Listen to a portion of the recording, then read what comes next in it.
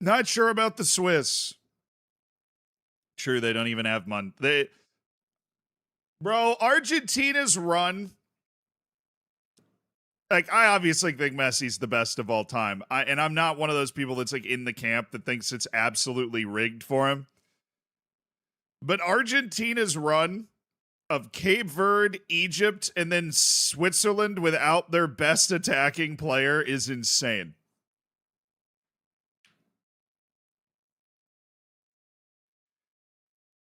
I think they're a good number. I think I could pick 15 to 20 teams at this tournament that would make the semifinals with that run. I don't think that's like an insane take. Like if I gave the Netherlands right now, if I just walked up to the Netherlands and gave them that run to the semifinal, I think they would take it. Easy. And before you go, well, Argentina did really well in the group in order to earn it. Argentina and the Netherlands both finished first in their group.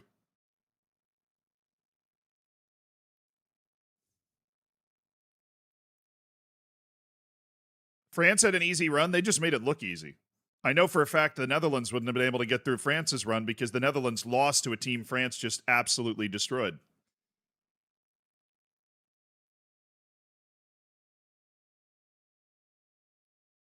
Also, France was supposed to play Germany. They just lost to Paraguay.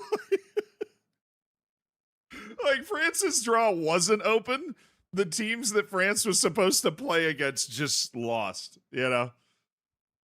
So that didn't help.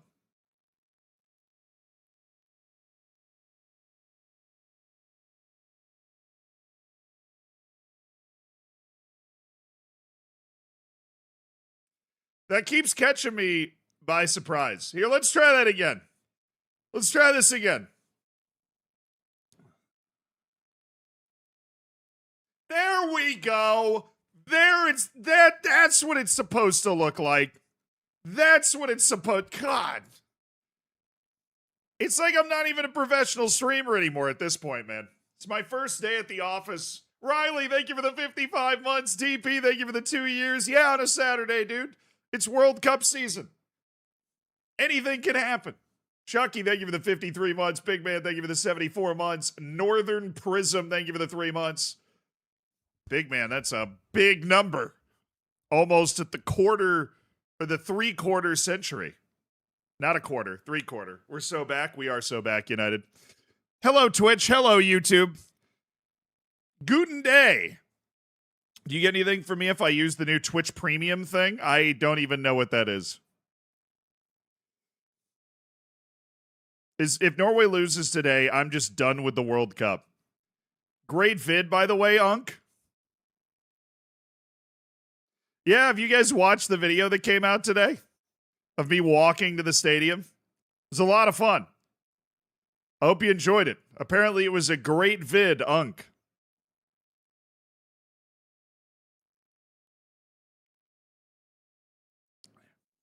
England are cursed. Kane had a round of golf with the president. I mean, the English people even like all you have to do is do nothing, and English people will be convinced they're not going to win anyways. So,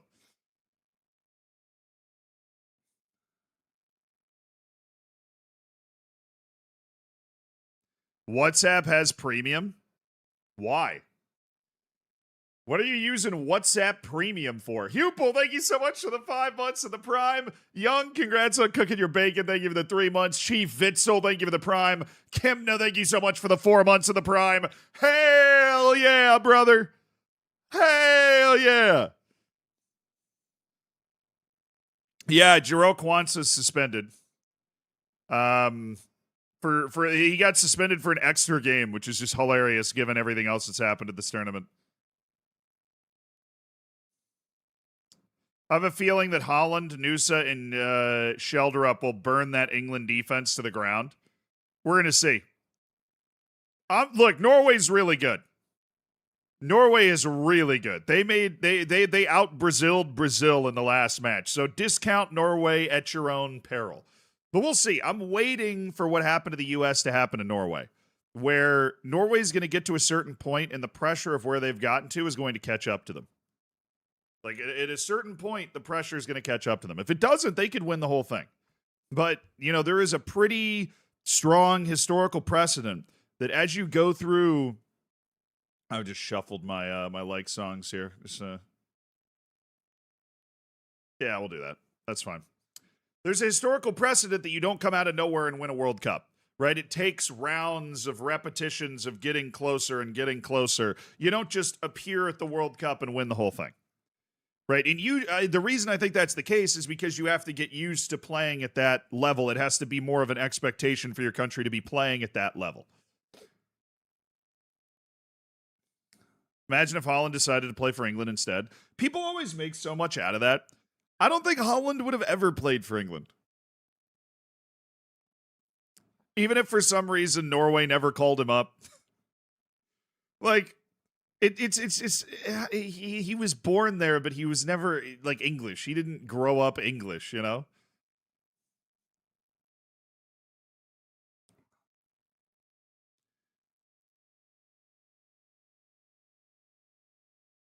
do I think wins the Sons of Ragnar Derby today? I'm going to go with Ivar the Boneless.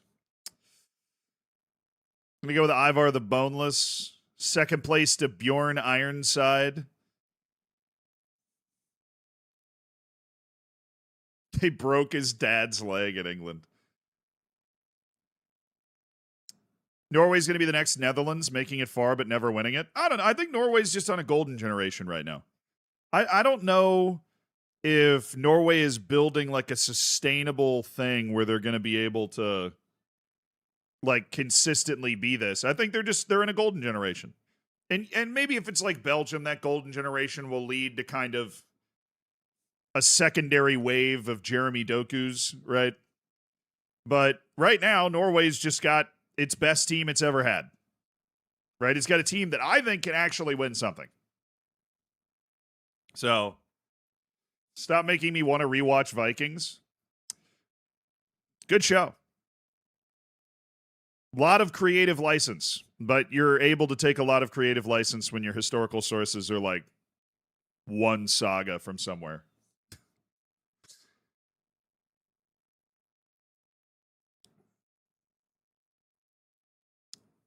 Holland's a generational player, so Norway without him will likely not be the same.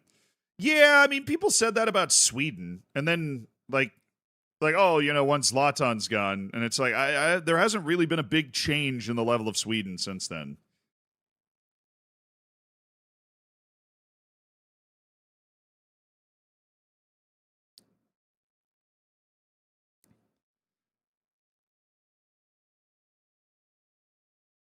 What do I think about Ngoy, the Belgian defender? I think the announcers were loving what he was doing in the last match.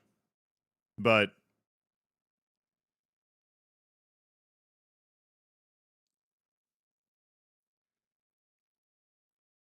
you get your when are you getting your Fortnite icon skin?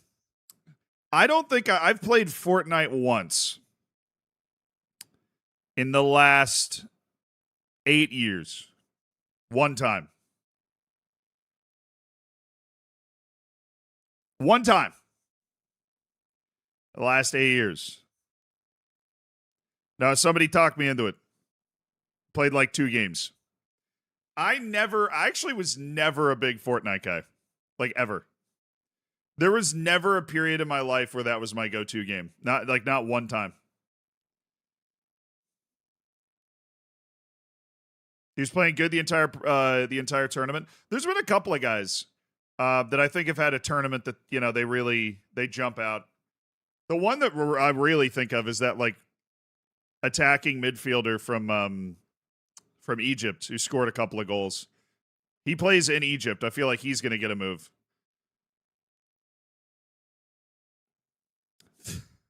The Hackensack River song. There you go. Monzombi is probably one of the... I mean, Siberia already got his move. He moved to Bayern Munich. He literally moved to Bayern Munich already.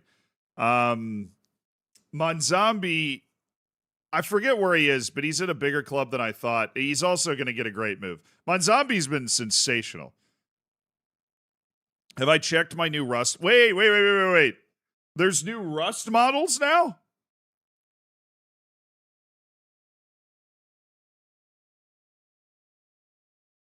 Isn't Voisinha headed to Inter Miami, dude? I think Voisinha's headed to Inter Miami.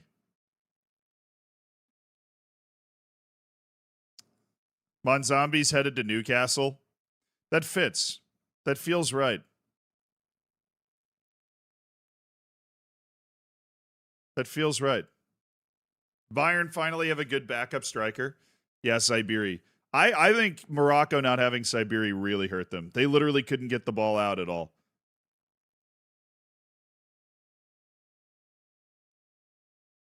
Did I hear the Jaden Adams news? Yeah, I did. I mean, that's obviously super sad. Right. But that sort of stuff is always wild to me. Because if you have a like, sorry, this is just like a statistical odds thing.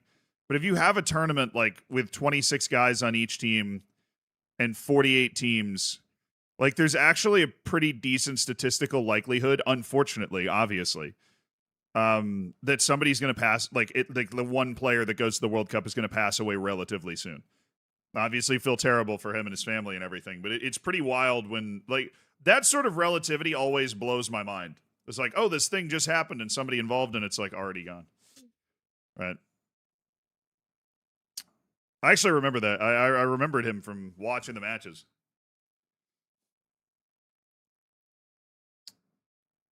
What do you think when you get promoted from like the 3 Bundesliga? I'm playing München 1860. Is it realistic to win the Bundesliga in the second season?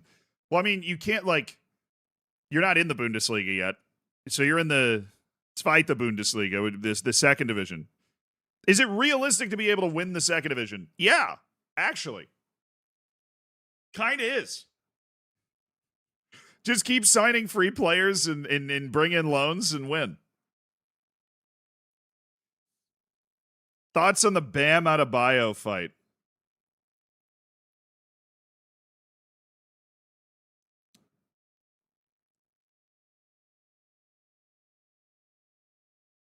I always felt like Tyler Hero was the type of guy that would be really annoying.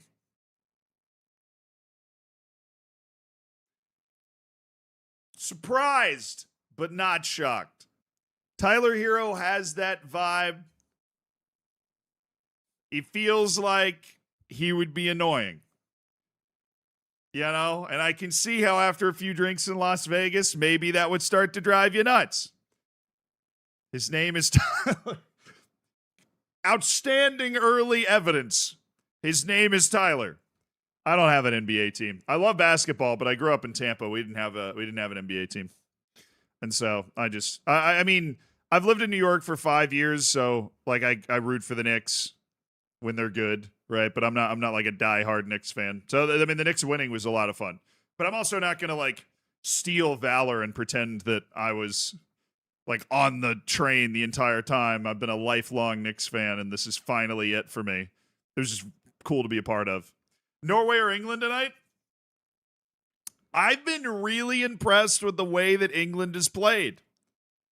I have also been really impressed with the way Norway has played. This makes it very difficult for me.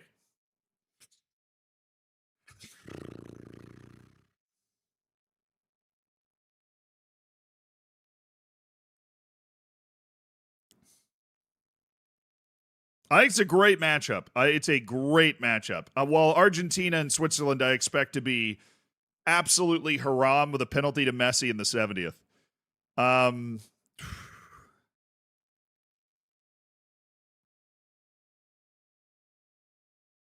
Leonid, good luck. Yeah, I think we're going to get a pretty wild one. I think both of these teams aren't great at defending. I'll take, and look, I'm not hating on either team here. I'm going to go 3-2 Norway. I'm not hating on either team. But I do think here's what I'm rooting for as a neutral, right? My team is out. I would love for the 2 semifinals, and I said this yesterday, I would love for the 2 semifinals to be Spain versus France and Norway versus Switzerland. That would be hilarious. Like, if we're just talking like funniest possible outcomes. That is just funniest possible outcome. We have one semifinal that everybody looks at as the actual world championship, and the other one is Norway v Switzerland. Norway v Sweden would be epic, but wrong one. Norway v Switzerland. I would like to see a good final. I mean, look, I think Norway and Switzerland would be amazing. You know, it would not lead to a strong final. I think in well, yeah, dude, I don't care if it's England v Argentina. Whoever plays France in the final is going to get smacked. Are we really going to pretend that if Argentina somehow makes its way all the way to the final, Mr. We were losing 2-0 to Egypt in the last 10 minutes of a match, that they're going to somehow show up and beat France again? Like, we're all of a sudden going to get a great match if they show up? Like, if we just popped, England down in front of that absolute buzzsaw of France, that they're going to be able to do anything? I will take the memes and the jokes, because I don't think we're getting a good final regardless. Also, the whole point of the bracket is you got to earn it. So whoever earns the right to be in the final has earned the right to be in the final. They got through their half of the bracket. I wish that France and Spain were on opposite sides of the bracket. Because I feel like if they were, that would probably be the championship. I feel like if they were, that would probably be the championship, but they're not. I wish they were on opposite sides of the bracket. Because they both won out, and now they have to play each other in the semifinals, and you're like, all right. I think France is the better team, based off what I've seen so far. I don't know if Spain's got that dog in them the way France does. Of course, anything can happen in one match.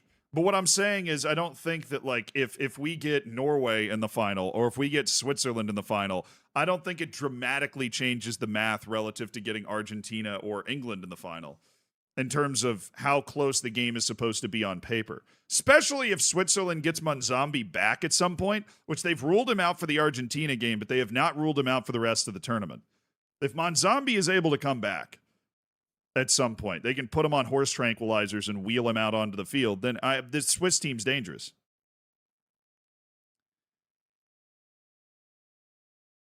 But I'm rooting for Norway v Switzerland. World Cup semifinal between two teams that have never been there since 1954. Monzambi be ruled out for a semi too, but it hasn't been made official yet. Let me hang on to the dream. All right? Yeah. The World Cup final, they unveil Xherdan Shaqiri.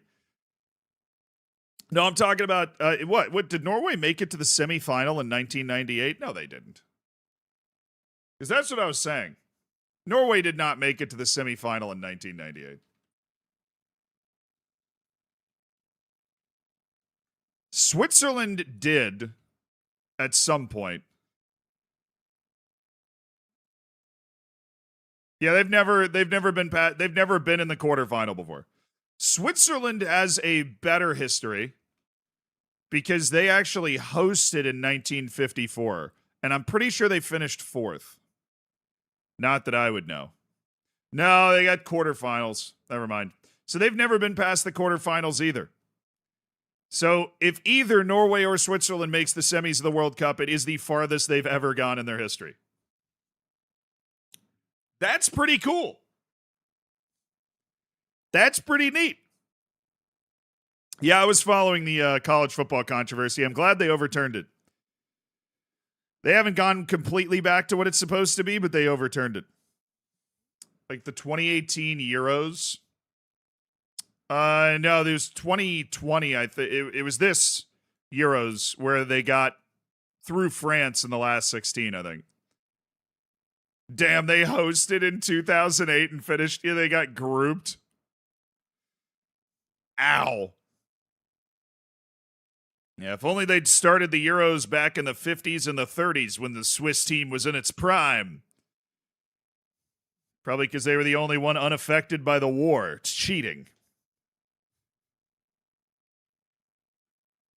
They were cheating. They didn't fight in the war.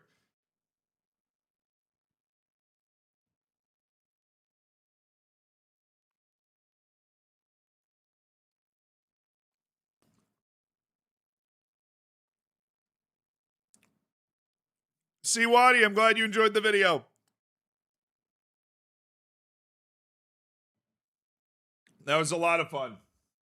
Walking all the way to the stadium.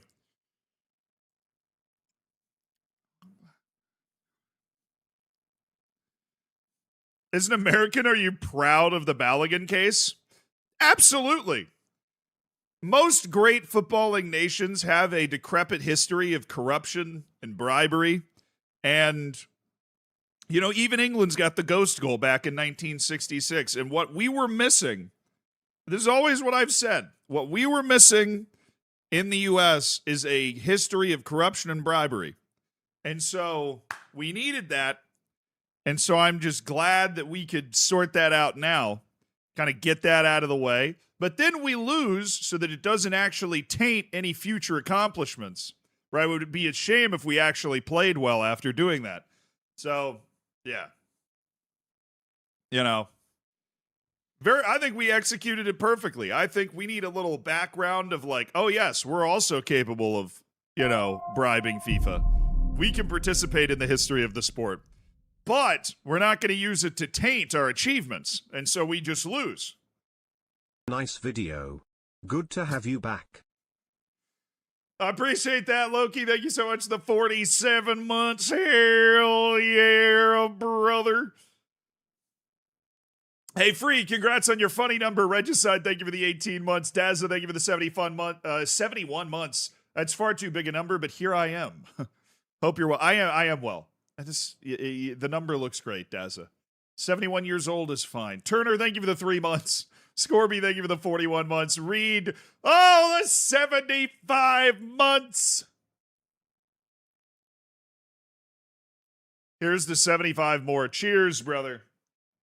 Cheers. King Louie, thank you for the 6 months. Theo, thank you for the 9 months. Congrats on your Twitch child. First Twitch child W.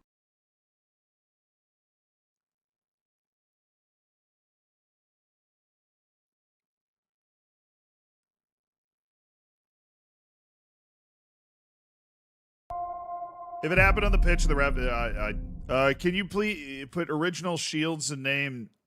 Can you? Yeah. Okay. So there's real name fixes. Watching the Tour de France? No, I actually haven't. I've been obviously very preoccupied with the World Cup. But when I'm not paying attention to the World Cup, I'm paying attention to Wimbledon. Because I love tennis, so I would check in on that. All right, it's the women's finals going on right now. Noshkova and Mukova. I probably would prefer Mukova. She's been around more. Neither has ever won a major. It's like an all-Czech final, which is, you know what I'm saying? Checkmate.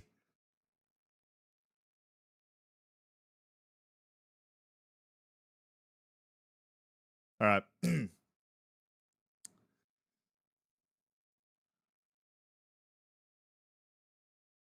Yeah, but real names fix. Just Google FM26 real names fix, and Google like FM26 logo pack. You're going to be able to find stuff with installation instructions that's going to help you out. So check that out. Now we're starting the season today, chat. We're starting the season today. We are at home against Celta Vigo. We are at home against Celta Vigo to start the season. And we've been finagling some of this transfer stuff. We've got Aguirre and João Aguiar's loan is negotiated. We got a loan for Rodrigo Lira now that he's got Spanish citizenship, and a loan for Nathan Owen, who's never going to be a first-team player as long as I live.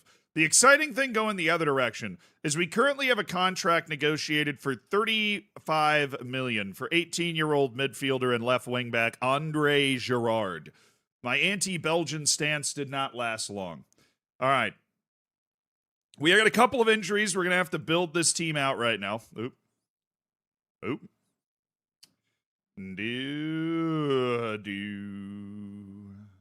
right. Souza's in goal. We go with a Vonde on the right. It's our first time building a team this year. So Taro goes in the middle, obviously. We could go just like full Great Wall of Melilla, but do I want to incorporate some of these other guys? Okay, get rid of the unavailables. I need to hone in here. All right, Casado. Casado's definitely in. I want Sarai and Casado.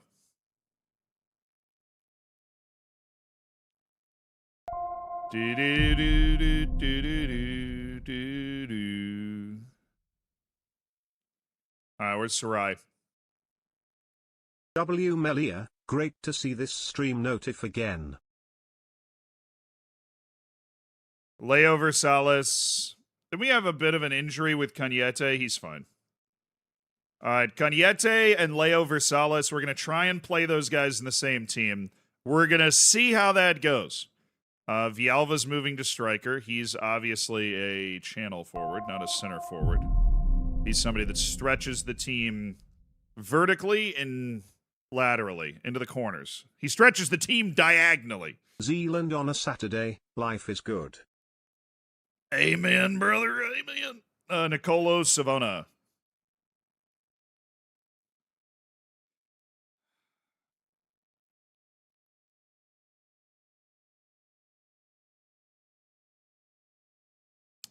I didn't like Luis Alberto Ferreros last time. Maybe I should have.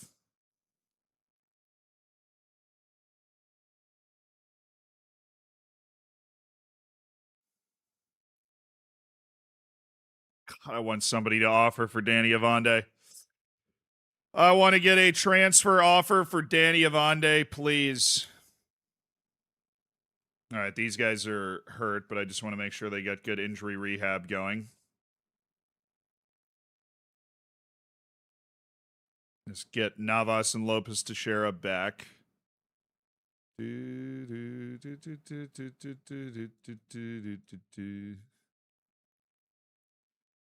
right, do we go Savona? He gives us a little bit more of an offensive option. He's obviously right-footed, though. We do Savona over here. And when it's him, we just have him overlap. And then Otero. And then we could go with Ferreros instead of Danny. And then we have Otero, Ferreros, and Nicola Savona. Cañete, Versales, Casado, and Sarai. Villalba's playing striker. We know that.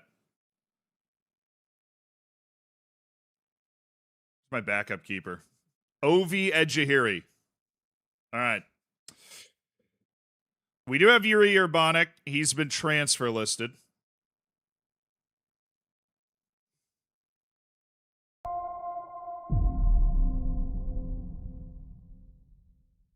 All right, we've got Bungani Van Rooyen goes here. Duran, Sessa. We need our attacking midfielders. AC Milan? Avicote. Zivairo Havicote. And then Mbambo?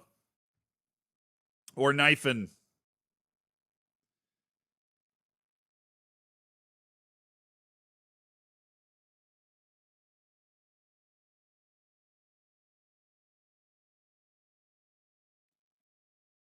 I get Rubio up there instead of Van Rooyen. It's interesting now. I got Van Rooyen like completely all the way off the team now.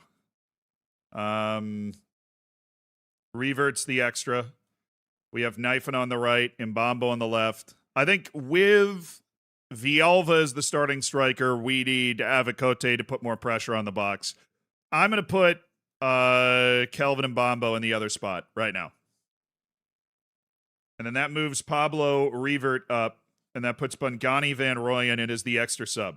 All right, it's a good-looking team. It's a good-looking team. We have our two injuries to our two prospective forwards, but I like it. Sosa, Savona, Otero, Ferreros, Cañete, Sarai, Casado, Versales, Havicote, Mbambo, Villalba. I just hope Villalba stays healthy for like 5 seconds. We're going to need him to stay healthy for like 5 seconds.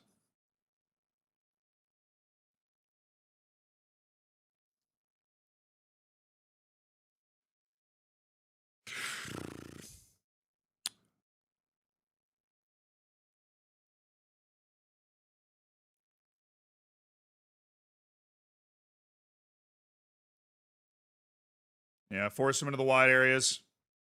All right, boyos, here we go. The debut. Crouch, thank you for the 4 months. And Lambadox, thoughts on Amorim to AC Milan? I mean, hopefully it's a good opportunity for him to rebuild his reputation because the dude was like the chosen one of coaching.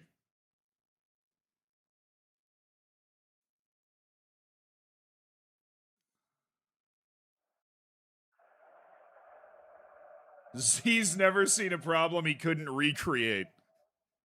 He'll be fine. Cañete will be fine. All right, let's go, boys. Been a long time since we saw UD Melilla take the field.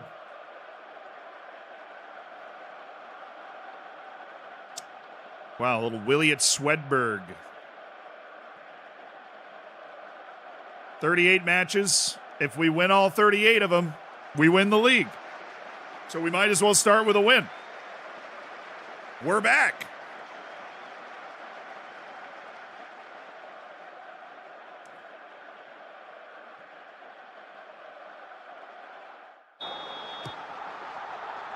Let's go, boys. Here we go.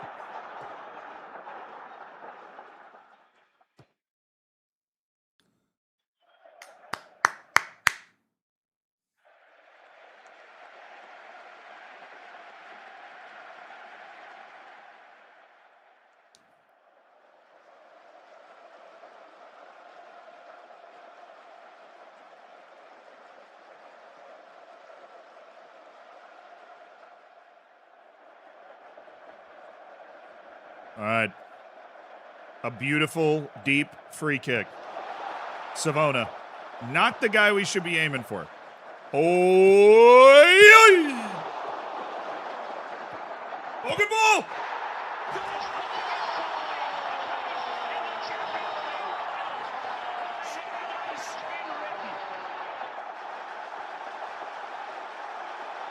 Luis Alberto Ferreros with a lovely finish.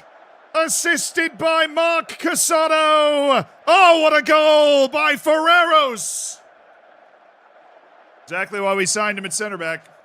Because of his volleying goal-scoring abilities. What a great ball by Casado. Wow.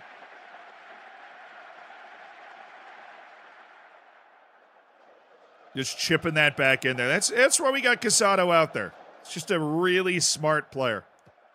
Steady player. Veteran player. Come on, Cañete. Nice, Otero. Luis Alberto Ferreros. Casado. Mbambo. Now we're moving. Cañete. Angel Cañete. Oh, good cut. Cañete! Oh!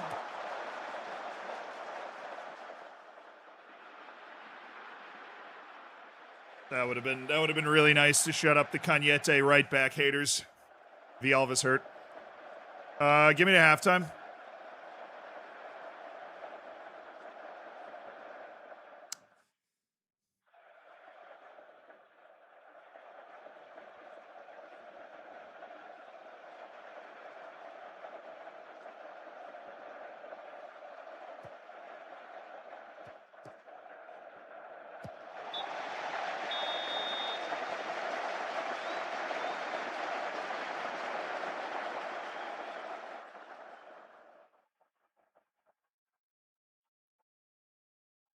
Yuri.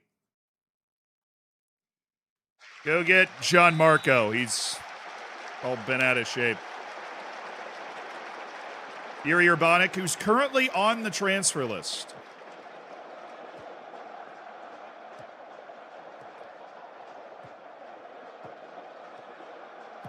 Nice. Cañete.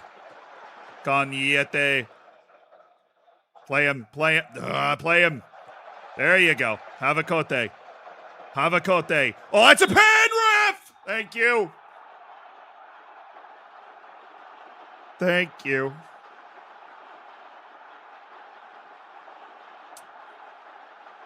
Well, Knifen's got he's got 12 penalty taking. Doesn't really fit in with the rest of our team.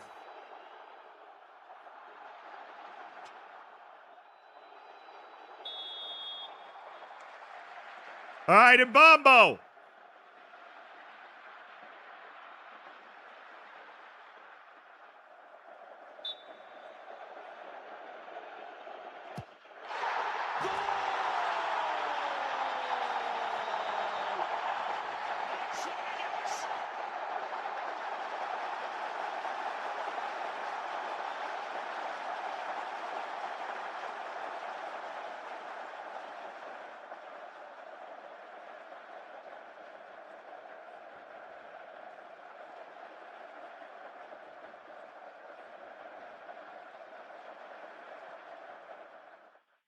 Mbambo.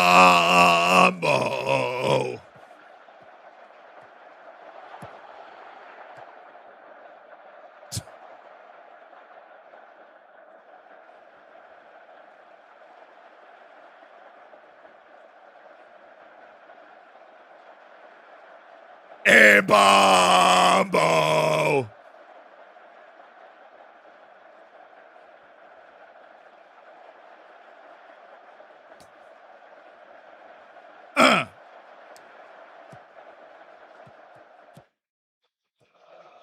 Good to get him off and running, even if it is him as just our penalty taker. Which he shouldn't be. He shouldn't be our penalty taker, but he is.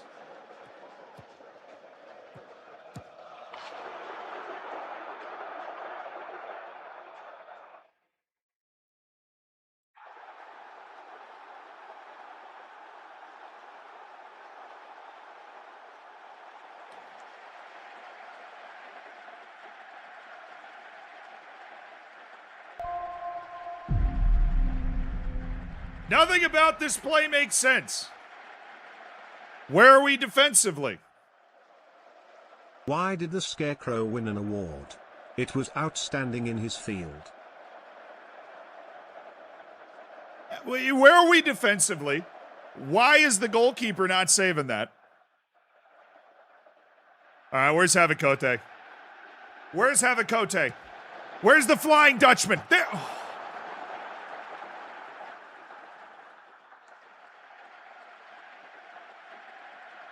Well, the play worked. Our freaking play worked. We're there. Nice, Cañete. Nice. Back. Sarai.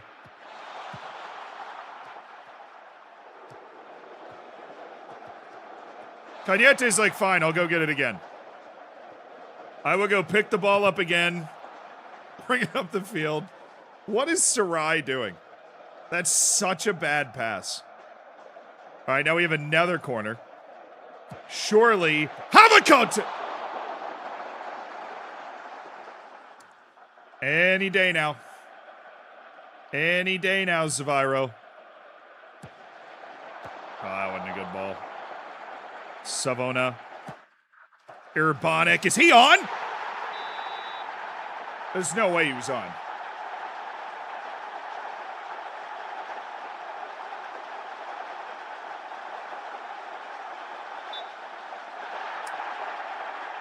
Yeah, you tried. You tried to fool me. Not gonna work. He's miles off. Why are we treating this like it was some hugely important decision? All right, now I'm in a very scary place, chat. I'm in a Sheck Wes playlist, which is not where I want to be.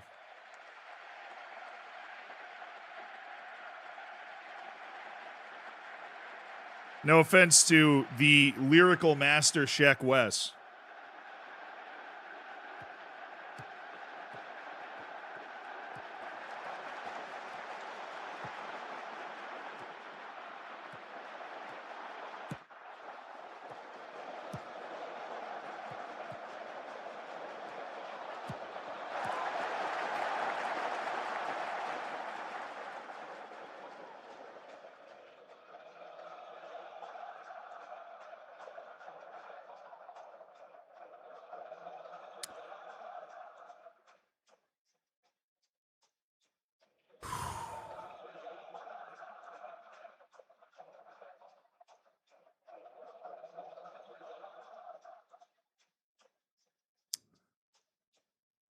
Sub!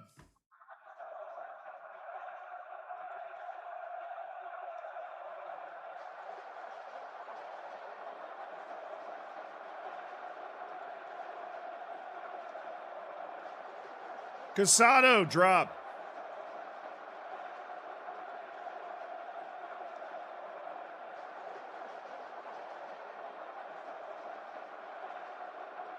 Rubio, get Cañete. Mavande, get Savona. Up our defensive ability here. Good, Cañete. Good work. Savona. Sarai. There we go. Casado. Sarai. There we go. Oh, slip him in. Cañete. Cañete. Angel Cañete. Angel Cañete. Oh. Sub.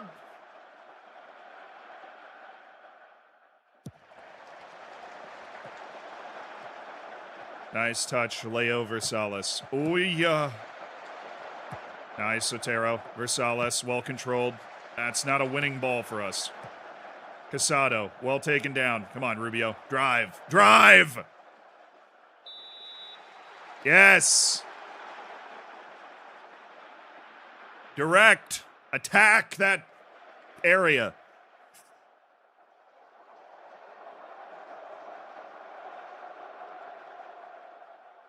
I can't believe their XG is so low, dude.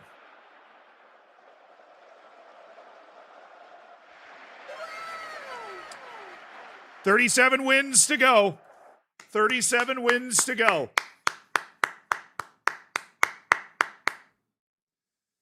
There we go. There we go. Good work.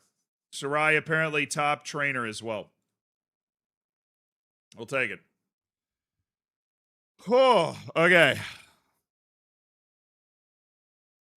I was worried about that, considering we took a 2-0 lead and seemed to really be growing into the game and dominating it more and more as we went on. What was the injury?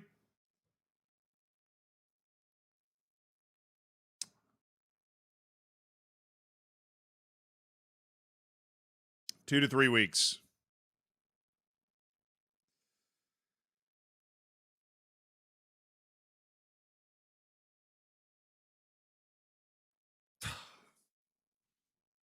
Whose idea was it to give him one more year to see if he could prove that he could, play an actual season? Whose idea was it? It was one of you. It was somebody else's idea to see if he could play a full season. All right?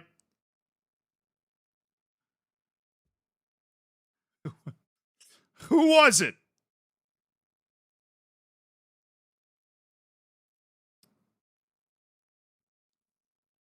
I'm looking at you. Yo, Basel, thank you for the 5 years. Terrible dad joke. I'm going to give you a C on that one, but I heard it was your idea. That didn't sound right.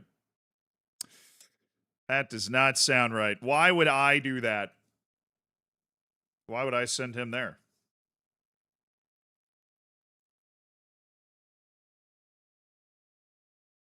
Well, I'm not going to offer him a contract, am I? Because he's bad.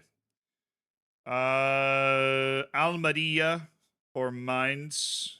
Probably Almeria, given the choice. Of course, Almeria, Mainz, and then Hoffenheim are all on squad player. But what if we just took that up to regular starter and said, all right, thanks for playing. Boom. Sam Bassar will play a full season in La Liga. Exactly what we want. Arturo Ledesma, I believe, is a B team player for us right now, so I'm not going to do anything crazy there. Was there something else in here that I wanted to look at? I feel like there might have been. No. Just Gianmarco Villalba's injury. Now I wish we could find Oh, now I'm on a bunch of Shaq West songs again. So that's cool.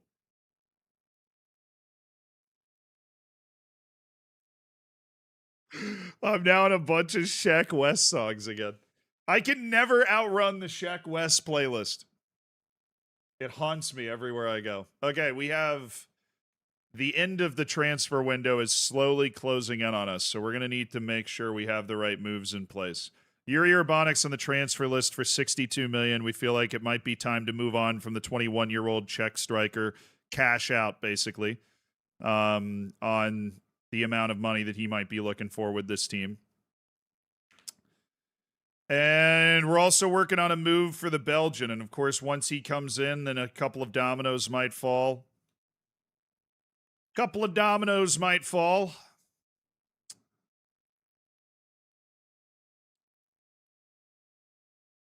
Do.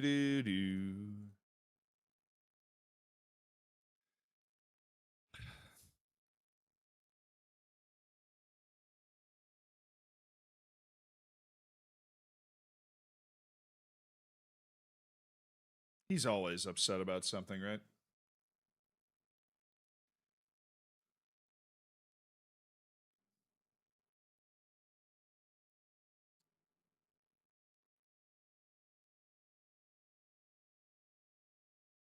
I messaged about Kawhi Leonard, and the auto mod caught it. I love that. How dare you mention Kawhi Leonard in this house? I have no idea why that would happen, but I stand with Automod. The audacity of some people to come in here and try and talk about NBA champion Kawhi Leonard just willy-nilly. Like, you don't need a permit from 3 different government authorities to be able to discuss Kawhi Leonard's free agency. Ridiculous. All right, chat.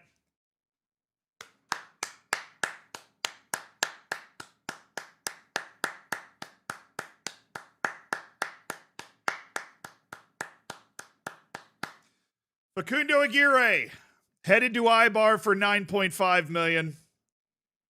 We signed him for $2.5 million from the Argentine leagues not long ago, and he was a rotational center back for us for 2 years after 2 years on loan with Alaves. He's cemented himself as a regular La Liga player. He will continue that with Ibar.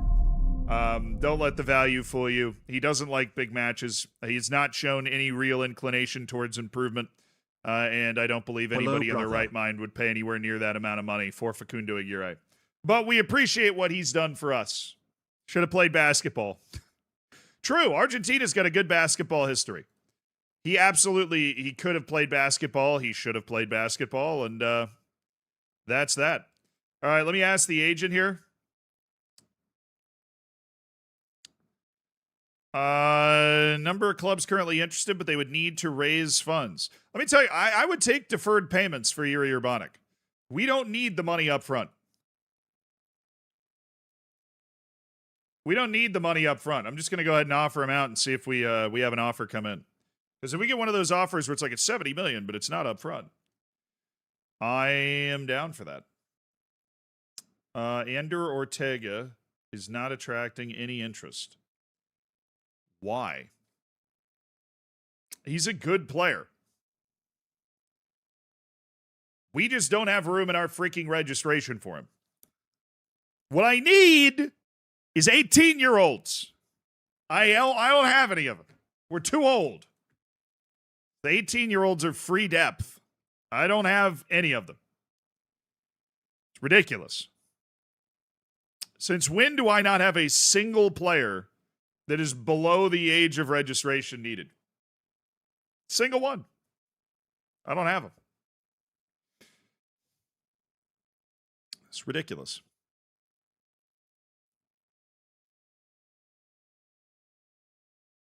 I need... This team is too old. They're not. No, they're not. But normally I have at least one guy that doesn't need to be registered. But right now we have an entire team of guys that that need to be registered. So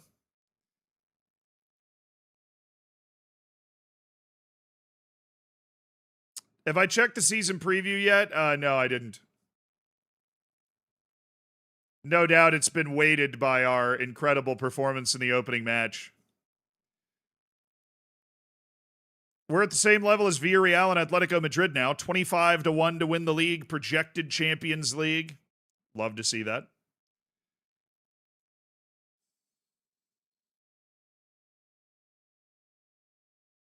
Yeah, we're in the Europa League this year. We can win that.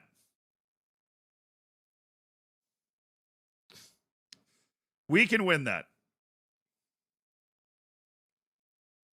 All right. And then we're gonna have to put some things in motion if this young Belgian player signs. We're gonna have to put some things in motion.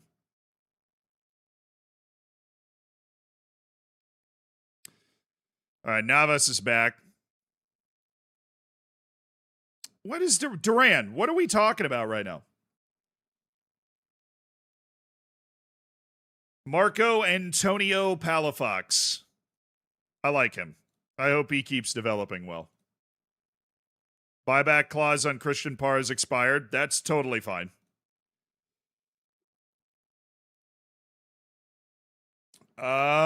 You're worried that the signing of Andre Girard is going to replace you.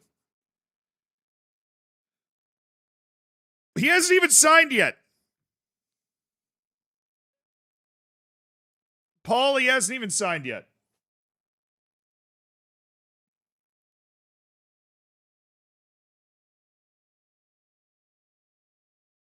Just tell him he's a fringe player for me now. He's on Impact Sub right now, which I really appreciate him taking that. You know, he's still somebody we would want to use, obviously. I like Paul Duran. I've liked Paul Duran for a long time. I think he plays a really good role at this club. The only problem with Paul Duran is Paul Duran. He's the only one that seems to have an issue with everything. That's the only problem.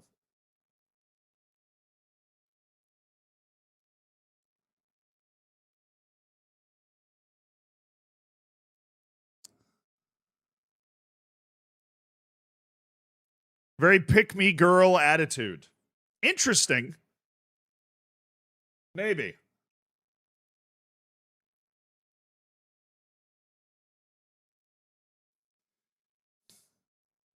I'm not going in a different tactical direction. I'm happy with the balance of the squad. All right. Well, he's unhappy. That might actually help us sell him if that's where we need to go. But I'm not going to promise him that he's going to stay, because if we sign the Belgian, he was one of the players we were looking at unregistering. And of course, if we unregister him, we're going to look to sell him. If we unregister him, we're going to look to sell him. Gymnastic Tarragona have made an offer for Saul Beltran.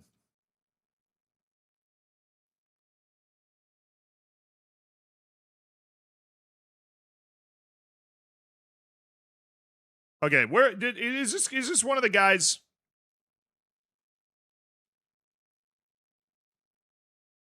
Yeah, he's supposed to be B squad. No. He stays. He's a squad player on the B team. Stop it. Southern European Wonder Kids. Davide Abatista. Okay, well, he looks like a wonder kid. Ricky Susanna, 19-year-old Dutch winger playing for Juve. Here's 11 caps. He's 19. He has 11 caps for the Netherlands.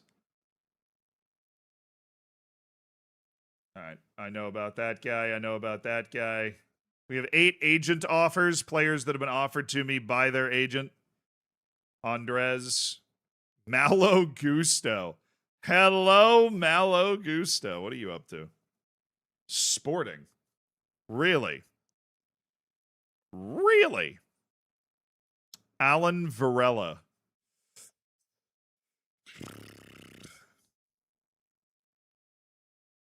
Yeah, I'll tell you what. Not a bad into contract look. Oh, Law Brownsword. I do love Law Brownsword. He's not a U, and so there's basically no reason that we would do that. Jeremy Monga. Well, he's certainly developed. Kevin Van Oostel.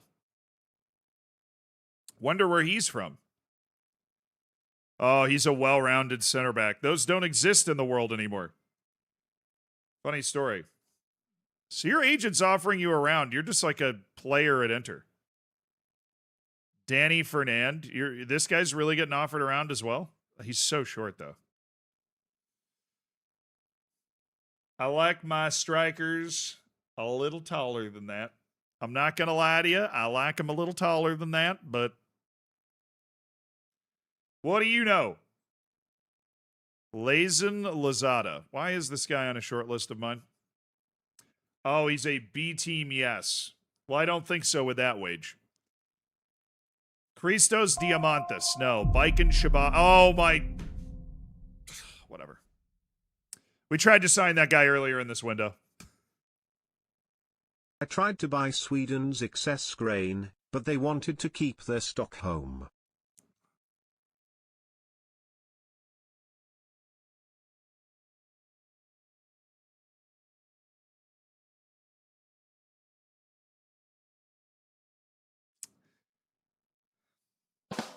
B minus. B minus. Alejandro Quinteros. I'm never going to want that guy. Tony Fernandez. Wasn't he like, we're waiting for his contract to expire or something? Luis Enrique. Well, there is a world where he's able to be good, so sure. Miha Majicek.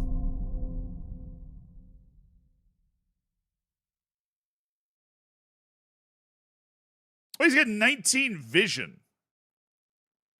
It's very interesting, but no. Jean Carlos. One of those Brazilian wonder kids that you're just kind of waiting to actually become good. Tyrese Hemmings. We're not keeping an eye on Tyrese Hemmings. There is no reason for us to keep an eye on Tyrese Hemmings. Calm the short lists down. Christian Rama. 22-year-old Mallorca center back. Albanian international.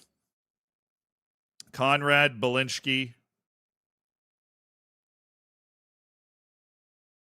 Nice. 23 years old. Doesn't have the attacking technical ability or overall physical separation or overall playmaking to be relevant. Silvio LaMonica. I've had LaMonica on my short list for a long time. Robinho. 20-year-old Brazilian at Bournemouth. Andres Cantu. He is still in Mexico. At 21 years old. Everybody knows that he's destined to be really good, and we've made a collective decision as a continent to not sign him, which I find really fascinating. What's this guy doing in Mexico? I'm so confused. Raul Briones. There's not a world where he's 19. He's out. Well, okay. We're moving him for sure. We're moving him off the main shortlist where we're locked in. Abdou Diallo. I still like Abdou Diallo. Alan Cairns.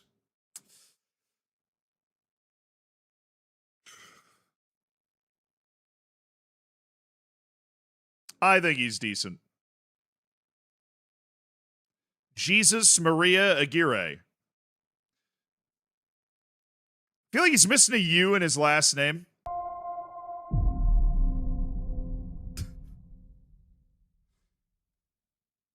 Oh, he's on the yes list. Oh, it's because of his value. Hello, gamers. They've only got him from at the mean 10 streets million. of Wisconsin to Tampa soon. Zed, got any tips for a new Floridian? Yeah, high ground. When they try to sell you the hurricane-proof windows, buy them. Go to the aquarium. Unsurprisingly, very good. Go to Kobe's Steakhouse. Thank me later. It is the best hibachi you will ever have. There's like a couple of locations in the Bay Area. If you got a really nice dinner, go to Burns Steakhouse. It's one of the best restaurants in the entire country. Very sneakily hidden in Tampa, Florida, but that make a reservation in the dessert room. Make a reservation in the dessert room. If you have to go to a beach, don't go to Clearwater, go to Bel Air. Clearwater's where all the tourists are going to go. Go to Bel Air Beach. Maybe like Indian Rocks. It's right down the water. But there's usually nobody there.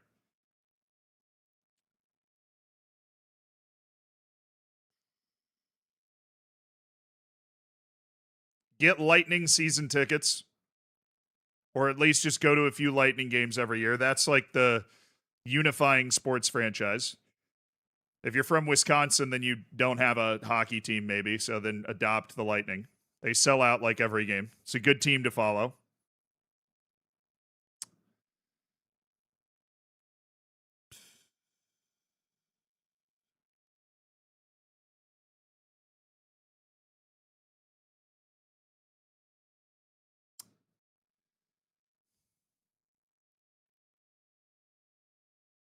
Yeah, that's about it.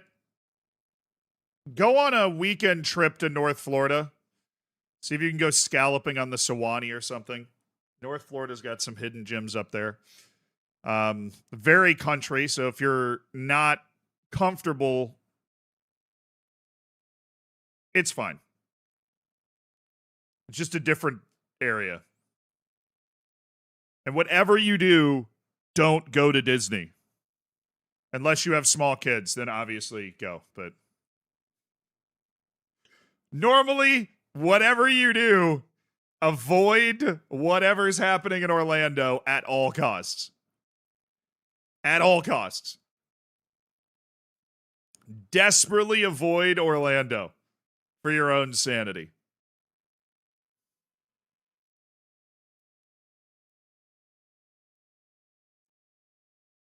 I don't even remember what thing I scouted to get all of these guys in my inbox. I have just like a bunch of random Serbians and like Korean dudes and Irish dudes. But we did find a guy that we like instantly signed from Shamrock Rovers. So in some ways, it was worth it. And we got the Ukrainian guys as well. We got a lot of guys. We scouted something, and I don't remember what it was. Mikhailo Filatov.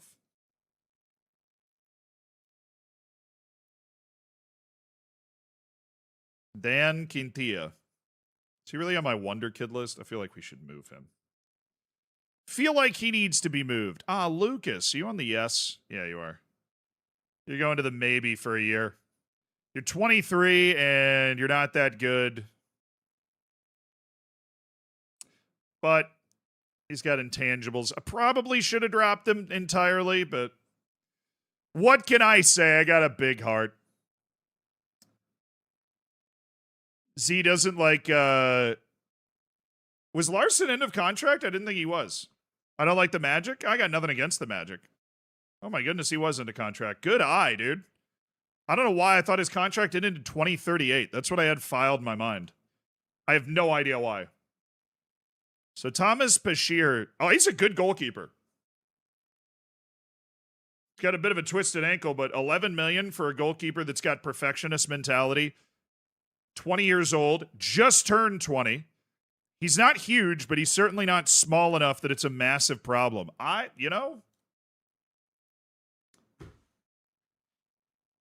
He's consistent. I mean, chat, tell me the thing I'm seeing that tells me this guy's not going to be a big league goalkeeper for a long time.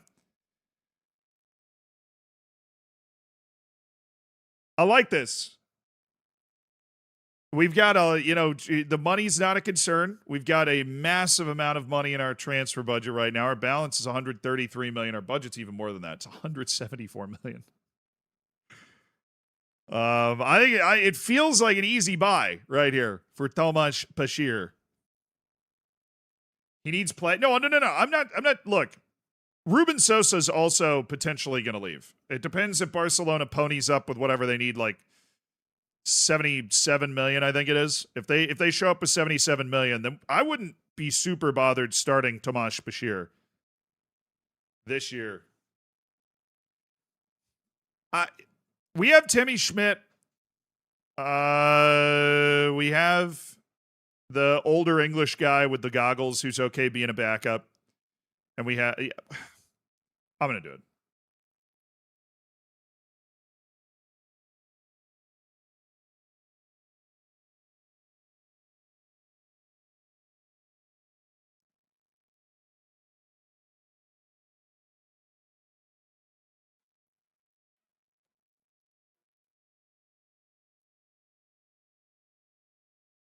Oh, I must have just been having a stroke. Okay.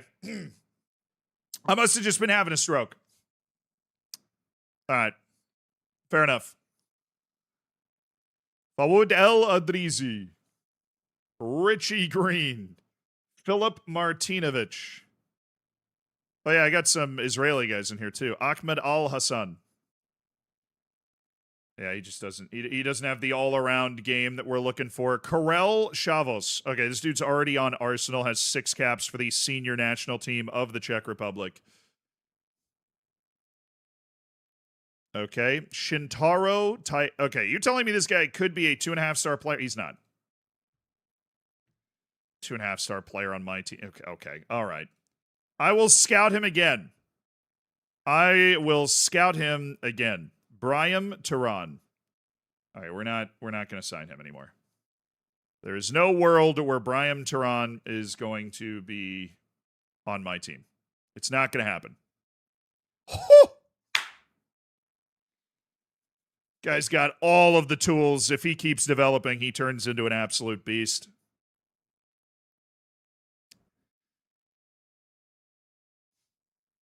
He does turn 18 soon. So don't let the 17 fool me too much. He does turn 18 soon. But in some ways that could be a good thing. We'll be able to sign him earlier. Evan Bell, 19-year-old. That's a really good player. Assuming he's non-EU, though. Dag nabbit, Stefan Jovanovic. This is the guy that's getting paid, like, just a ridiculous amount of money, right? Yeah. Welcome to Saudi Arabia! Congratulations. Alexander Stefanovic. Yuval Taldan. Danny Hammond. He's not good right now. Probably will be. David Loft. Sick. Sam Taylor. All right, there we go. Now, Bashir. I like everything about this guy, so. Oh, first choice go.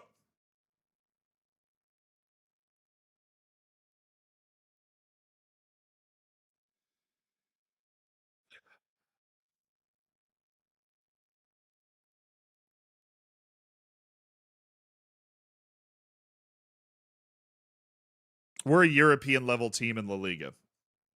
You play at Slavia Prague and have 0 national team appearances for Czechia, which is not that hard. Look, buddy.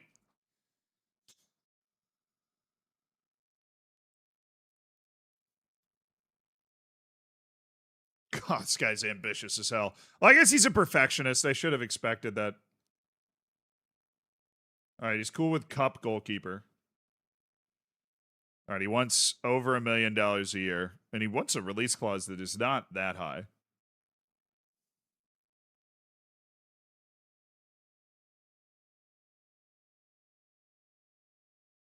All right, I'm not going to make the same mistake we made with Ruben Sosa, so raise your release clause and give me $1.3 million. Thank you. On a flat $1.3 million deal for 5 years. We're going to bring him in and then try to loan him. If not, we might just register him with the B team and play him in cups. All right, Sam Bassar. And we're getting a healthy fee out of Almeria for this deal. All right. Hey, Samba, you get the opportunity to go there and play regularly. We have a very, very, very crowded fullback room all of a sudden.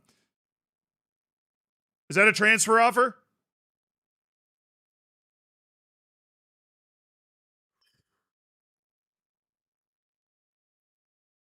I'm too nervous. All right, Owen's going on loan. That dude's never going to be anything decent.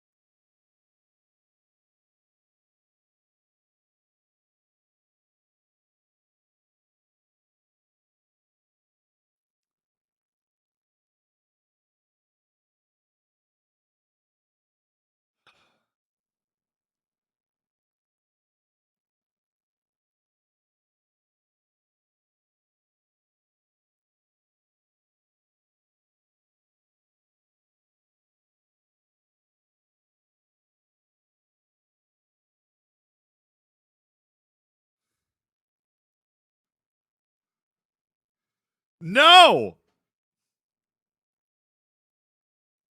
It's so far away from what. Oh my God.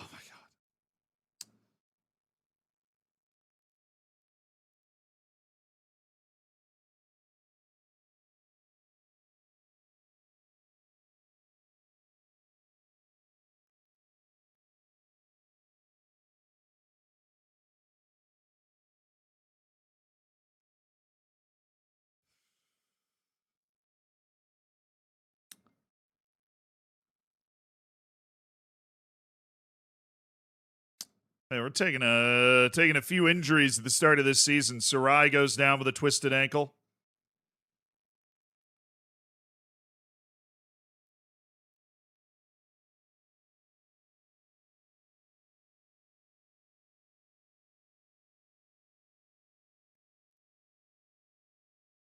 That was a very disappointing offer. That was a very disappointing offer. That was I specifically asked. I specifically asked for no disappointing offers. Wow, this is going to be glitched. I'm gonna have to. I'm gonna have to get an update about these guys all year.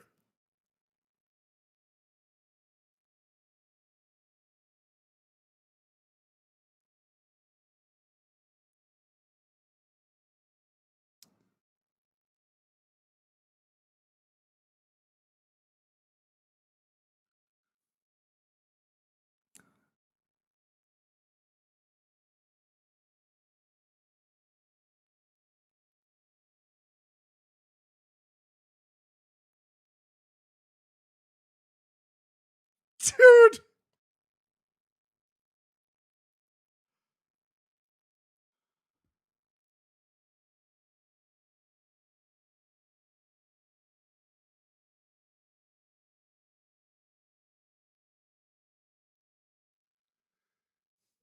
Well, now this is just stupid.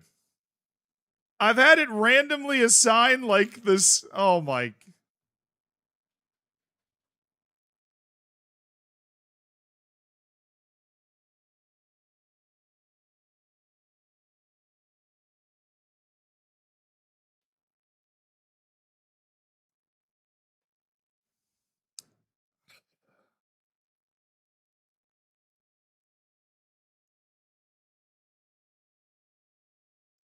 It doubled up for no reason. Hey, Coach Zanko, thank you so much for raiding in, dude. I hope you had a good stream. It doubled up for no reason. So a lot of my scouts don't have an assignment, and then other ones just have two.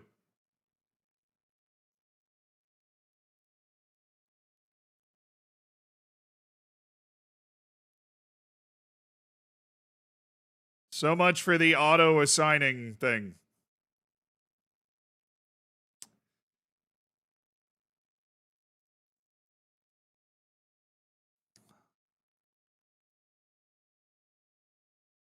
Bro, that is so annoying.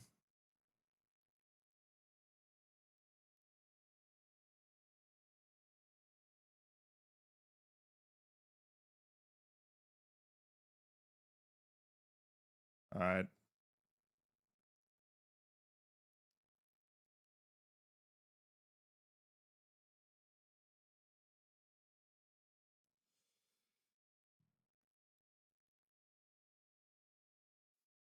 See, look, these guys have two active focuses, and we got all these scouts that have no active focuses. It's just so stupid.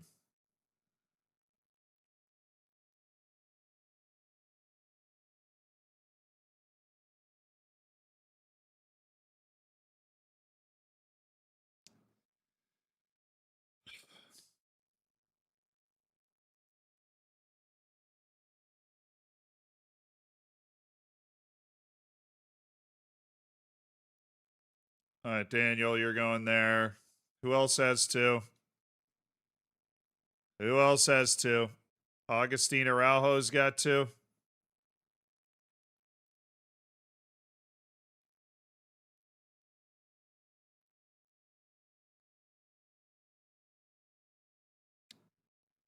Augustine Araujo Daco. Who gets the islands? Richie Gordon. Congratulations.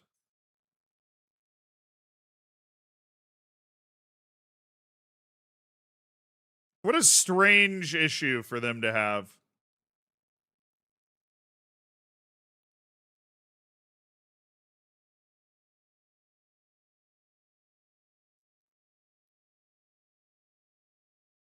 Rimo's working Wonder Kids Central Europe. All right, into contract.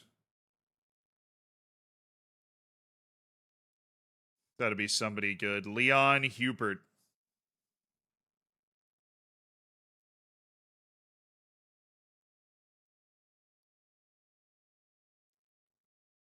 But Southeast Europe and Northeast Europe. Emre Dekdele is going to get rid of Southeast Europe and is going to give it to one of our best guys. It's going to be not Everton Geschiken, Edward Graff, who I think already has knowledge of some of the area down there. And then South America North. Luke's got Northern Europe and South America North, which is insane. I'm going to go that Brazilian scout. Not Leon Hubert. Everton Geschiken. Okay. We get this all cleaned up. Oh, and then Western and Eastern Europe are both on the same guy. Yeah, all right. We'll do Eastern Europe. So I feel like we haven't gotten a lot out of that. Matas, Luca Loria. Congratulations. You're the Eastern European scout now. All right. If I continue once, are we balanced now? Lira rejects. Oh my goodness.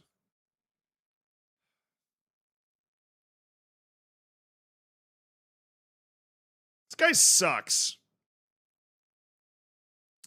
This guy sucks massively. He wants like first team playing time in a big new contract when he has not developed at all. And despite his huge value, nobody wants to buy him. Literally nobody wants to buy him. Nobody. All right, let's just make sure this worked.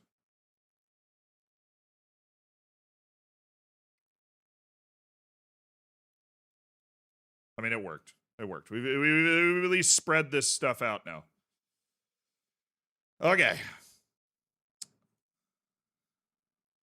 Lira rejects his loan. Well, guess what? I'm adding another guy.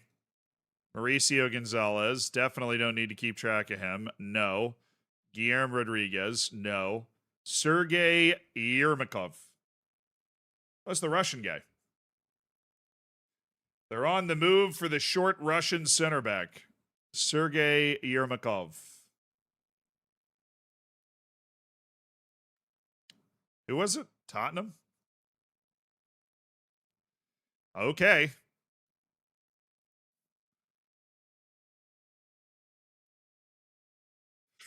Nobody interested in Gianmarco Villalba.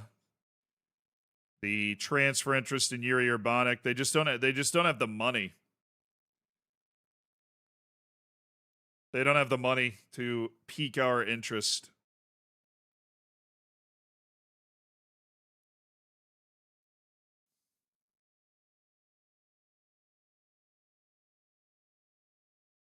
All right. Meanwhile, I want this guy. I want Tomasz Bashir. I think he's a great investment. We'll sign him, and then we'll just figure out where the hell he's going. We got a lot of goalkeepers that could go somewhere. Okay, take me to my B team. Take B team. Show me the Bs. So we got Ladji Toure. We've got Diego. We have Sergio Conceição and Rodrigo Lira. Both hanging out down here. Rodrigo Lira apparently wants to continue to be the B team goalkeeper. He's been there for 2 years, not playing.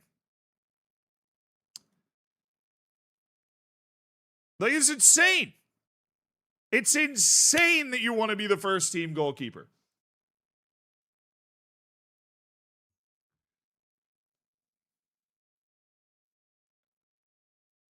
He's an emotional terrorist. He is an emotional terrorist.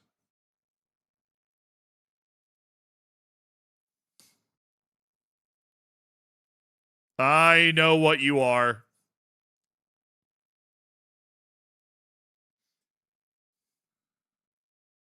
Dude. Apparently, Leonard has 5-star potential.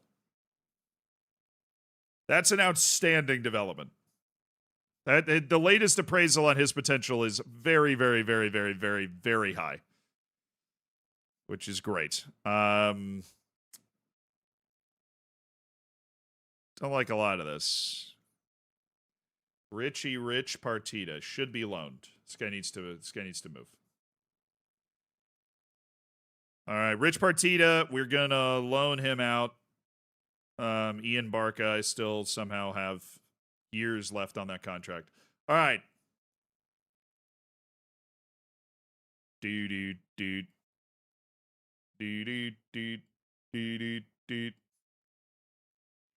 You need to leave on loan for a year and then we will sell you. You need to go somewhere, Rodrigo. You need to go. Meanwhile, first team. We have Bashir, Schmidt, Genar.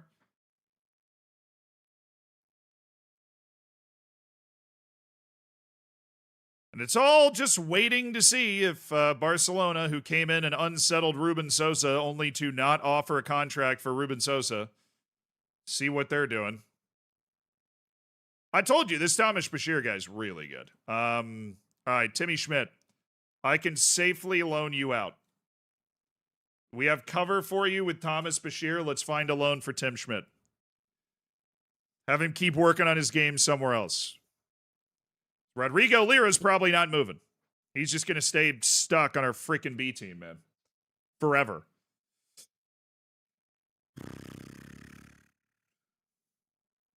All right, Bashir. Speak the language. We do have Urbanic, who's like literally on the way out. Whoops.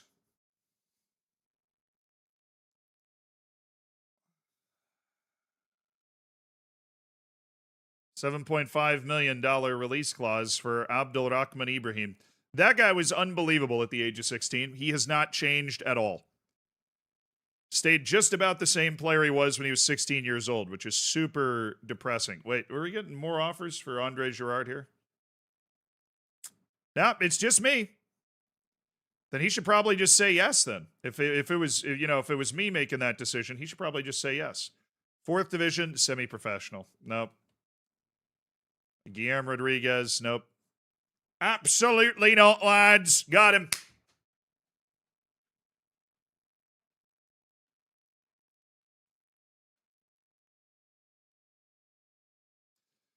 Got him. $35 million for 18-year-old midfielder and left wing back Andre Girard. He's resolute. Does almost everything we'd want, and we somehow got him for below his release clause. This is a guy that's worth a lot more money than what we are paying for him right now to get him off of Charleroi. Very technical, obviously can find a pass, plays tremendous defense.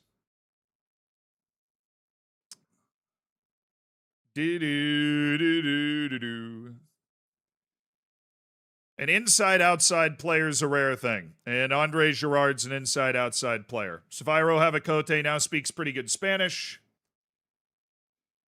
Just need to add one more tick to his weak foot so that he can actually use it. We're good.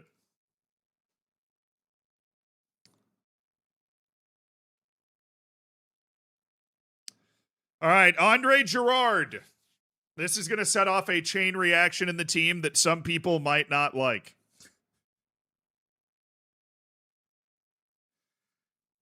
But Andre Girard is in for $35 million. Unfortunately, he is still too old.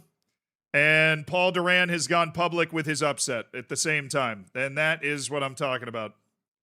All right, Cañete, can you welcome Andre Girard to the team? Yep, time.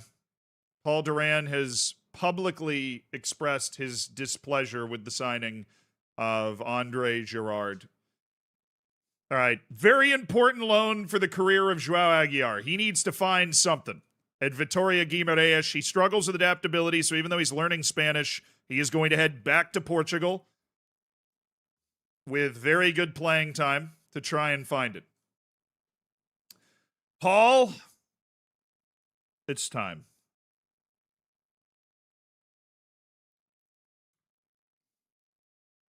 I've said that half-heartedly before, but with him kicking up a fuss about Gerard, he's making himself the very obvious candidate to be replaced in the team.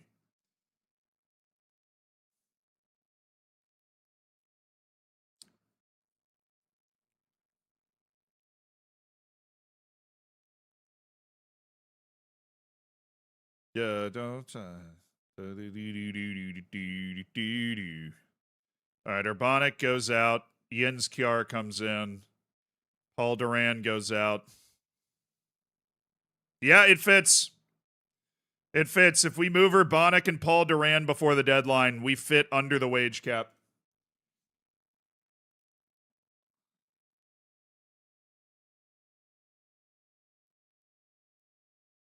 I think we'll do that now.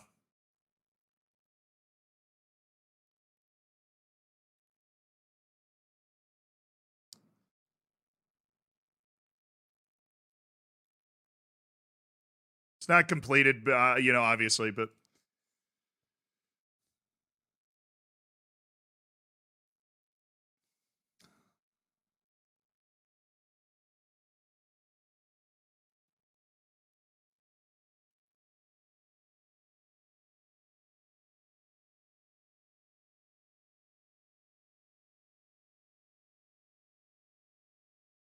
Celta Vigo, the team we just beat, just destroyed Espanyol 4-1. That's a pretty good look for us. I remember liking Marlucio. I was right. I do like Marlucio. They've listed him for $41 million. Interesting thing is, Gerard might be a better player than Marlucio. Marlucio's good, but we just got Gerard for cheaper. He's 5.5 years younger. A lot of opportunity to grow into the team for him, you know?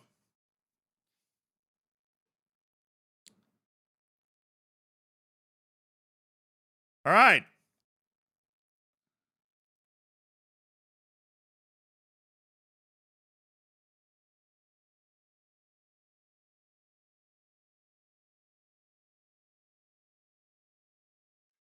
See, the unregistering, it might hurt our negotiating power here. Yuri Urbanic's very cool with us moving him, though, and I appreciate that. Yuri Urbanic is having zero issues with the idea that we would want to move him.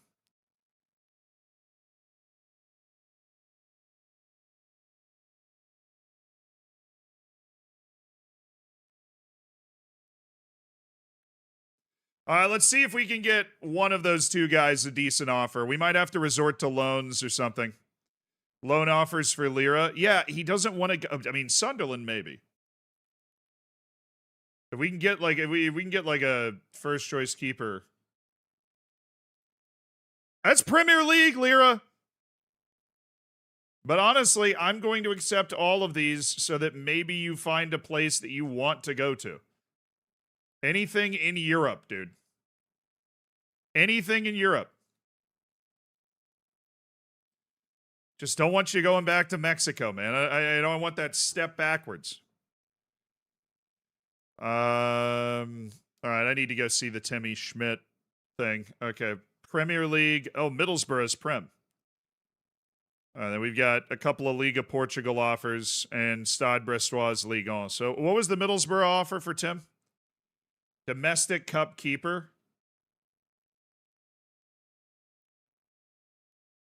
Nah, it's all in the playing time, so that won't be it.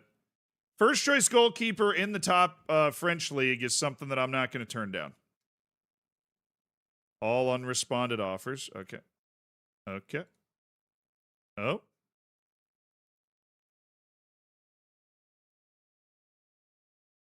What if we just rejected him individually? That seems like a fun thing to do. That seems like a good way to spend a Saturday. Let's just reject him individually.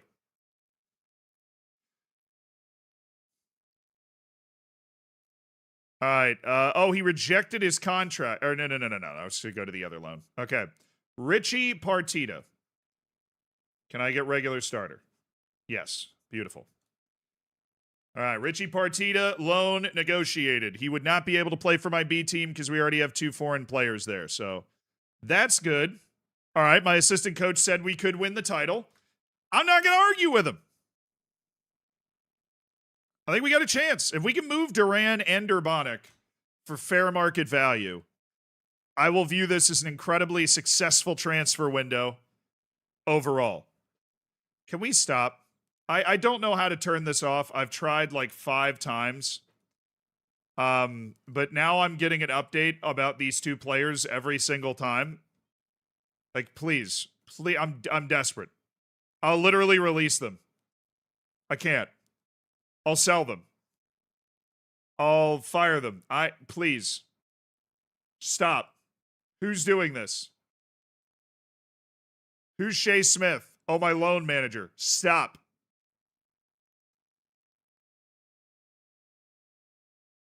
Where's the damn loan screen?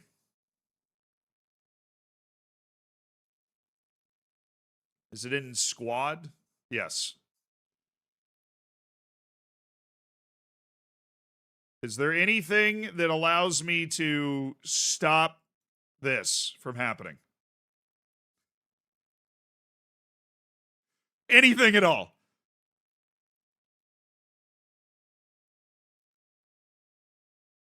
Why is he in the U19s? This guy should be in the senior squad, obviously. Didn't we already accept a loan for him? This guy should be absolutely loaned out.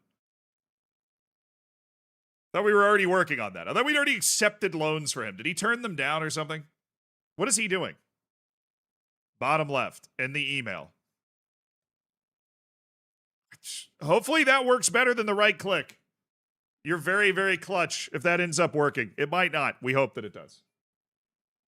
We hope.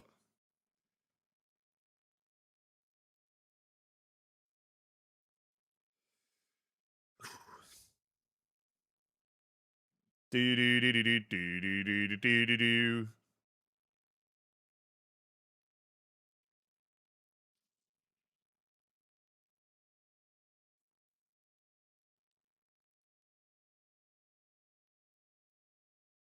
Paul,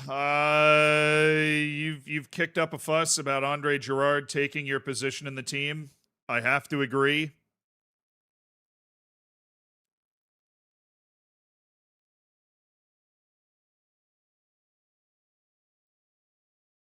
We're gonna try that again. He's not opposed. He sees the writing on the wall. He sees that he was being replaced. He sees it.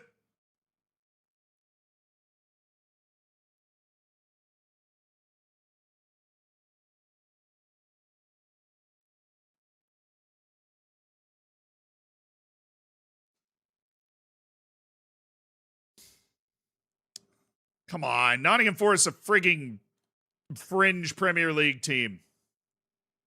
They have the money. I know they want Urbanic. They've had him before. They want him back.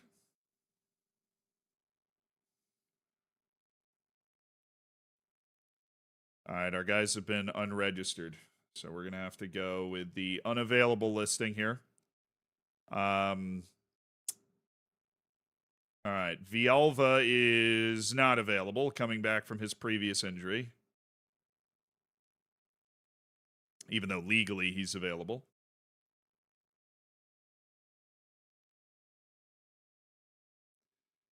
All right. Lopes Teixeira is back in 3 days. Fitness test not required, but he is actually somehow kind of available. Gerard. All right. I'm going to go with Casado as the playmaker, and then Gerard is just going to make his debut for the team. That's what we're doing. That's silly. That's silly. You shouldn't sign with the team and then immediately go in. So we're going to go with Casado and Sessa. Cognete Versalis, Havacote Mbambo. Our striker's going to be Navas. Lopes Teixeira is somehow actually available for this match. I'm not really sure how that ended up happening, but we'll take it. And then Kjar is available here, and we have a Revert and Gerard as our midfielders. Revert can play midfield. It's one of the reasons we want to keep Pablo Revert around. So we have Sosa, Savona, Otero, Ferreros, Cañete, Casado, Sessa, Versales, Havacote, Mbambo, and then the first start of Luis Miguel Navas. With Villalba screwed, and then Aaron Ruiz somehow apparently registered for the team. Is he?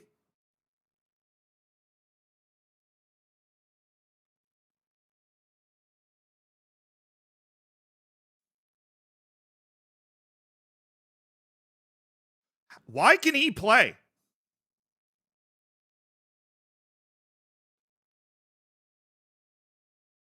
I was like, do I have a ghost registration spot or what? I don't know. I have no idea. Lightning Bolt, thank you for the 3 months, my brother. Congrats on cooking your bacon. All right, let's go to the match. I'm tired of all this transfer nonsense. Let's play. Navas only cleared for 45 minutes. So I think I want to go like 45 and then 45 with Lobes Teixeira. Because we are a little short. Actually, you know what I'm going to do? Have Navas come off the bench, and then we're going to put Gerard in. It's a bit of a...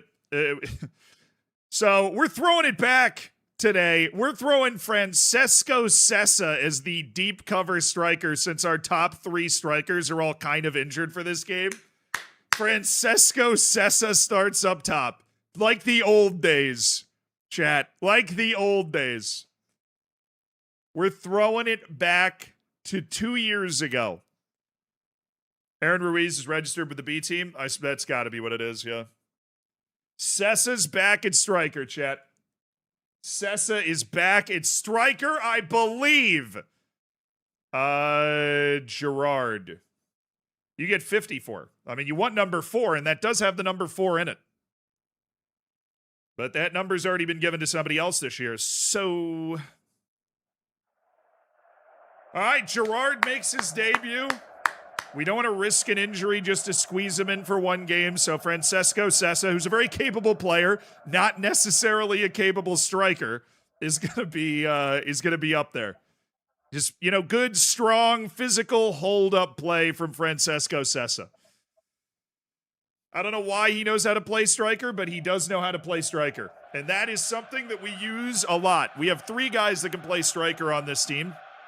All of them are hurt right now, just for this next match. So it's a 1-match Francesco Sessa striker run on the road against Valencia. All right, boys. Sessa hat trick. Uruguayan international and starting midfielder Francesco Sessa headed up top. Let's go!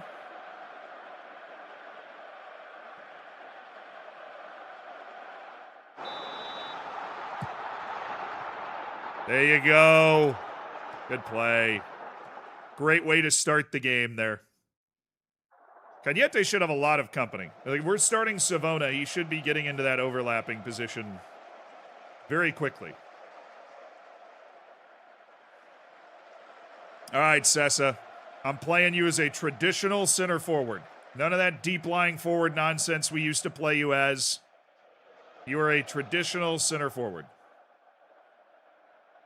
He's a big body. He's got 17 jumping reach. He's pretty darn good in the air. So with him and Havacote, and Mbambo's actually good in the air too. This is like a very menacing front line that we have size-wise. Leo Versales. Oh, it's a good-looking ball. Cañete stretches it into space. Havacote on his left.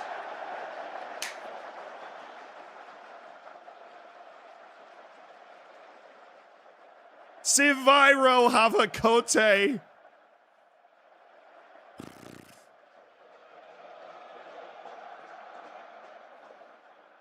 Good start, though. We've made a really good start to this match. And that was a very good shooting pocket that Havacote can score. Good pressure from Versales. Casado. That's a weird ball, but it works. Oh, Versalles. Cook! Pin! Gerard. The 18-year-old Belgian. Versalles. All teenagers over there. Versalles and Gerard. Otero. Casado. Havacote. Brother. Oh, where's the playmaking in tight spaces, Zaviro? Where is it? The people want to know. This is a good pressing shape to just be annoying. Keep them from doing the primary thing they want to do. All right. Oh, that's my ball. Oh.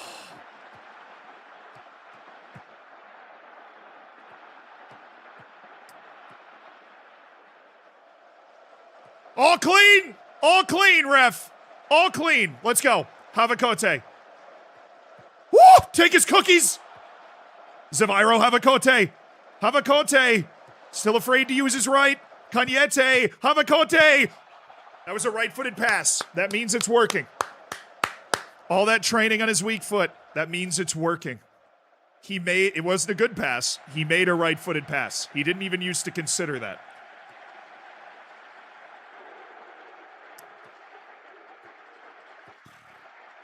Savona. Havacote. Oh, make a good pass. Cagnette. Run! Run! Oh, good ball!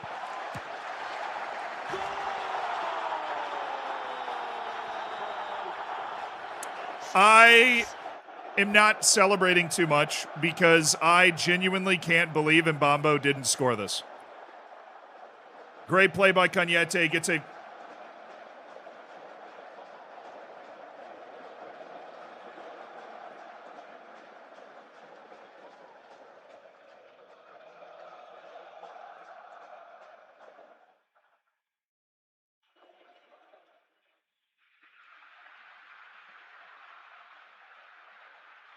Yeah, he just wanted to set up the young kid with his first career goal. He just wanted to set up the kid with his first career goal. He just wanted to set the kid up with his first career goal, and he did. Mbambo being a great captain, making sure that the kid gets his first goal, you know, instead of just another goal for Mbambo, right? Cagnette, Havacote. That's not a pen, though. Is that what we're going to look at?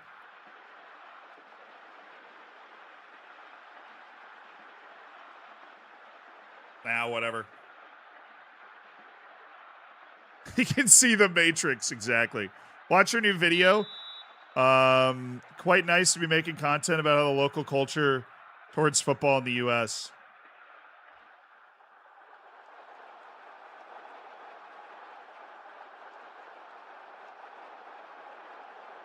You talking about the walk into the stadium one?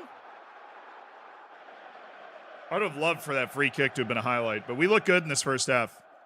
Pleased with the number of shots. Keep it up, boys. I can't believe Mbambo missed that. I'm still aghast that Kelvin Mbambo missed that shot.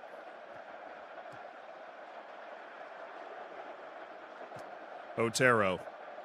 Savona. Casado. Good ball. Oh, that's a great ball. Versalles, Gerard, Andre Gerard, Versalles, Gerard, good turn, Casado! Mark Casado, not thought of as a goal scorer with a lovely turn and finish. And the assist to Andre Gerard. Little 1-2. Right through the two layers, and that is, you know, he looked like a goal scorer. That's a great turn and shot there. Damn. He has like 7 finishing. He's not like a goal-getting midfielder. He's the type of guy that makes the pass Andre Gerard just made, not the guy that finishes it. Has those great, like that great mental ability to just connect play. Be in the right spot. Oh, good block. That's got to be over.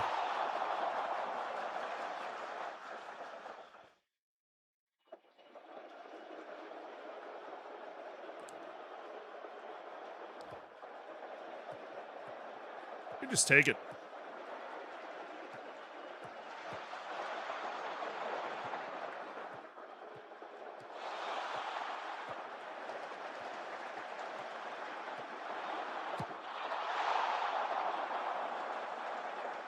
Don't let them back in this game. We've been in complete control. Do not let them back in this game. React!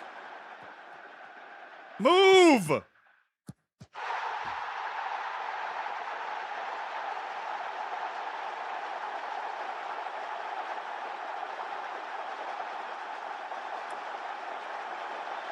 It's this guy right here. No, it's this guy?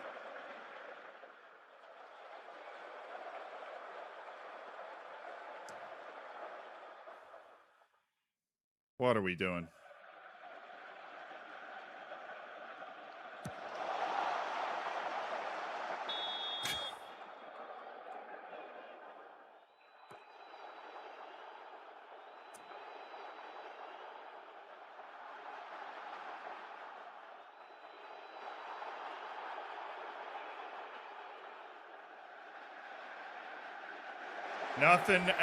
Nothing from the run of play. Just a reloaded set piece and then a deep free kick into a penalty. Well, that's just nonsense right there, boys. That's just nonsense.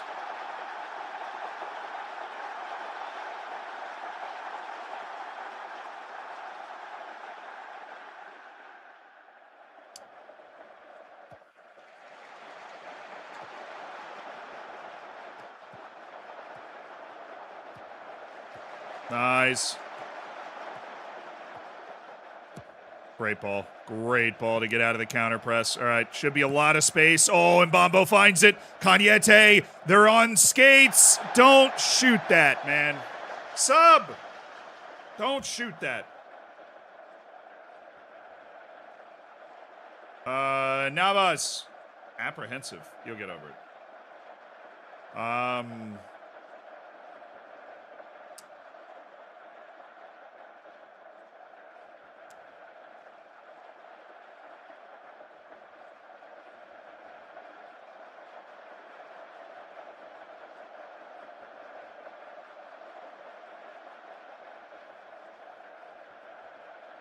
Yeah, that's what I thought.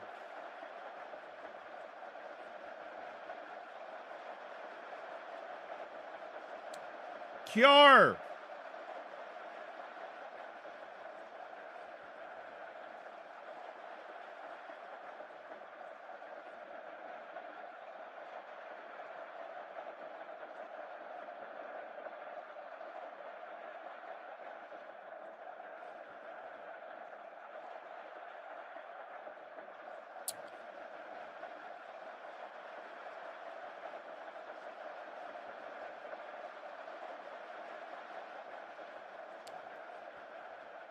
Hey, come here. Up, up, up, up. Out of possession, I want these guys higher than they are in possession. In possession, I want them to actually drop, but out of possession, we got to go win the ball. I know it's been a while since the vid, but the Marshall Islands doc was unreal, man. Award worthy. Also, any chance you could make some calls about Kwanzaa's suspension, please? Thanks. Yeah, let me see what I can do from this side of the pond. You know, let me see what I can do. I appreciate that though. I do. Those are my favorite things that we make, those documentaries. Oh, don't head it back to him. There's nobody over there. And because of the way the freaking game works, we're just going to let him score.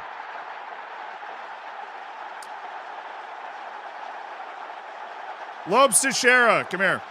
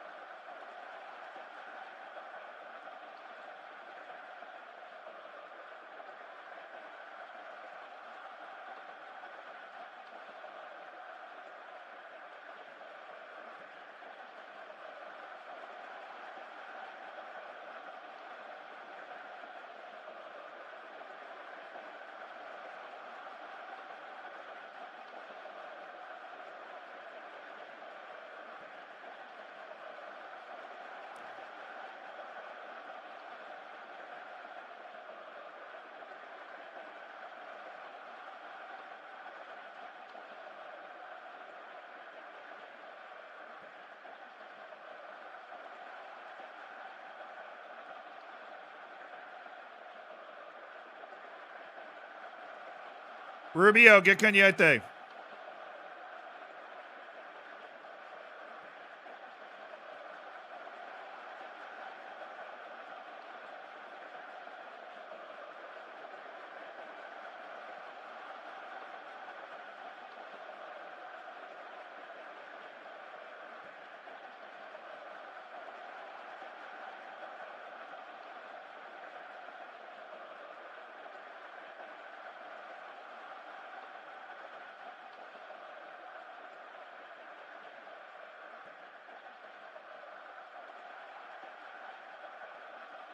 We need to press, like, just absolutely bad out of hell.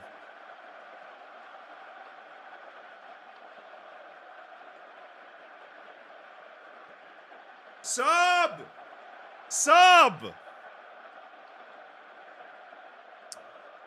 We just found a broken part of the game mechanics. Nobody closes this down if they run in this line. And I mean, look at it, it's just completely broken game mechanics, but it is what it is. We've given up 3 goals from set pieces in this game with a 2-0 lead at halftime.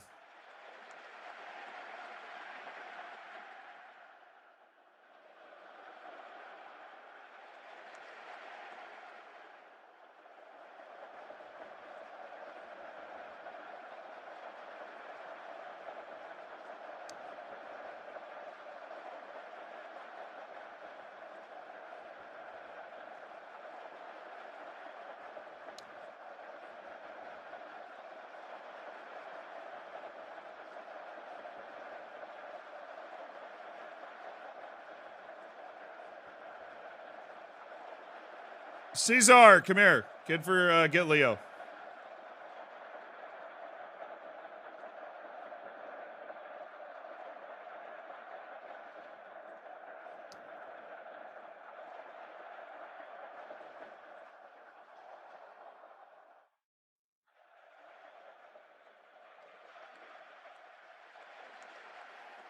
Come on. A highlight would be nice.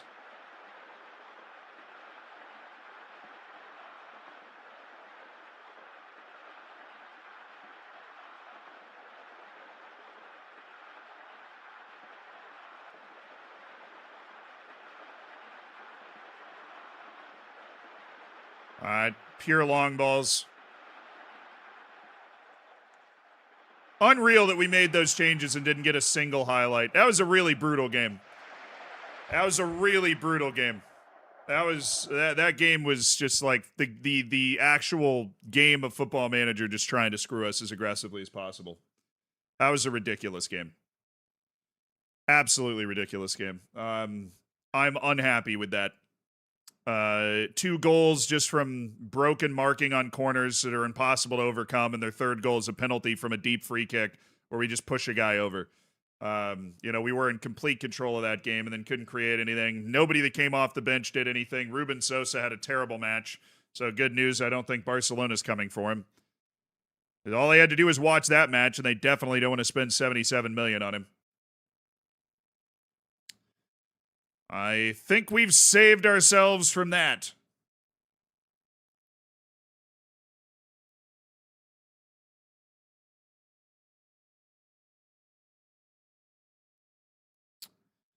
Mark and Jelly off the mark. All right, that's nice to hear. All right, we got Atletico Madrid next.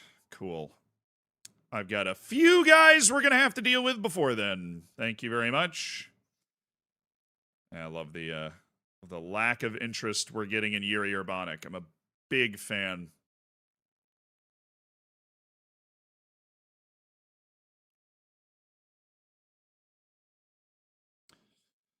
Change of plans.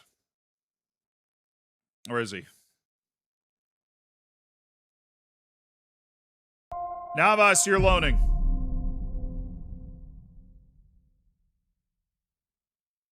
Urbanic stays. Navas goes. We need somebody with a little more experience in this team for that striker spot. Time flies. Hope you're well. I know he's not a sexy option, but I think it would be wise for us to keep him around this year. Not to mention, we're not getting a whole lot of freaking interest in him. And so I've been down this road before. The money's not going to be there.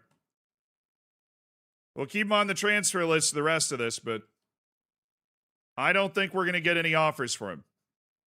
Now that we've made that decision, we do have interest in Paul Duran. Okay, good. Hello. They're raising funds to make an offer for Paul Duran. Okay. How's no one interested? I mean, they are. They just don't want to pay the amount of money that I want them to pay. They want to pay like $20 million, which is a Zealand stream on a Saturday. What do I owe the pleasure not to? It. Also, what is this song? This is not helping my crippling depression about the last game. All right. Give me some normal, non-sad song. Thank you. End of contract. Alan Varela already on our end of contract shortlist. So that's cool. Highly recommended players. Gandhi or Alana? Well, I mean, he keeps the peace in the midfield. You know what I'm saying? It just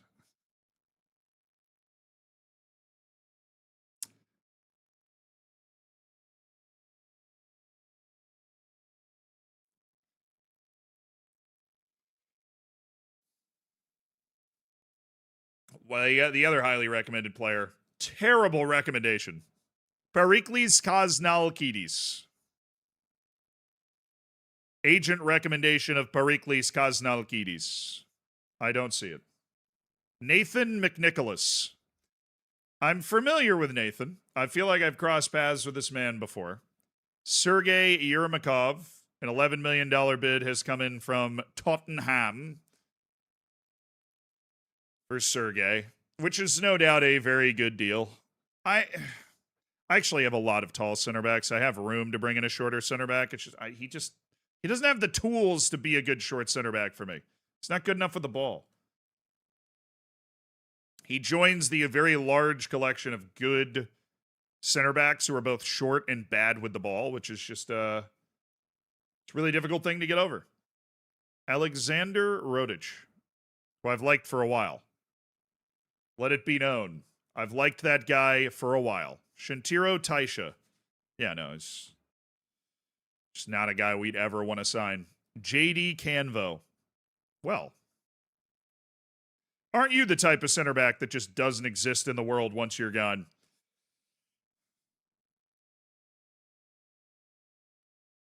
I don't want to totally forget about him. I want to keep an eye on him in some way because he's good. Cruz Azul's Maxi Molina. I mean, he's just a holy trinity striker, but it's a shame because you know he'd be worth a lot more if he was over here playing. All right, Mr. 20 jumping reach, 16 finishing, Babacar Sal. He's now 22 years old. I mean, the guy bags goals, loves a big match. The type of guy that pops up at the World Cup and just goes crazy. But doesn't look like he can do it day in and day out. Rafael Quintas. Defensive midfielder for Benfica. He's a fringe player. Can't get time. I agree with my previous assessment. Lau Terence. What's the point? Ivan Angione. Mr. I play striker and center back. But he's got 5 tackling, so he can't do any of the defensive midfield things that I would want him to be able to do. Henrik Stave. I like Henrik Stave. There's also there's no instance where Henrik Stave becomes a part of my team now. Ricardo. No. We're not keeping a keen eye. He's off the list. Off. Why'd we suddenly turn on Navas and list him for loan? Because Navas is more of a winger than a striker. He's more of a second layer guy than a first layer guy. And I feel like it's going to take him some time to acclimate. He's also already gotten hurt once. And I think another reason is that there are a bunch of people interested in him for loan, and he wouldn't be frustrated at all going out on loan for a year because of the playing time expectations that he has. And if we're not going to be able to sell Urbanic for a lot of money, I think our team gets better in terms of like the cohesion and the atmosphere we'll be able to have, and probably the product on the field, at least for this season, if we move Navas out and keep Urbanic. here. And I think we'll get way better value for Urbanic if he spends one more season as like a part of the first team. Maybe we can tactically unsettle him by not playing him quite enough, which will be a little more organic than just throwing him onto the short list. Just like throwing him on the transfer list like a piece of meat, you know. Albi Dashi. Yassin El Gamardi.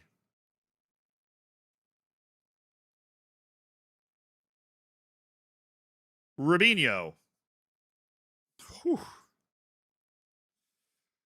Goodness gracious. Oh, he has... No. He's foreign.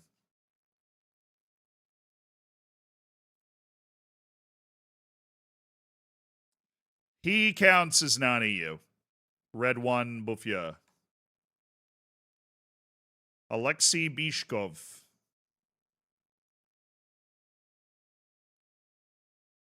Jose Eduardo Barcena. Okay.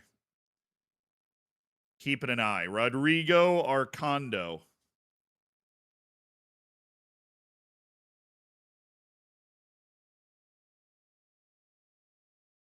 Still not good with the ball. Those center backs do not exist. You have to train them to exist. There is no new gen center back that has ever looked good with the ball ever. Diego Peralta. He's really bad. But he's really cheap. We want to spend $2 million for this guy. I mean, I don't know what his development pathway would be, to be honest.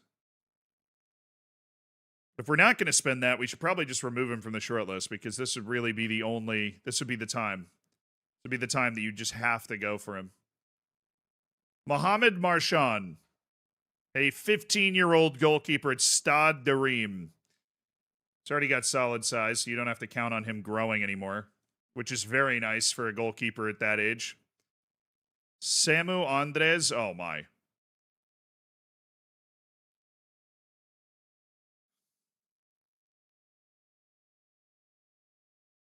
Kid's a star.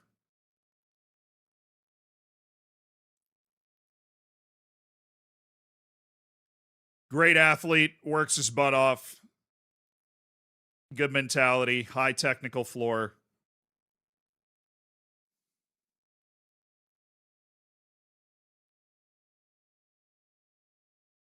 Chelsea's already looking at him.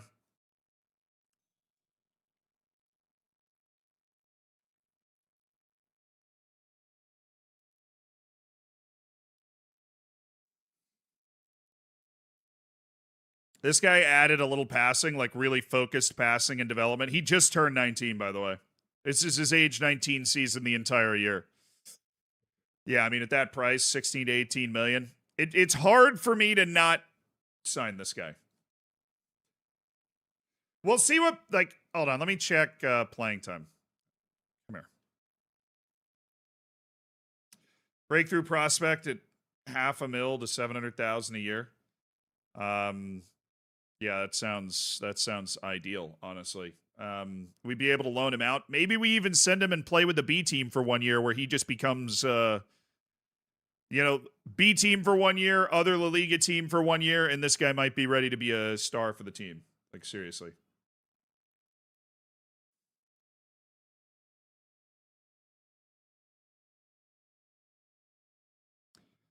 We're going to come back after one continue. We need to remove sign replacement first, because that is 100% how we end up getting screwed there.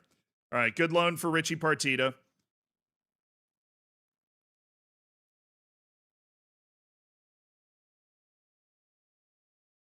I can't remove that, can I?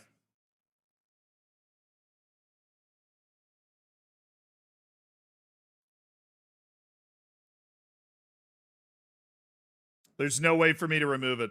All right, I'll tell you what. I'm going to go to the top of their range in the hopes that they don't counter with that. They just accept it instead of trying to negotiate. Tim Schmidt, what are we doing rejecting that loan? What are we doing? The only way you're ever going to be a first-team player is if you go play a few years out on loan.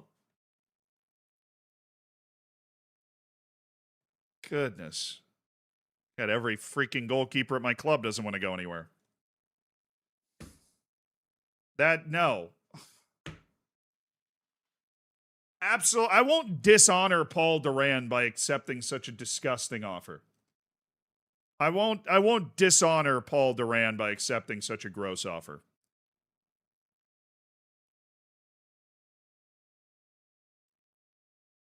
It's a disgusting offer. You need to pay a decent amount of money. Paul he's miles better than that. I'm not asking for 40 million. I'm asking for 7.5. Oh, I already know what you added. I can't remove it from the freaky.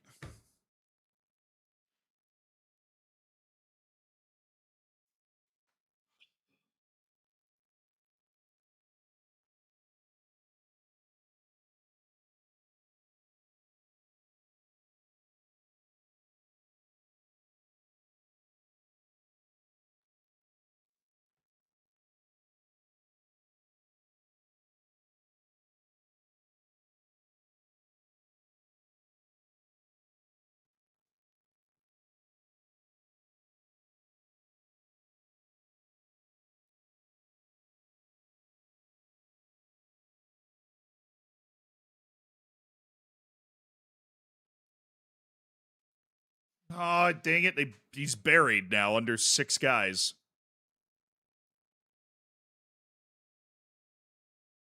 All requested reports. Emmanuel Sunday, an 8 jumping reach center back who also isn't good with the ball.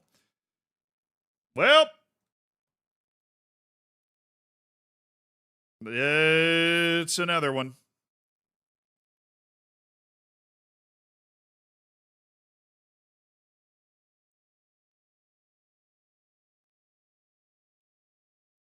Milos Markovic. It's a center back who, get this, is short and bad with the ball. First time we've run into that today. I had a hard time believing it's real, to be honest with you. He's got 4 tackling. He doesn't fit anywhere on the field. All right, Samu. Remove and exclude.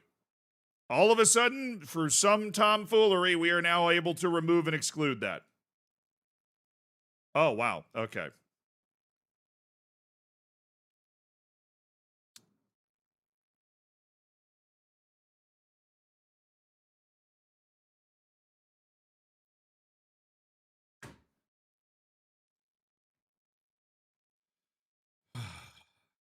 All right, Lyra actually accepted a loan, which is great news.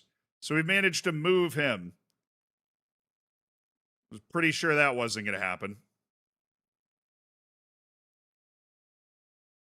He's going to go to Sunderland and be the starting goalkeeper for Sunderland in the Prim, apparently. I have no idea why they're doing that, but their grave, not mine.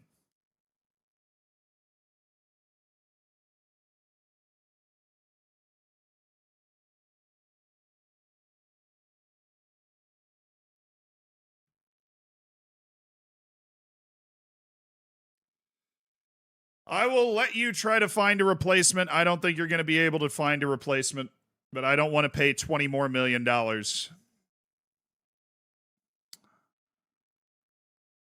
For who? Oh, Leonardo Silva? What in the world? Oh, mandatory future fee. No, he's worth more than that. Calm down. All right, buddy. Calm down.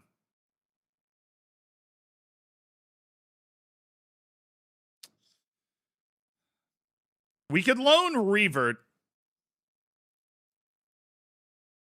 Then we would actually keep Duran, but I don't think that's something we should do.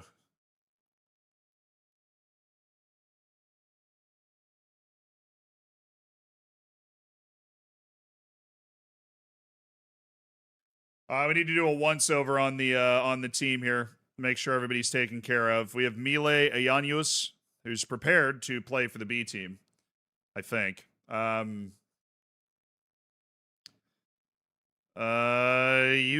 Yanyu, Subiaga, Fernando.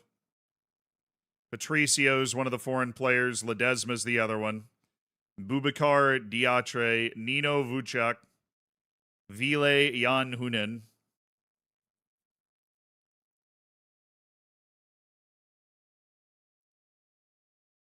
Owen Leonard. He's in the first team now.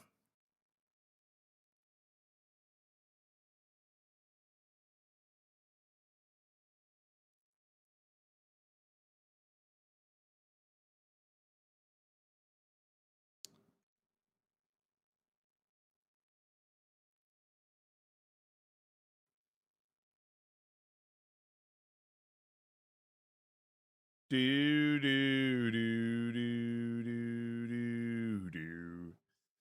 I want Conceição to be the starting goalkeeper. Lira is going to head out, and we have Ovia Jairi. And we start working on a loan for Ginar as well. It's getting more and more likely Ruben Sosa is going to be able to stay. So I think Ginar should work on a loan the same way Tim Schmidt's working on its dang loan right now. Okay. Loan offers made. Oh, I haven't even actually finished the scouting thing yet, have I? Navas. Oh, beautiful. Premier League all over the place.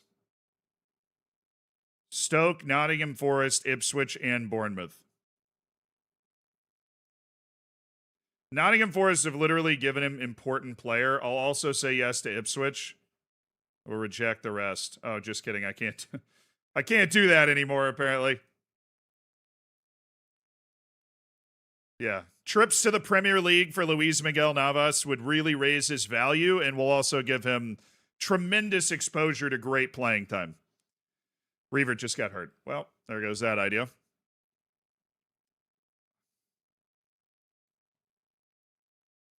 That is a terrible injury for him getting into the flow of this season.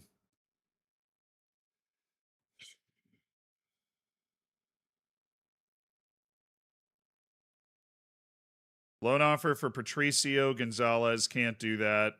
Leonardo Silva. No.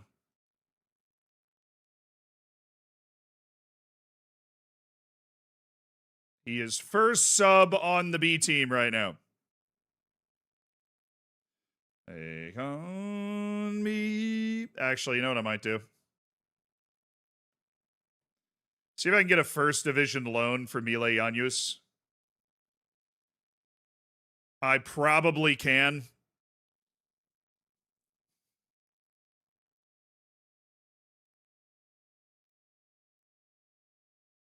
Probably. Youth League. All right, the Youth League was just drawn. And oh, the Youth Super Cup. We defeated River Plate's youth team in the Youth Super Cup after winning the European Championship with our academy. A little 2-0 over River Plate's youth team, just to keep it, keep announcing ourselves as a real force in the youth part of the game. Hey, Kobe, thank you so much for the raid, by the way. Partner, appreciate the 5 months. Pike, thank you so much for the 3 months. Very locked into this deadline day stuff right now.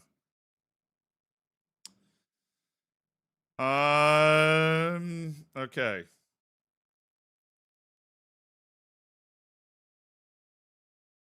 They accepted the offer. Oh, I should have tried the loan back.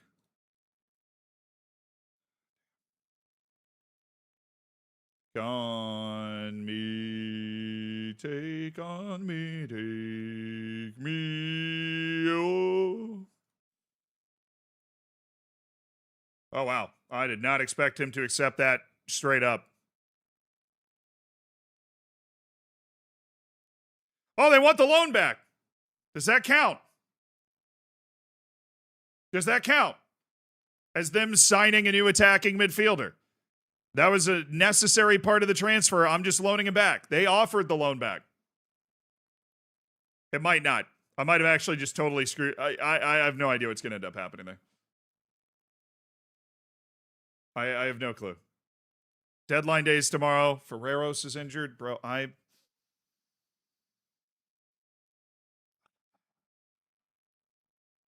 just an absolute injury epidemic right off the jump.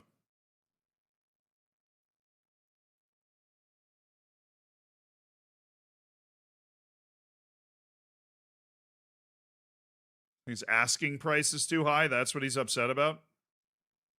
All right, I'll tell you what, Timmy, I'm going to accept every offer. Except for the one that has you listed as a backup. All of these starting offers at goalkeeper, Timmy, I'm going to accept, and you just go to one. Hi. What asking price do you want?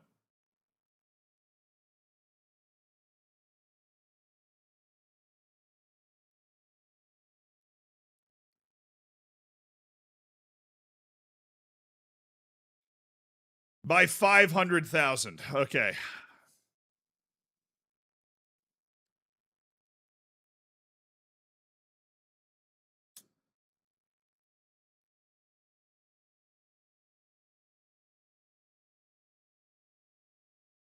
We're going to offer him out for a loan. Don't want to roll the dice of him just being a limit on our team. We're going to see if we can get a loan deal.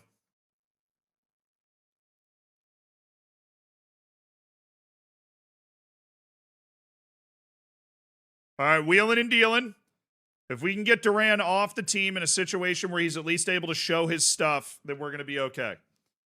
That's really the last major concern for me. The other one, of course, is going to be the goalkeepers a little bit, but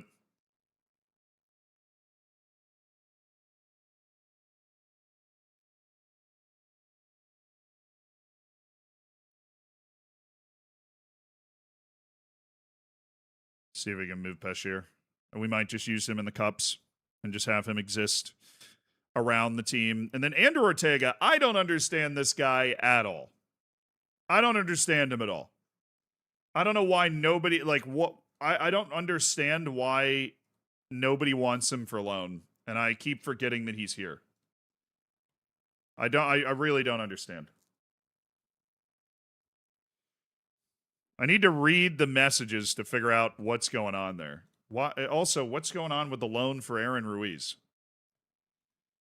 We're going to have a couple of guys stuck on our team, it feels like, unfortunately. I think we're going to have a couple of guys stuck on our team. And the Aaron Ruiz thing doesn't make any sense. He's had a ton of people interested in his loan the entire time. Did he, like, reject a loan move or something?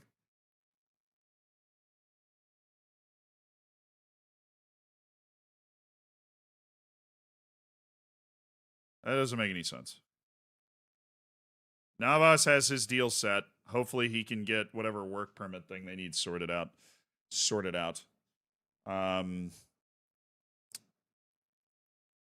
B team.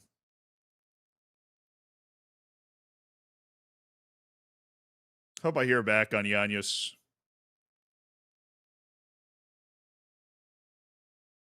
Actually, no, it'd be fine. It'd be fine either way. I think we're good there.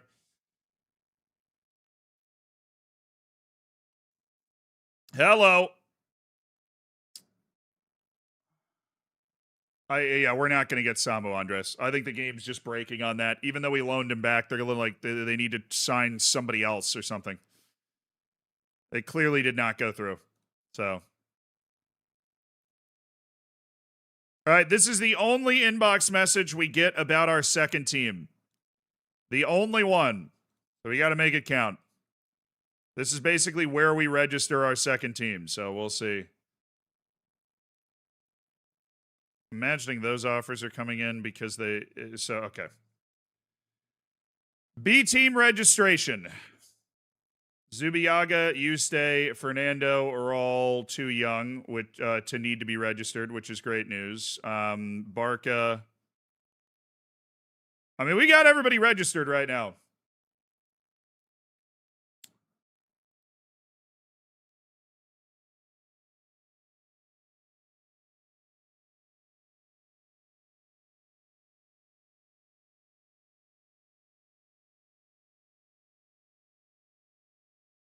That leaves Conceição. Do we want to bring Aaron Ruiz down? That's my only question is, do we want to bring Aaron Ruiz down and stick him there? We could also do that with Andrew Ortega, but I don't want him getting in the way of develop. He's so freaking... He would just destroy the...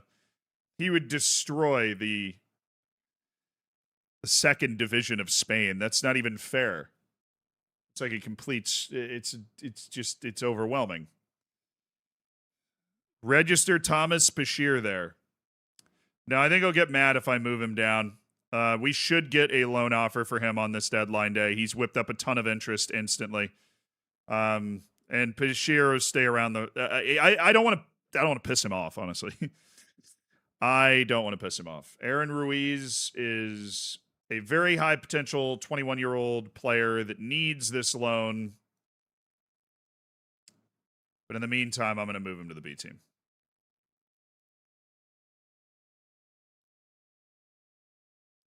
Does that make him a peer? No. So he's got to be down there by the first, or it just doesn't matter. We can add the senior team to the filter, and it just doesn't matter. What is this even doing? It's reorganizing them. If I get rid of not at club, nope. The filter just doesn't work, so that's cool. So that's neato. Well, I think I can wait until the end of the day. So I should be able to hit continue. Yeah, I can wait until the end of the day. Long and the short of it, these guys are fine. Barca and Araujo are fine. They're both going to be registered, and they're both going to be eligible players for the B team, so there's no reason for us to accept those. We don't have to do that registration until the end of the day. So I think we can move Aaron Ruiz down to the B team and then just have him take part as a B team player. Andrew Ortega is the one guy I have no idea what to do with. Like, just really injury-prone player. Couldn't stay on the field last year. I like him. I think he's a good player. I'd love it if he could stick around. We just didn't want to rely on him if we're only going to have 4 midfielders on this team. He's just like an extra guy out. We'll put him on the B team. But the problem is if you put that guy on the B team, he's just going to gum up the development for the actual midfielders that are playing there, which is Subiaga, Leonard, who need the time. I think we just keep Ortega on the first team. We can't find him alone.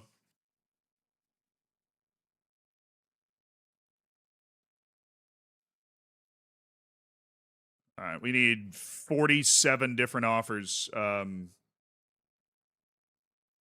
come in today.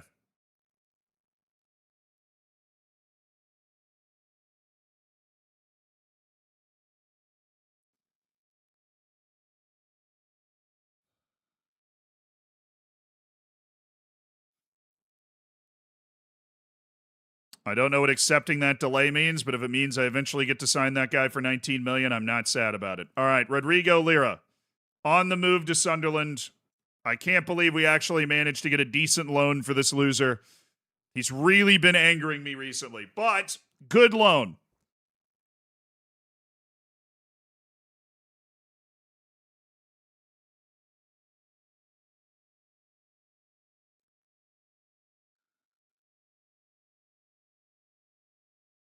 Okay, we have Schmidt has accepted one of his loans. Well, that was probably the worst possible news I've ever received. I got money from this. I got $11,000 from the Shi Li Xing transfer to Augsburg for $2.2 million. Cool. All right, Timmy Schmidt, thank you. Luis Miguel Navas has opted to stay. That creates a massive, massive problem for me. I have no idea what's going to happen now.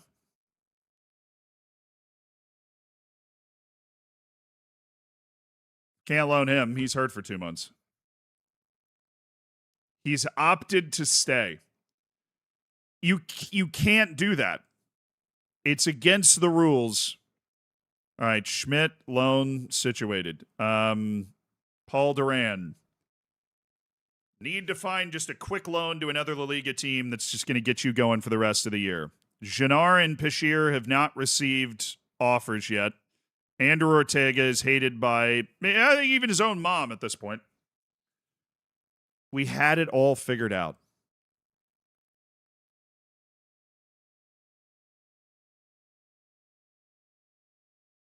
Louise, we had it all. What do you mean you'd rather stay? You're not registered. Why is it bad that he stays? Because he's not registered. We don't have room to register him.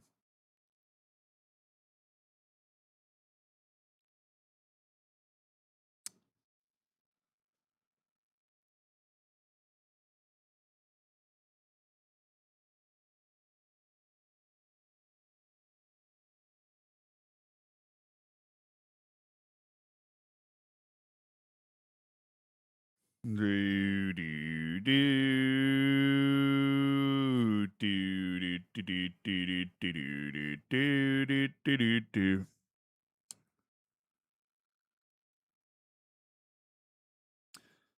Very finely tuned registration, where you've got everything figured out, has all of a sudden been torpedoed because Luis Miguel Navas is like, I'd rather stay.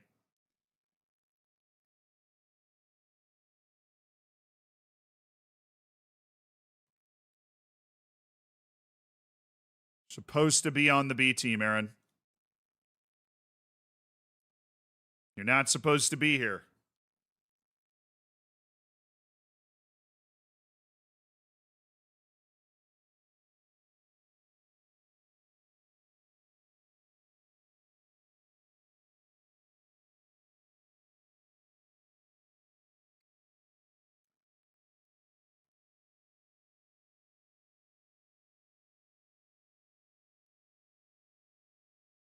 I'm not gonna lie, if Dortmund it showed up with like 130 million, I'd take it. Or like over 100 million. I would take it. It's pretty random that they're there. I hate the fact that we had to wait on these goalkeepers because Ruben Sosa was requested the transfer, got listed for his release clause, and then Barcelona didn't match the release clause, became uninterested, and then he's just sitting there, cheeks in the breeze, you know? Just cheeks in the breeze.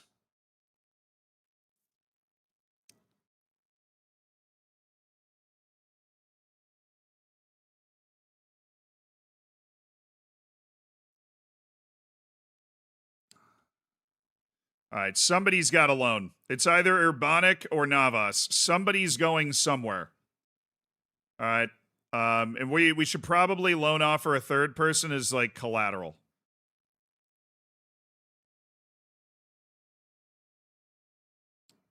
Just in case.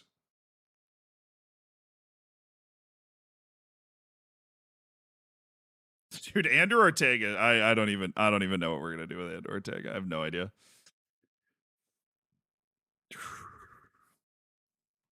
I don't think anybody's gonna take this, but if they do, it'd be really funny. He just got hurt for a while, but I would love it. All right, it's 12:30. We finished that. I never even finished my scouting report, which we should probably do. You already on my short list? Yeah. Maxime van den Bosch. Oh, he's the agent offer. Okay. Hey, have you seen this 19-year-old goalkeeper who's already on your short list? Amazing what he can do. Mamadou Diouf. No.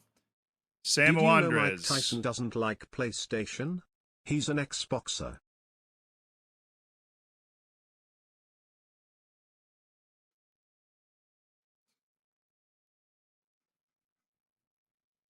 B plus. B plus. Definite B plus. He's an ex-boxer, chat. I'll tell you this. I've never heard that one before, Razorwing. I have never heard that one before. You deserve a lot of credit for dropping a dad joke that has never reached these airwaves. Andrei Shevchuk. So he could be a wonder kid. Okay. He's not into contract guy. I don't know why he's sitting there. Amara Juf. Yannick Bernard. Nearly signed this guy at one point. Now he's hanging out at Atlanta United. Yeah, good. Wait, we need a backup striker that's going to be able to play at the level that we need with this team. Alton Schmidt? Mario Alton Schmidt. No. He's going to be a keep a keen Damn eye half type for of guy. 100 months. Hey, Landis! Congrats on the 50. The half century.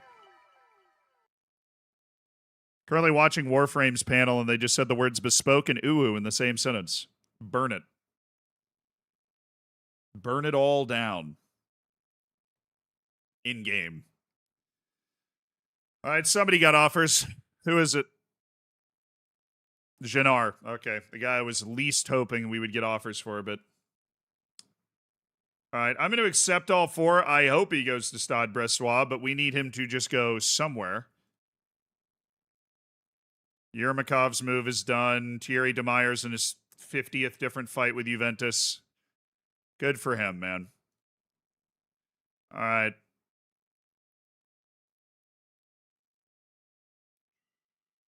Okay, good. Offers.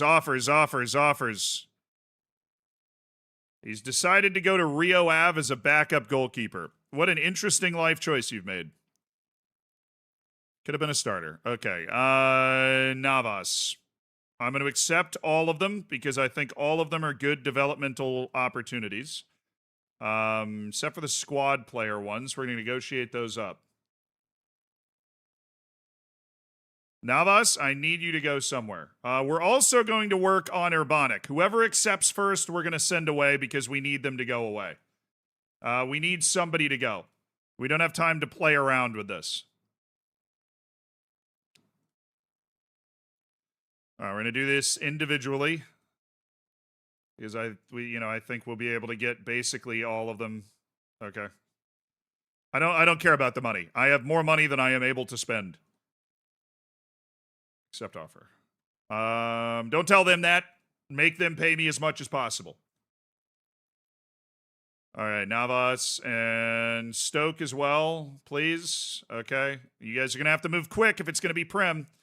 We've got 2 offers. Feyenoord and Lille have made offers for Yuri Urbanic. Whichever player accepts their offers first,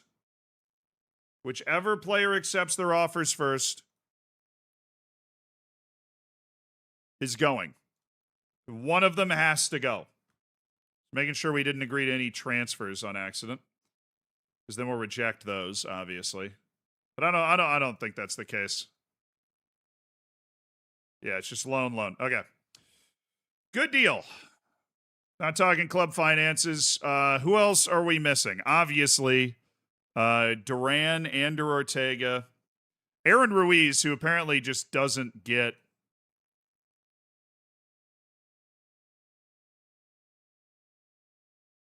that interest. Is he on the B team at least? He's not, because he's here. He's staring at me. So I'll move him to the B team for the 15th time, where it won't work. No offers for Revert. Not a surprise. That's okay. We offered him out just more of a curiosity exercise. All right, Jannar on the move. Not the best spot for Jannar, but he might be able to win the starting job. I don't know. He wants to go to Sporting? Okay. Then we're fine. Great opportunity to continue your development. I don't know why Sporting's the place you want to go, but... All right, let's make sure it's confirmed. Celtic? There's no way. Did they do it on deadline day? Right as I'm unloading my goalkeepers?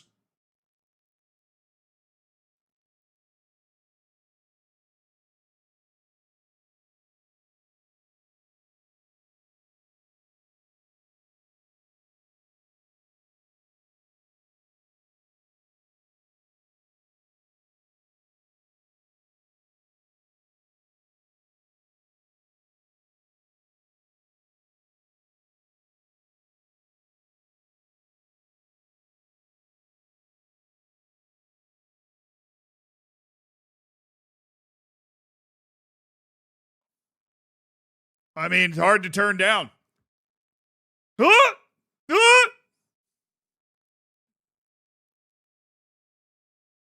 He's also not interested in playing for Celtic. Every single part of that is hilarious.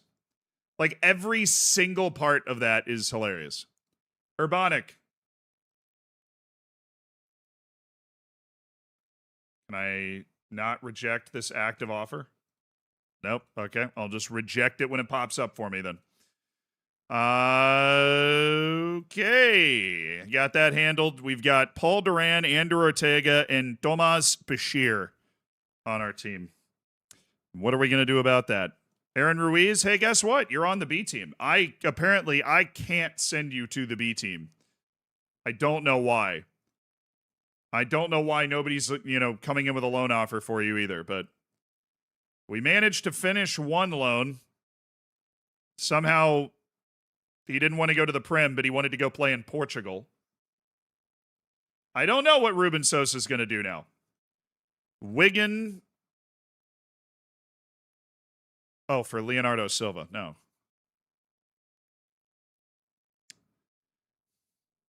Nothing for Duran is weird to me. There are multiple teams interested in him. The loan is not that expensive. There it is. That's got to be Duran. That's Duran for sure. Yep. Beautiful. Hey, regular starter. I'll stick up for my guy. He's a legend of this club.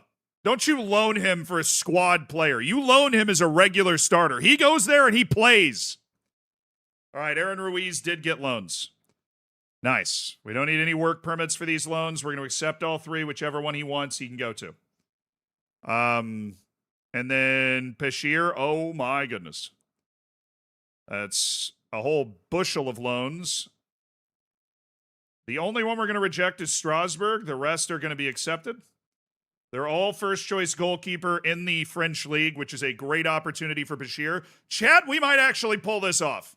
We might get basically everything we wanted somehow right at the end. Ander, brother, you're not going to be registered. You know that. Why do you know, what is what disease does he have? Does he have consumption? Does he have the bubonic plague? Why does nobody want him? He's like the best player I'm dangling in the wind. I don't understand. All right, who's this? Who's this? Oh, Mile Yanus. Oh, he could loan Mile Yanus. There's some very good loan offers actually on the table for Mile Yanus. No. No. Mallorca is La Liga, yeah. Good La Liga. Mallorca, yes. Marseille, no. Eibar, yes, I think. Yeah. Valencia, no. No. Stade Brestois, top league as well. All right, there you go. 3 regular starter top league loans, Mile.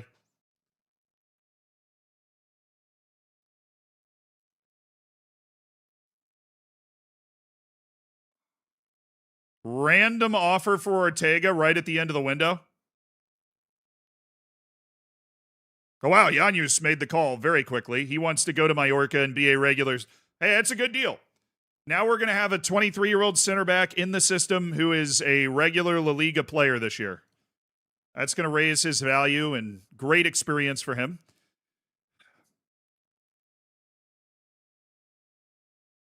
I mean, I know it's not a forever goodbye, but we have had to loan him. I'm not going to say anything. I'm too ashamed. I'm too ashamed.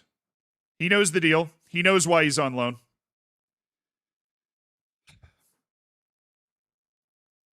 It's just going to be weird not having Paul Duran on the team. He's been on the team for so long.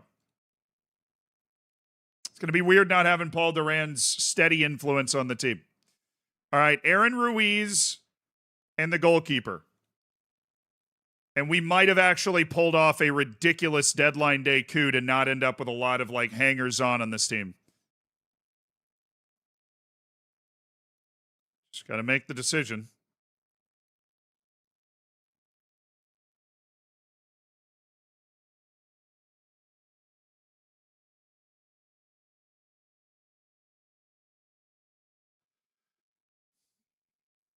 No offers for Ortega. He will be stuck here until January. And maybe he'll get the memo and start to move. He just doesn't have any interest. Bilbao and Chua are interested. Rio Ave's interested. He doesn't want to go anywhere. I think he'll get the memo if he doesn't play for 6 months, which is basically what he did last season because he was freaking hurt the whole time.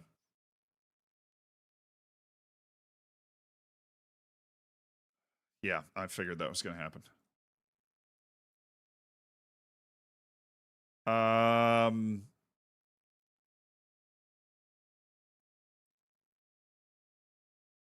Aaron Ruiz and Thomas Bashir, please.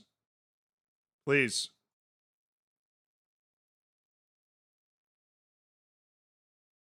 All right, it didn't cancel their transfers. Maybe the window stays open for another day. Maybe the window stays open for another day. That's fine. Urbanic, that's fine.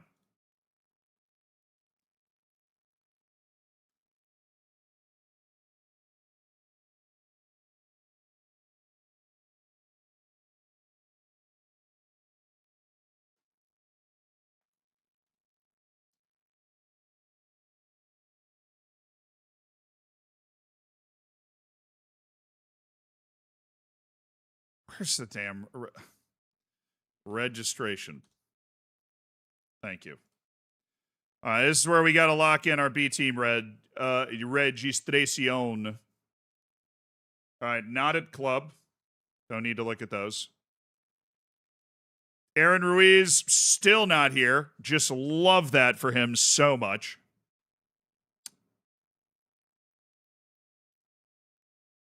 Well, then I better hope that loan works out.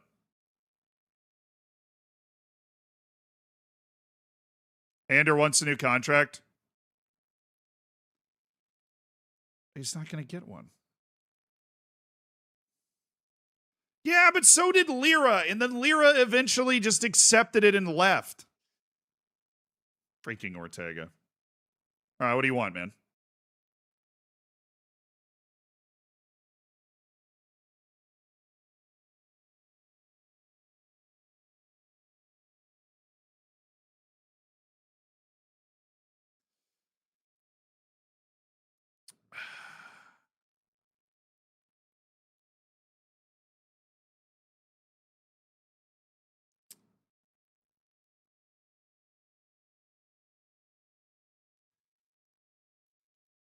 Good call, man. Good call. Agree 100%. Glad we could come to that agreement. Yeah, I think France's window stays open another day. I think these two, because those deals weren't canceled by advancing past the first. I think they're going to get their loans, and we're literally only going to have one guy that falls through the cracks in Andrew Ortega. And that's it. Which, considering what we were just looking at, is pretty good. So this is everybody. Yes. All right. Only guys at the club right now that are not registered are Ander Ortega, Aaron Ruiz, and Tomas Bashir. Everybody else has been loaned out. Shigeru Aguiar, Delman Villamil, Kenny Gonzalez, Sam Basar, Abel Yande. Go out and ball out, man. All right. Registration complete. We have our 25 guys. They fit under the wage cap. We're ready to go. By over $1 million. We're under our wage cap by over $1 million. Just want these loans to go through. I don't know what's going to happen, but I hope they go through. Still. Jorge Alvarez to Flamenco. Francisco Gonzalez from River Plate. Okay. All these guys are just moving around all around South America, not making their moves to Europe. They're not good enough.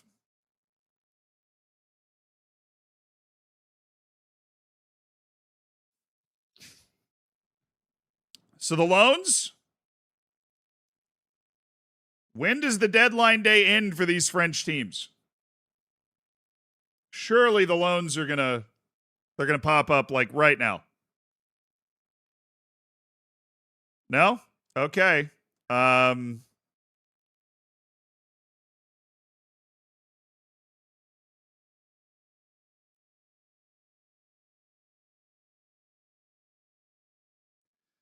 Is it the 3rd? Like, when do Sosa gives more time to keep promise.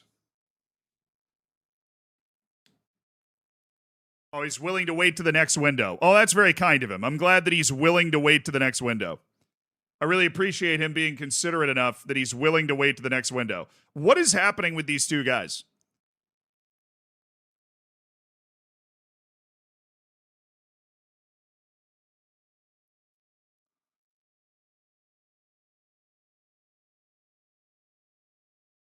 I don't know. I'd rather live in mystery than check the rules, though. Let's play a match. Atletico Madrid, after our incredibly depressing performance on the field last time. Very excited for this. All right, not at club. And then we'll also tick unavailable. All right, Urbanic. All-time anime comeback from Yuri Urbanic. Back with the team. How you doing? Rubio, Ejihiri, Evande. Nicola Savona, Cañete, Casado, Gerard. We have Sessa, and that's it right now. A little short at the striker position. That's where Urbanic comes in. And then we have no Sarai. So I think I'm actually going to take a trip to the B team real quick and go get Enrique Zubiaga as a guy that I trust around the first team.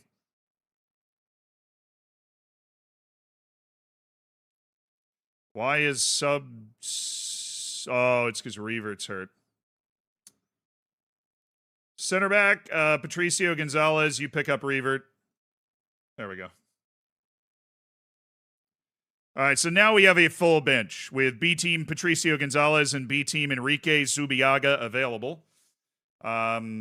We are suffering from injuries. Bashir and Ruiz they are still underbid. The offers could still go through. Ferreros is out 2 to 3 weeks. Sarai is out 2 days. Revert is out 5 weeks to 2 months with a fractured metatarsal, which does not sound pleasant.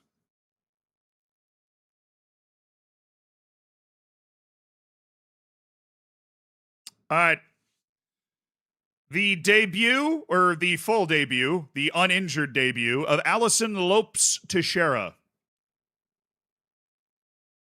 Where's Navas? I loaned him. Right.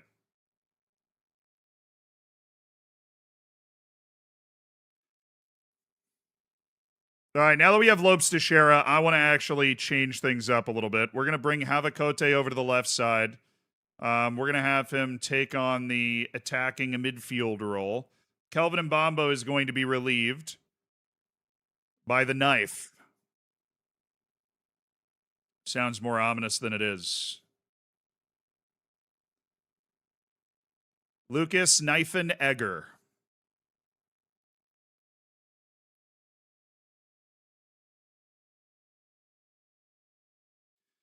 Showing flashes of early development. He's a hell of a player. Want to give him the opportunity to play alongside Cañete in our system.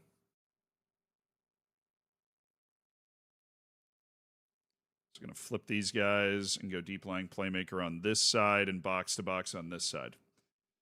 Gives Gerard a chance to get into that position to help overload this side in possession. All right. Knifen Egger is in. The Eggman.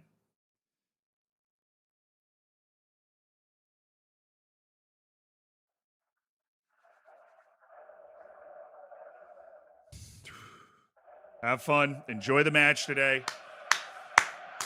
Welcome to North Africa for match day 3 in La Liga. UD Melilla coming off a stunning blown 2-goal lead, losing 3-2 at Valencia on match day 2. Looking for a big turnaround against Atletico Madrid, who have just 1 point from their first 2 matches and now have to come play mighty UD Melilla on the shores of Africa. It's the debut of Lucas Knifen Egger, the 19-year-old Swiss swinger, with Kelvin Mbambo dropped from the first team. It is also the first start of Brazilian star Alison Lopes Teixeira. Yeah.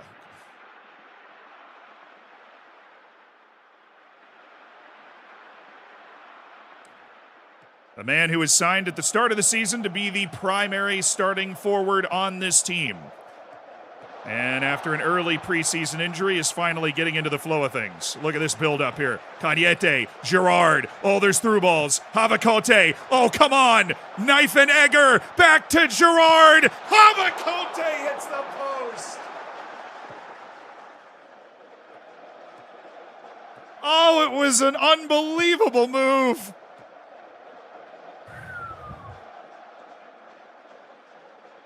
Wow. That was spectacular to watch.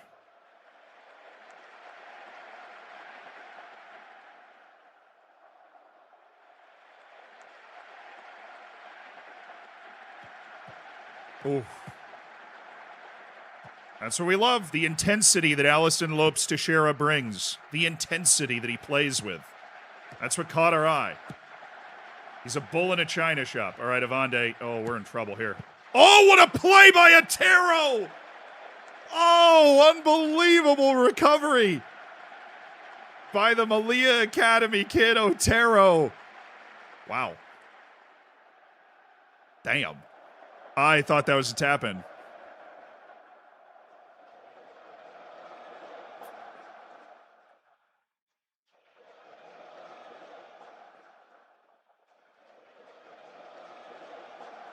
Oh, we're playing the U.S. Vanquisher Charles de Ketelaere today. Just realized.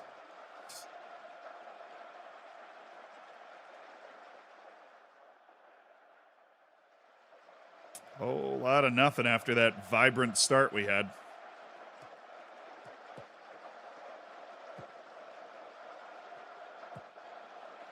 It's all right. It's all right. They want to follow us back up the field. Let them. Oh, what a ball by Havacote! Versailles! Havacote! How has it not gone in?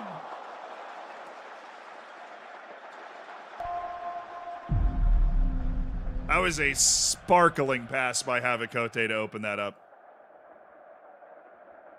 Keep going. Did you hear that Zealand is a great guy? Keep going. And apparently those who follow gain 12% more happiness in life.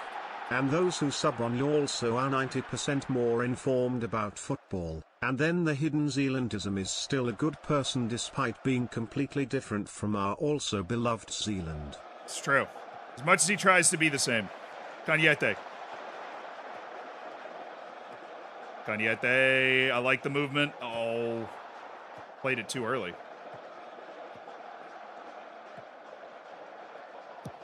Aguirre Sabala. Oh, way to get to the second ball, Mark Casado. Havacote! He must have been off. Oh, good finish. Oh, he was on! Alisson Lopes Teixeira! Hitting him with a little one of these. A little bit of this. A little paprika. He's onside. He was obviously onside. What a beautifully timed run. Seviro Havacote. Dude, not only is it perfectly timed, what foot did Havacote play this ball with?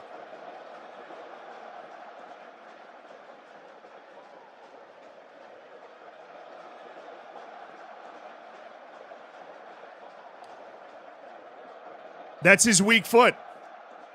Remember when he got here and he had the lowest possible rating for his weak foot and we've been hammering training it for over a year? He just had a through ball assist with his weak foot.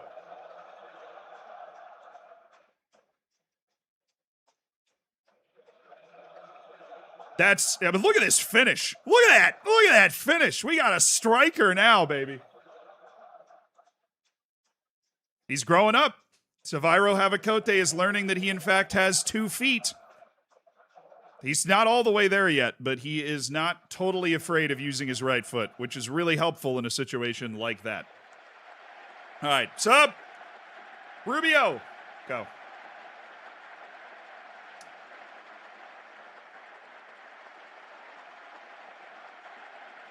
We'll let Knife and keep figuring it out. Sessa. Get some more size in there.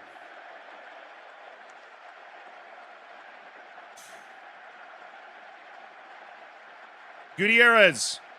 Switch with Avande. Do double wide center back. Go get Savona.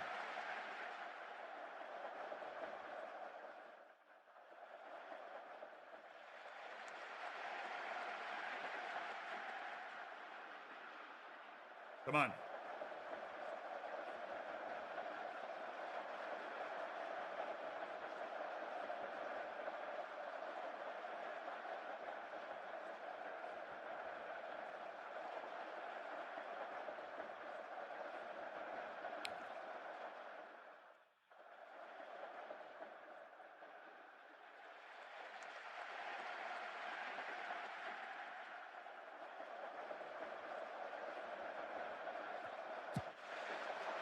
Oh, I'd love a second goal.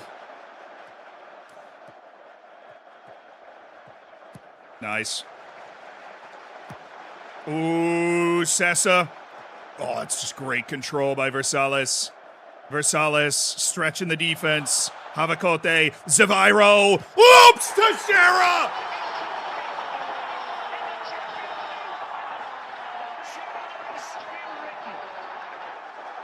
Oh, it's brilliant! From you, Di Melilla. It's the second season of Zaviro Havakote. He was unknown when he got here, and he is quickly becoming a star. And Allison Lopes Teixeira, how about a brace for his first full start in La Liga? Oh, it looks like we've made a very good signing with Allison Lopes Teixeira. We have not had a proper striker in a long time.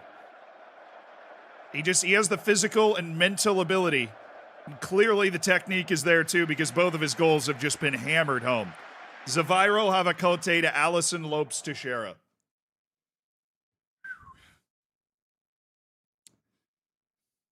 Lopes Teixeira is not a wonder kid. He's like 22. He's not some 18-year-old super stud that we just found. He's hurt. How is he hurt? When did he get hurt? Why is he made of glass? He doesn't have injury issues. When? Because he hit the ball so hard? He has a groin strain. He's out 2 to 3 weeks. God, what a shooting star that match was. Got hurt in preseason, plays 1.5 games, and now has a groin strain. He doesn't have injury issues. Like, it's not a thing.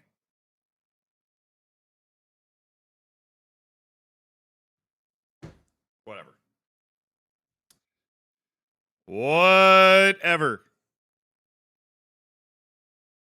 Hey, is this loan ever going to happen? Or are these guys just going to stay, like, under a loan offer the entire year and not actually move? Is this a glitch?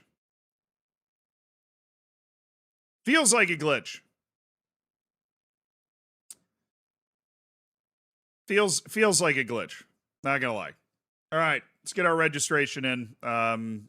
Otero, Villalba, Cañete, Versales, Avande, Souza, Ferrero, Cesar, Knifen, Egger, Casado, Kiar, Gerard, Allison Lopes Teixeira, Revert and Gutierrez are U21, Urbanic, Sarai, Sessa, not Bashir, probably. Salvador is U21, Rubio, Ziviro, Ortega. That'd be kind of funny. That all fits, so we actually have room for those guys if they're going to get stuck in this whole loan thing forever. We can register Ortega. Just have him play in Europe. They've had a weird season. Registered for Europe, but not able to play in the league.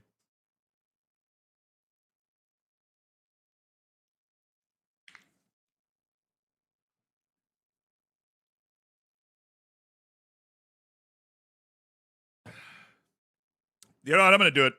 I'll take Andrew Ortega. I guess we can take Bashir too. If he's going to get stuck in the matrix here, I'll register Bashir. Well, like, why not? There's literally nobody else that I would need to register that's currently at the team. Aaron Ruiz is apparently also just registered. So we can just register everybody, even though these guys are, like, set for loans. Those loans might not happen, so they might as well be registered here.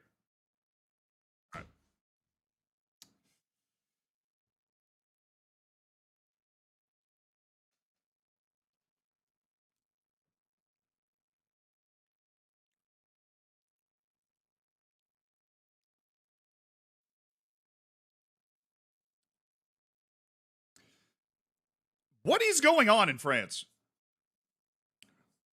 Now I gotta look at the rules. To September 4th.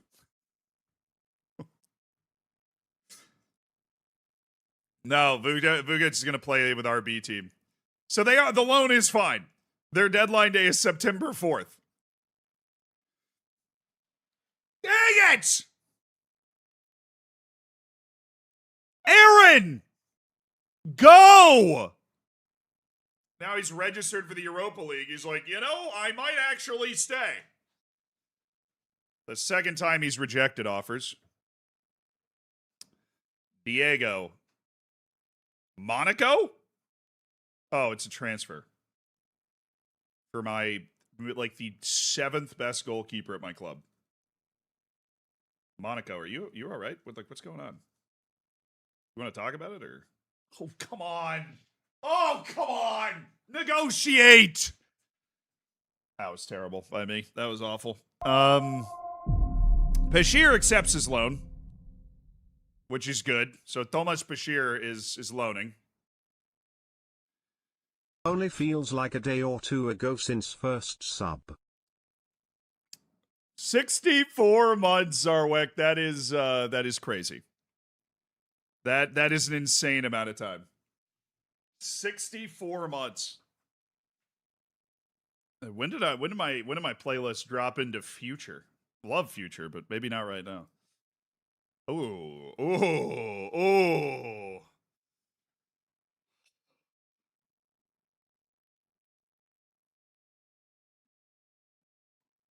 So the 4th. Weird. Oh yeah, Gennard's already playing at Rio Ave. There you go. Gennard's already playing at Rio Ave. Okay, who's coming in through our reports? We got 3 South America South. Jose, 22 years old. Vitor. Yeah, I'm sure your mom thinks you have really good potential, but dude, you're 22 and you're not there yet. Nebojsa Mekmetovic. Don't worry, I already know about Nebojsa Mekmetovic. Problem is, what do you even do with Nebojsa Mekmetovic? He's 21 years old. Obviously, there's a great player locked in there somewhere, but I don't think my club is necessarily in position to be able to find him. Adam Michelbust. Okay. Of all the names, that is a name. Can confirm. It's a name. All right, what else we got here? We got Andres. He's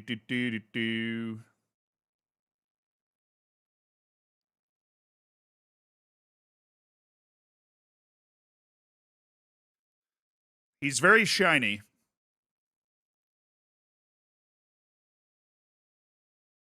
Radu Dragusin.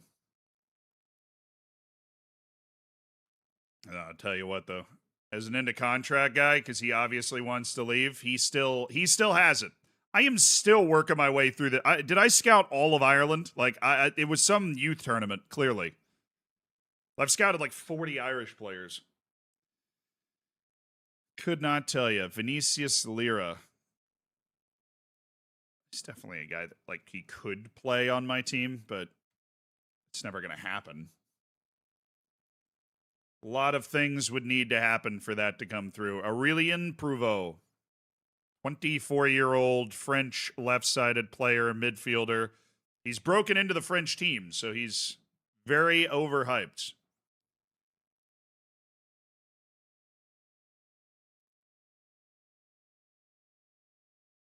Caesar Salad Sanchez. If I finally moved on emotionally from him, no.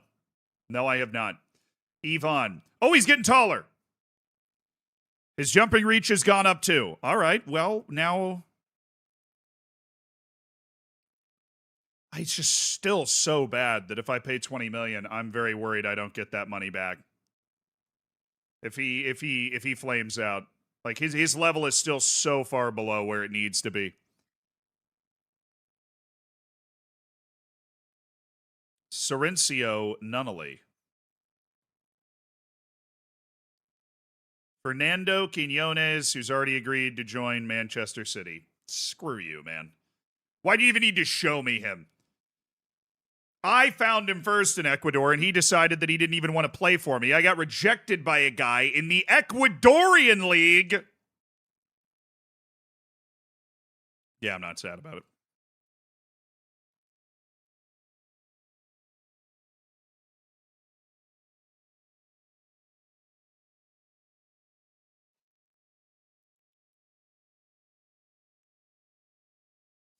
Oh, for crying out loud. He doesn't even want to go to Melilla. I would want to stick you in my B team for a year or two, Evan. We need to win the Europa League. We need to win the Europa League.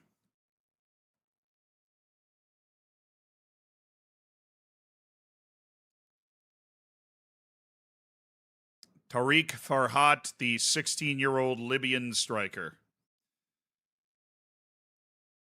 Lorenzo Leva. Or Ieva, I think. Short center back that can't play the ball? Dude, sign me up. Absolutely. Just what I've been looking for. The archetype that I have long searched. I have been wandering the plains of oblivion looking for a short center back that can't pass. And you know what? It's the first time I've ever even found one. Yeah. Yeah, Jens Kiar, I satisfied his promise. Why do we have a giant red exclamation point next to it? Mary Dashy's release clause expires. Okay. Albi Dashi. Observation. Squad's characters had a positive impact on Ivan Marcos. Mbambo and Bungani Van Rooyen are benefiting from their training. Francesco Sessa. This game has suffered a little bit in the last 6 months. Okay. Jaime Gutierrez could become better than Sergio Otero. I doubt that. But everybody loves Gutierrez, including me. He's just a dirty player. He's in the trenches. I need a trenches guy. Every team needs a trenches guy.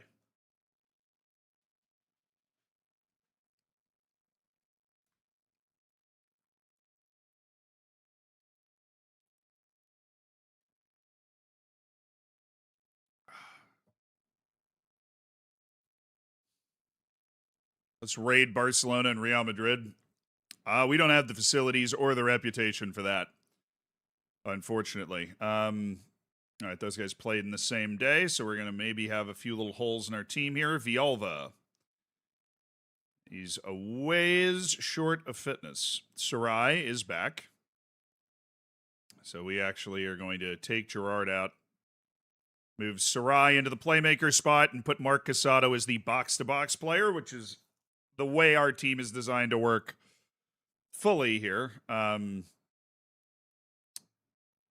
right, now striker. Yuri Urbanic.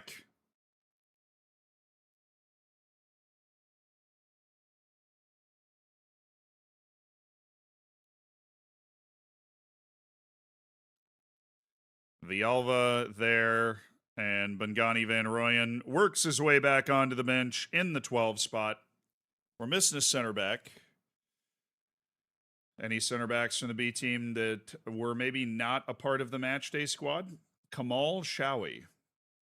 All right. Well, if hell freezes over and all three center backs get hurt, I have Kamal Shawi on the bench.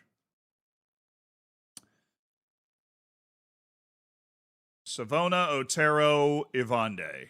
Cañete, Casado, Surai, Versales, Knifin, Egger, Zaviro, Havacote, and Yuri Urbanic. Yeah! Let's get some enthusiasm for Yuri Urbanic being back at striker. We have Karabag away in the Europa League. Yeah, I haven't even looked at that yet. Did I even get an email when that got drawn? Was I just so preoccupied with other stuff I didn't even see it?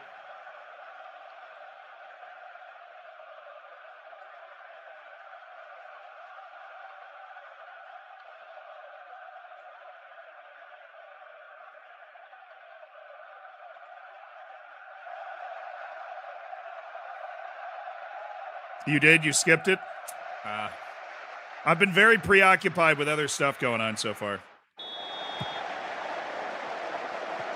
Busy deadline day where we actually managed to pull off almost everything we wanted to do. Aaron Ruiz still being on my team is annoying, but hopefully by January we can sort that out. Good keeping.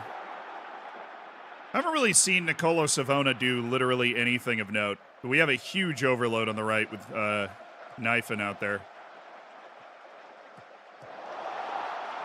Well, he heard me and was like, I'm going to do something of note. I'm going to give the ball away, and then we're just going to get shredded.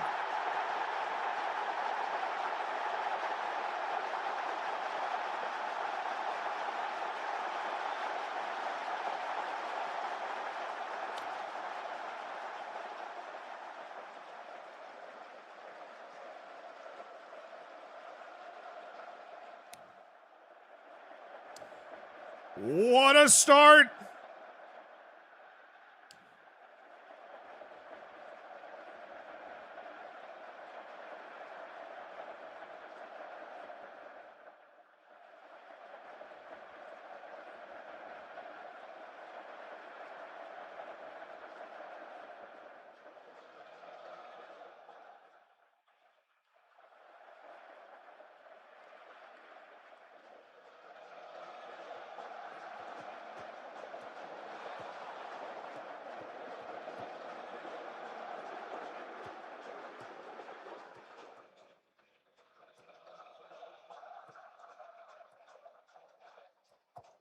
Oh, that's good from Sarai. This is really good build-up. Nothing they can do about this. Nothing they can do about this! Ziviro Hamakote with a weak-footed goal! This weak foot is getting so much better, and what a beautiful move. Sarai just ahead to Casado, keeps it moving to Cañete. Cañete doing what he does best, stretching the team, wiggling around in the box. Hamakote beats his man there, and what a finish. What a finish. Seviro Avacote continues to be like the star player of the team. And that is a gorgeous goal. That's you, Di Melilla, at its very best. Oh my goodness, we're playing Mohamed A. Toumi. How are you, man? Clearly doing okay, because he's come back to Spain. Oh, no, you don't.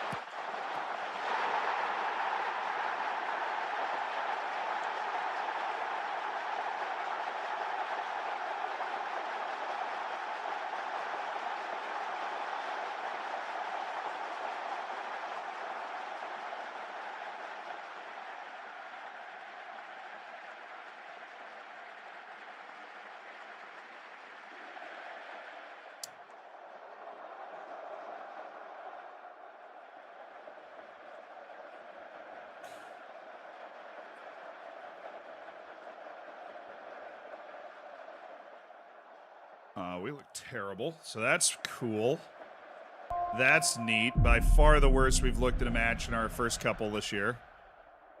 That was terrible. We're going to go ahead and yell at them and then make a change up here.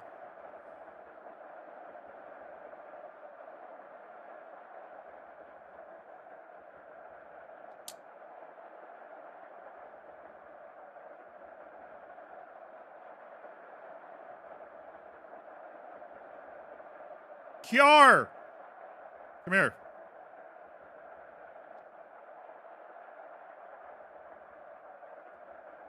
Knifen's out. Vialva, you're in for Urbanic. We're going to go channel forward.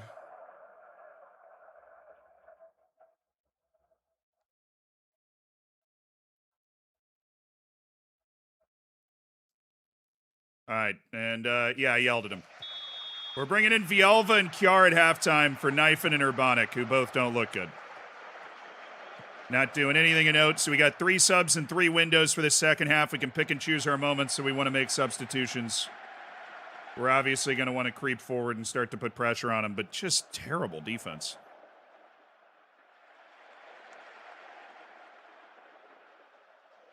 Making Ryan look like Erling Haaland out here.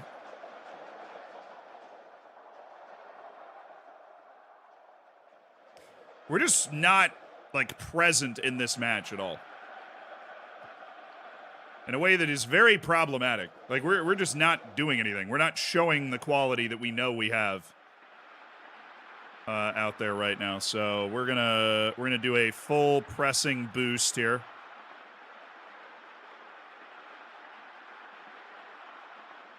Oh yeah, with that shift, we got a shift here as well. Sessa! Come here.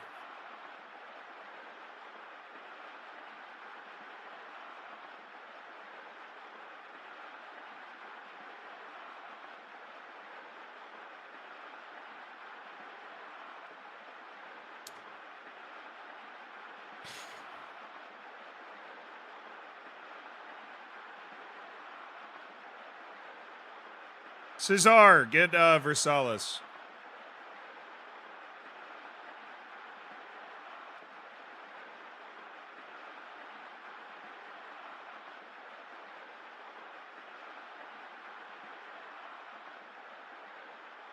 Man, I can't click on that tiny little button. Okay.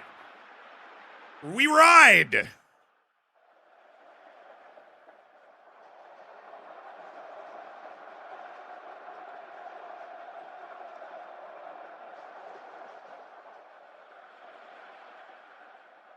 Should be able to put a lot more pressure on them. I mean, come on, guys. We got to the lack of creativity, the lack of, being able to sustain and show stuff's been astonishing. Like, what is that ball from Otero? It's just a bad ball.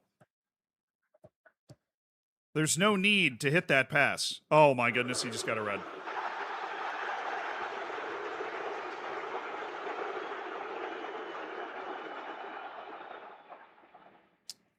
Well, this match is just a wash, dude. This match is a complete wash.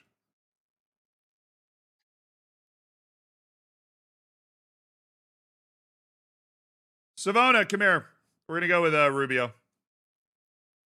Just fresh legs out there, obviously.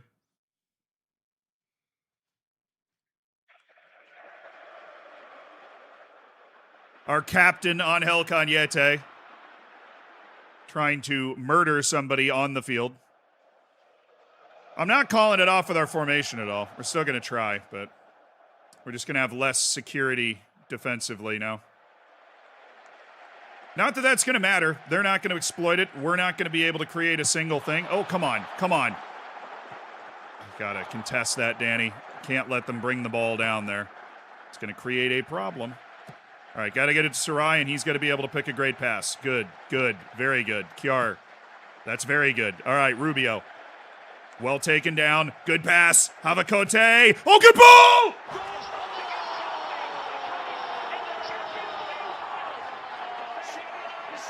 And they've stolen a point down to 10 men. Gianmarco Villalba, the Mexican, has flashed in for a point. Oh, that's a great touch by Rubio. Great run by Havakote, who again with his weak foot plays a perfect ball to set up Villalba, who can hardly miss from there. All right, I'm going off very attacking to attacking, but there might be an opening for us to just grab 3 points. I'm very okay with us getting out here with a point because we played terribly and then got a red card. We played absolutely horrifically, got a red card, and still left with a point. It's one of those days, man. Let's just pretend that it was one of those days. All right, I gotta pee. I'll be right back. Lock in.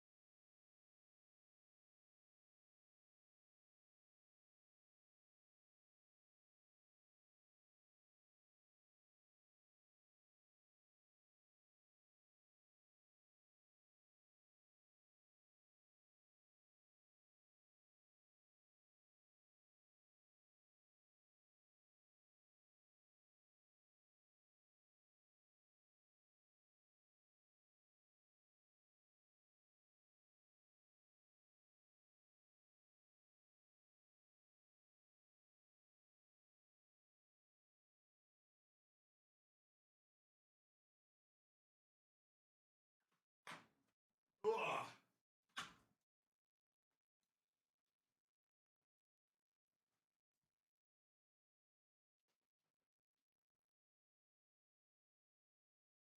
Oh, I know what it is.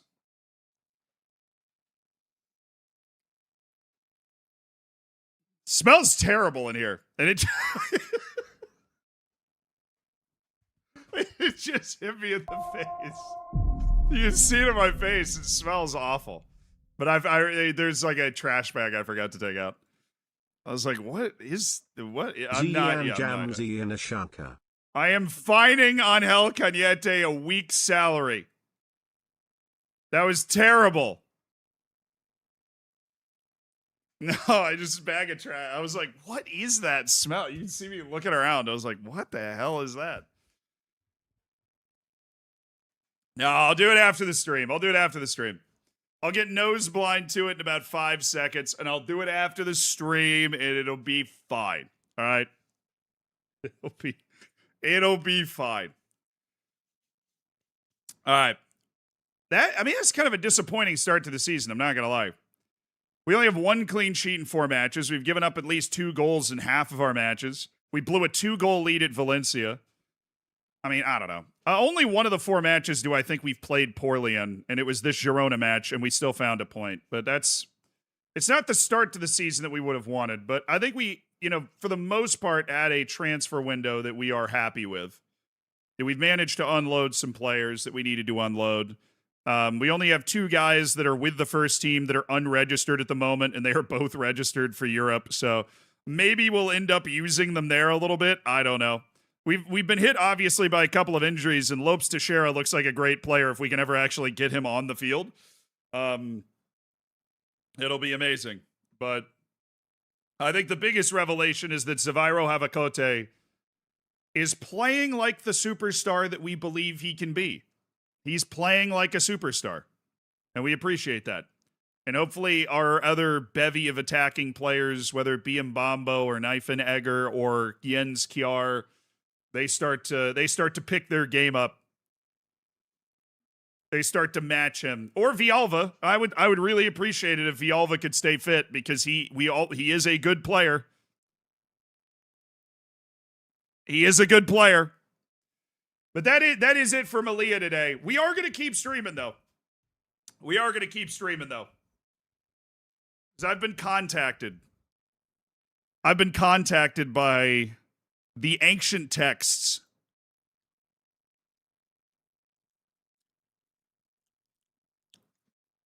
The ancient texts. Very ancient, actually. How many of you have ever played Age of Empires before?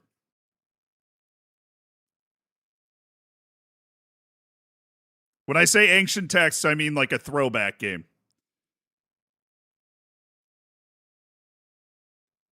$20 years ago. Exactly. That's what I mean. The third one? Dude, the third one was actually the one that I played the most.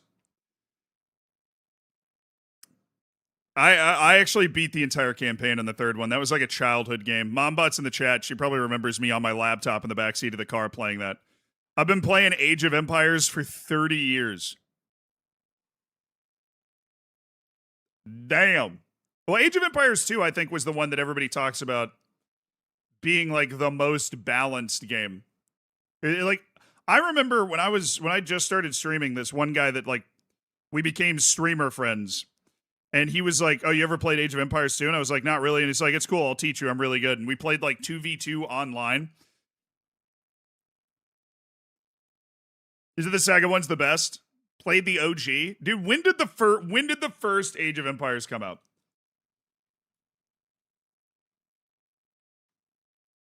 $1997? So that dude that was like, I've been playing it for 30 years. Literally just bought it when it came out.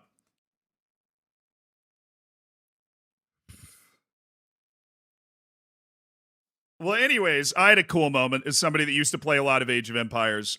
Age of Empires hit me up, and they've released a new, version of the game, basically, and they wanted us to try it out. And I was like, obviously, I will try it out. Not normally my jam, right? It's It's this down here. I have already... what happens when you have to click that, like, multiple times? Because I've already done this, and I've already logged in as well, but now it's, like, making me do it again. I don't know. Oh, I have to send a verification code to my email. Nice. So we're gonna finish the stream with a little sponsored Age of Empires stuff. I hope that's cool with everybody. I know most people that game long enough have played a lot of Age of Empires. Did I play Age of Mythology? Yes. Dude, I hadn't thought about Age of Mythology in so long. Okay, entering my verification code. Login. Stop reading it to me. What are we doing? What are we doing? Why are we reading things to me? Now, Age of Empires, I clicked on the wrong thing. Whoop.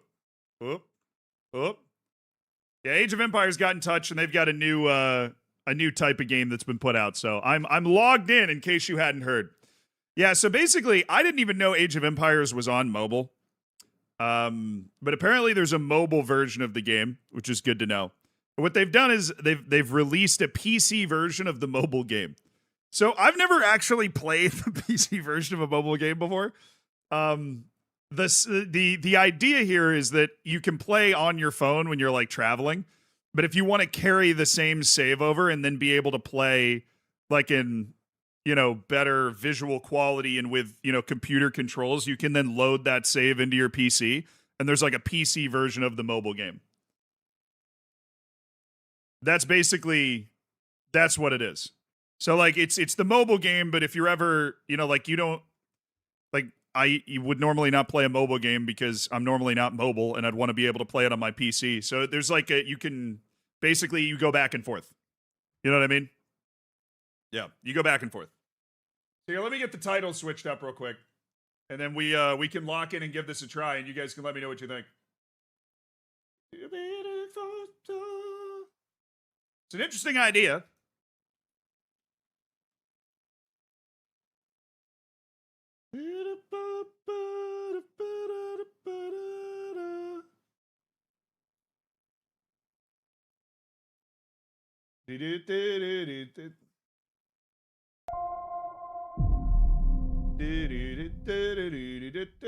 Boom. Credit card at the ready. Launch. No, it was mobile version, PC version.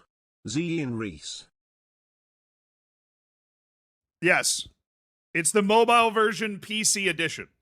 So if you want to play the mobile version on the PC, look, obviously there's not a lot of understanding or launch. I can totally understand why they got in touch with people like me who obviously like Age of Empires. And they were like, do you want to do a sponsored stream for this?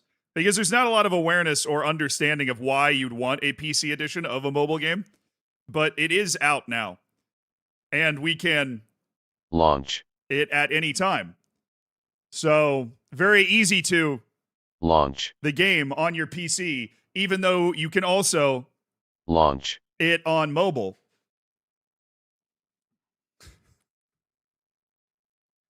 And it has a very useful launch button on the PC version.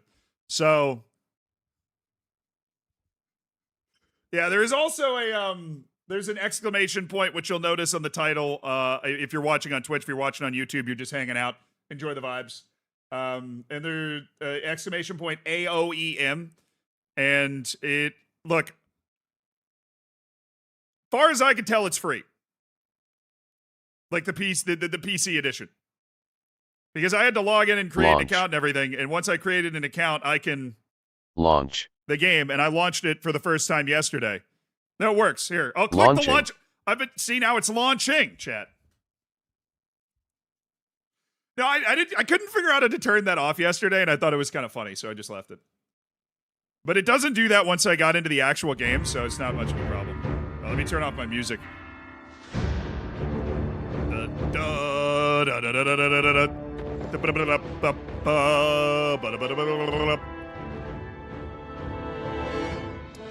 Your Highness, those barbarian raiders are on our heels like a pack of starving wolves. There's an old camp up ahead. Oh, am I Everyone Josephine? inside, No. quickly. We need to hoping I was fortify it Josephine. and get those towers up. Is that before really nightfall. loud for you guys? It's The very loud deputy for and me. I will cover the rear. Okay, so we're into a Everyone else, tutorial, get chat. to work repairing the camp. Which now. I've played Age of Empires before. We'll I would need wood assume first mobile if would we're be going to okay. fix this place up. Right? Like the trees. To assign village. Okay, yeah, but the problem is it's like mobile on PC. So the command, like the controls are definitely going to be... Okay, I'm just going to pretend that didn't happen and assume everything's fine. The forest nearby is thick with trees. Let's get out there and chop some down. Yeah, that guy's giving me camp counselor vibes, and I don't know if I'm here with it. We've got enough wood. Move it. Get the camp repaired and those towers built. Okay.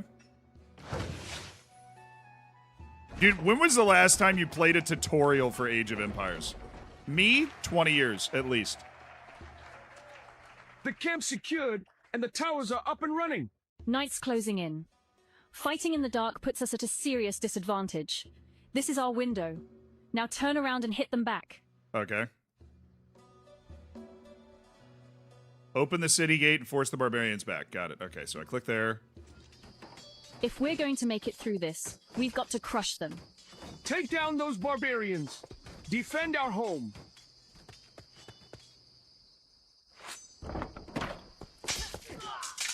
I'm not controlling the camera or anything yet, so I don't really know how this... I can skip this, but I don't know if I should. Like, I don't know if I should.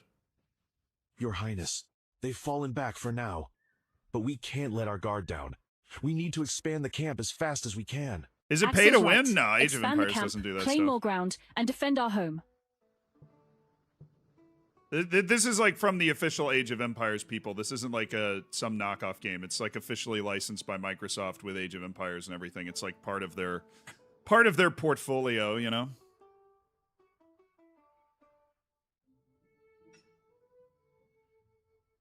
Build one lumber camp. Okay. I kind of want to skip the tutorial. But I also shouldn't.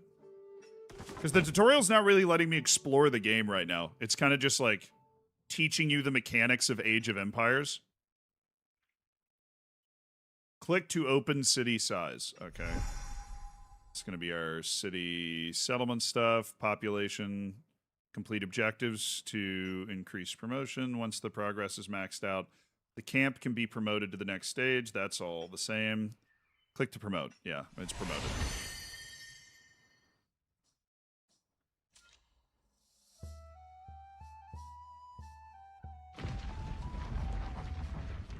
Okay.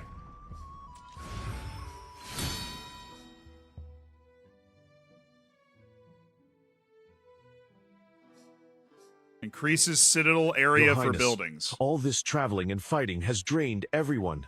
Let's build a mill first. I am so Josephine. people can eat.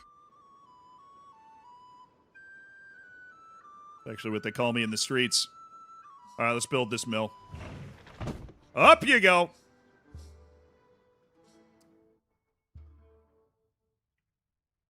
Build a farm. Now, I think Age of Empires Mobile's been around for a while. They've just added a PC version so that you can bring, like, if you have the account logged in on both your phone and the PC, you can bring it over. That was, like, the big Food thing is that they're most everything out excited here. about. We should put more villagers on the farms to keep supplies coming. Okay. Assign villagers to the farm to increase food production. Right.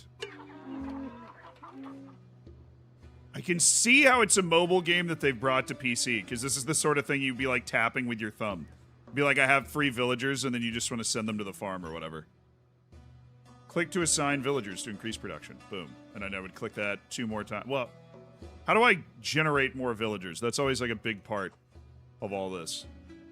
Okay, click there to cancel your Everyone's assignment exhausted. of villagers. Yeah, we gotta Time to build a house. house so they can get proper... Your Highness, And that refugees gives are us a seeking higher shelter. cap of... Perfect. Population is our most valuable resource for So that's how building they're up and selling it. strengthening the camp. Refugees are seeking shelter. That's how I'm training villagers. Okay, so build a house, train more villagers. Classic Age of Empires loop here. Can I... Oh, yeah, I can... Oh, I can... Okay, I can max out. I can train 7 more for 70 food. All right, now I'm starting to feel the Age of Empires in there. I was feeling more mobile than Age of Empires for a second. That's at least there. I really feel like I should maybe skip this and go into a game. Can I? Oh, I'm downloading different things that are part of the game. So they're doing this tutorial while other stuff downloads. That's not a bad way to do it, I suppose. We should have Minecraft villagers. I've still never played Minecraft. All right, now we can upgrade our town center again. Gotta love a tutorial where everything gets handed to us. Okay. Your Highness, the camp's coming along nicely, but those barbarians stick to us like shadows, especially once the sun goes down. All right, Then Axel. before darkness falls, we'll turn every square inch of this ground into a fortress. Got it. Promote city size to hamlet 2. Okay. I'm assuming I just already have the resources for that. Of course I do. Why would I not? I'm gonna have more lumber mills, increased efficiency. Okay, it seems to be the way this is working. Fresh wheat from the granaries in that village up ahead. Let me take point! What's the hurry? Wait till darkness blinds them. Then we'll give them a nightmare they won't forget. Blood Night imminent. Complete the main quests, completing the main quest increases the time progress. Increase food production to 1.4k per hour. Build your citadel before nightfall, and then this guy who can smell grain from miles away. I'm just afraid of that. Bakers beware. All right, so it's going to be like an upgrade to one of these farm buildings that they're walking me through. Okay, so I come to the mill. We upgrade the mill. Gorgeous! And then we upgrade the town center again, which is going to give us something. I don't know. Oh, can I not? Oh, they're kind of dropping me into, They're not just talking at me anymore. Okay. Arrow keys, I'm moving around. All right. I'm into a game a little bit. I can click on this. I can upgrade that. All right. I'm feeling the Age of Empires now. Thank you. I love Age of Empires. That's all I want. I can upgrade the lumber camp, but that's not going to help. Can we upgrade the farm? No. Can we get more settlers? Yeah. And train 2 more. Okay. Train me 2 more settlers. We're going to send them to the farm over here.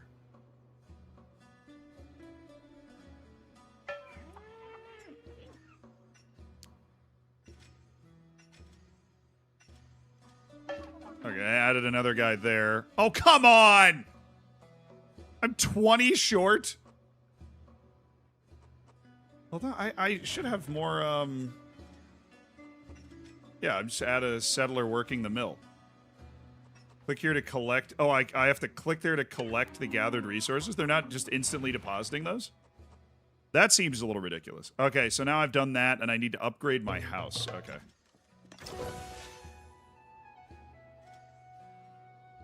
Train villagers. Oh, get more. Okay, yeah. Can I have one more? I'll take... We're burning through wood too quickly. We need to put up another lumber camp. Got it. I can do that. Where's the build menu, by chance? I'm assuming you're not talking about just upgrading this. Takes 1k food to upgrade in a level whatever town center. Increases my power projection. I don't really know what that is.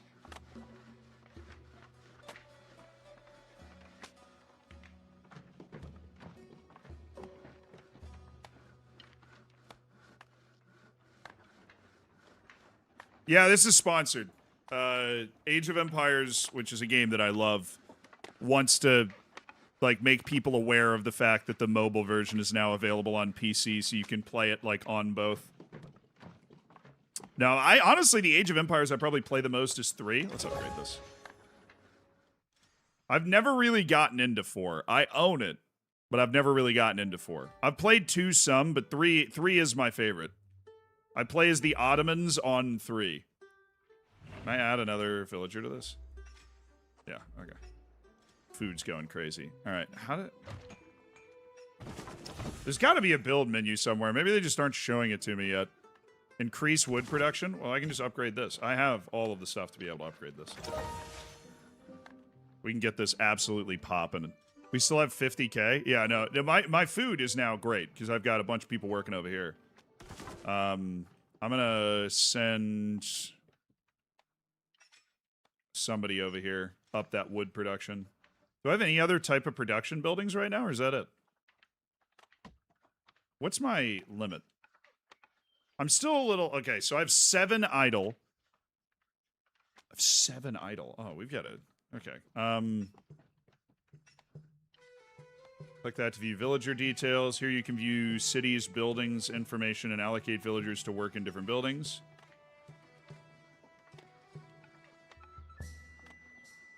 Okay.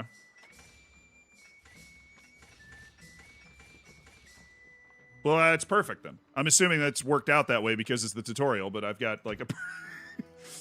I'm just that good at the game. It's not because it's the tutorial. I'm just that good at the game.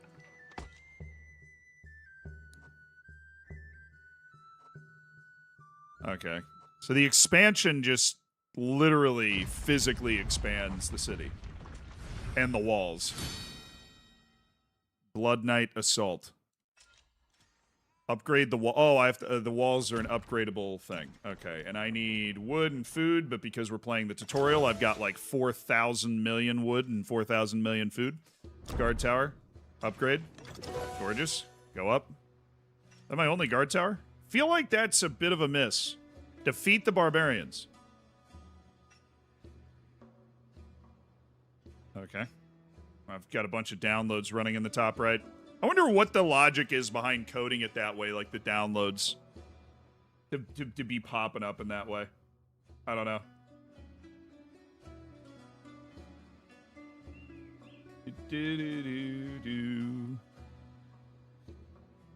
Building up your home city in 3 was weirdly cool. Wish they could bring something like that back.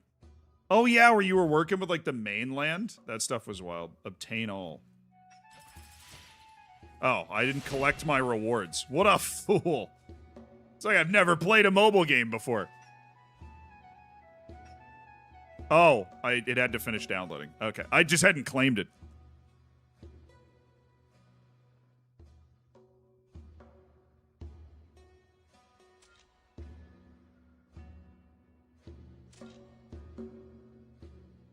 Oh, is this like turn-based combat? What is happening?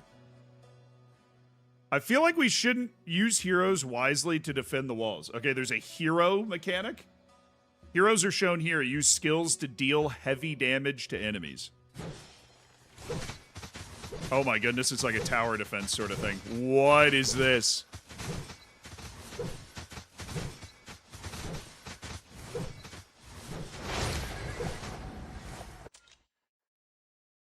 Well, that's new.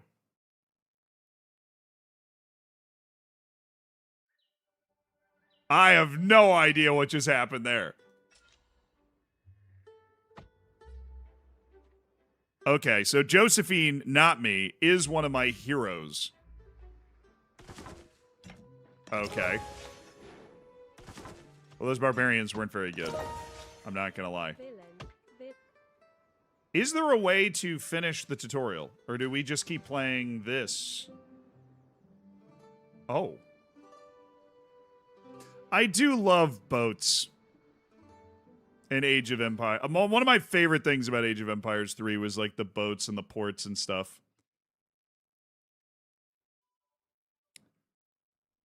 The barbarians were carrying 50,000 books. It just goes to show you. Books don't win wars. I will, however, take them. I will, however, take the books. Increase all resource production efficiency. 20 an hour. Oh, we have a tavern. The barbarians must not be taken lightly. We need fresh allies, and we need them now. The tavern attracts all sorts of skilled folk. Perhaps someone there would be willing to help our cause? Oh, there's like a hero recruitment mechanism through the tavern. That makes sense. That actually, that makes sense. Recruit. Oh.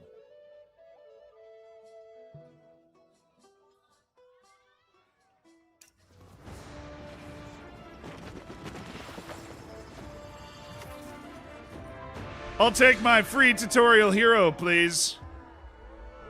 This person? Oh, that was... Oh, wow. She's French. Okay. It's Joan of Arc, but Final Fantasy. Oh, no, it is Joan of Arc! The name just popped up right after that. It's Joan of Arc. Nice. Okay. Bring her in. Bring her in. Upgrade any hero to level 3. Okay, going to my heroes. So I have Josephine. Oh, they've got like... I'm gonna take Axel up. This dude looks like an absolute tank. We're gonna upgrade Axel. Boom. Boom. Boom. Right, he's level 3, right? That's... Quick upgrade. Yeah, because I got these books, I guess. Or the knowledge is what's needed? Was that? Build another tower and turn the night into the barbarians' graveyard. Your Highness, there are large numbers of barbarians lying in ambush in that jungle. Well, we can't Fight have to the that. death. Defend our home. Defeat the invading barbarians again. All right, so we're gonna... Can I deploy Joan of Arc outside the walls now? Yes. Okay. Well, now we have... Oh, is that him all the way upgraded? No way. Oh, that's Leonidas. I have Leonidas and Mulan? Well, I'm not gonna lose now. Alright, give me a second. And I have Joan of Arc. We're gonna have to hit a little move off Joan of Arc. Oh, use that skill? Oh, so blazing something. My blazing something skill.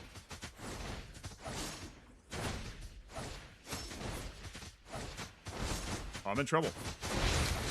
I am now in trouble. It's what they get for carrying all those barrels around. 50,000 more books. I got 50,000 more books. Okay, that was Mulan. Obtain legendary hero. Mulan or Leonidas? Nah. I like my original guys. I don't know why my original guys weren't in use there, but I like my original guys. I'm gonna stick with them. Train villagers. I can go up to 3. Okay. Build second mill. I gotta have somewhere for these guys to work. I guess I can't work at the tavern. I can upgrade the tavern. Go ahead and do that. Going a little off track when it comes to the tutorial here. And then I'm gonna give these guys a job. I can just click the max button. Let's get my foods just like going crazy. Build second farm. Gorgeous. Upgrade walls to level 3. Oh, I got so much stuff. It's not even funny. Don't even try me.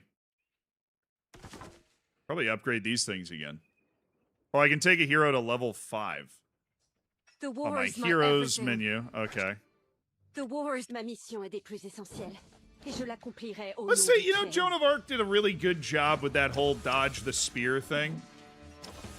So I'm going to spend all these fancy tomes up. Oh, my goodness. I just upgraded her to level 9 on accident.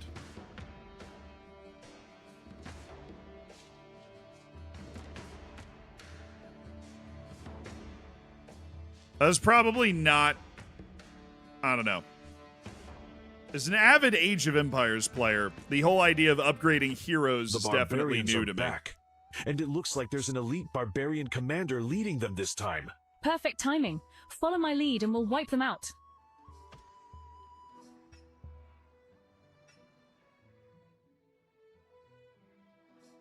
Set up your heroes for defense. Oh, okay. Well, let's put them here. You're going to go in the middle, and then we'll just flank you since you're level 9.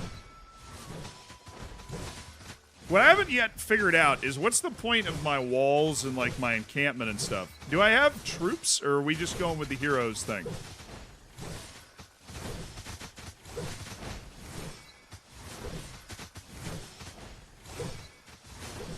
Okay. Joan of Arc is eating right now. We'll just use her ability since she's like... Let's hit these barrel guys. There we go. There we go. Easy. Oh, that was the big guy. Okay, I think upgrading her to level 9... Your Highness, you should rest and recover your strength. She's absolutely juiced. She's absolutely juiced. Alright, so we've upgraded the city center. Now we can promote the city size, and that's gonna, like... We're deforesting the entire area.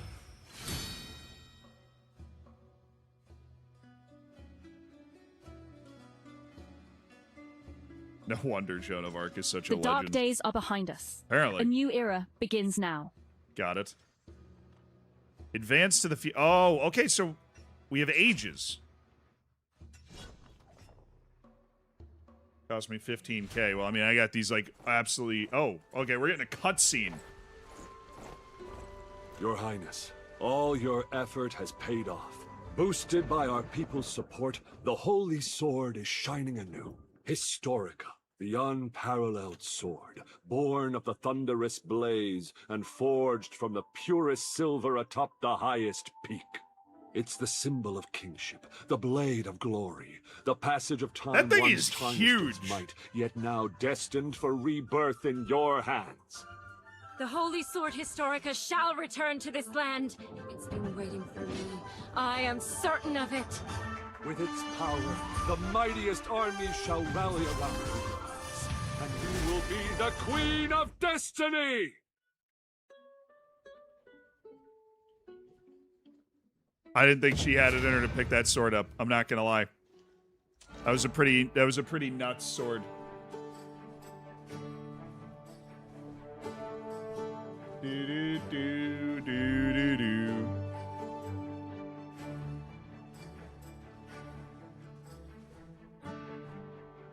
What game is this? It's Age of Empires Mobile. It's made by the same people that made, like, it's from the same group that make the Age of Empires games.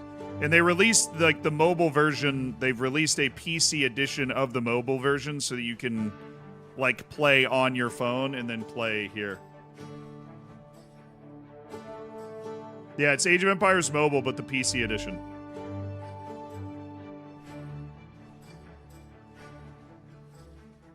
Okay, so there are units. Oh, wow. Okay, we have a completely different vibe going on. I actually really like the aesthetics going on here.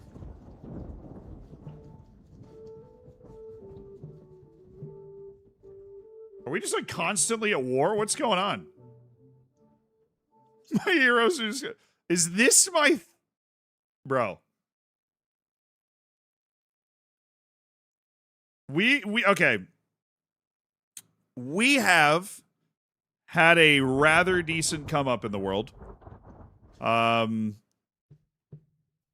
Okay, I feel like we're out of the tutorial.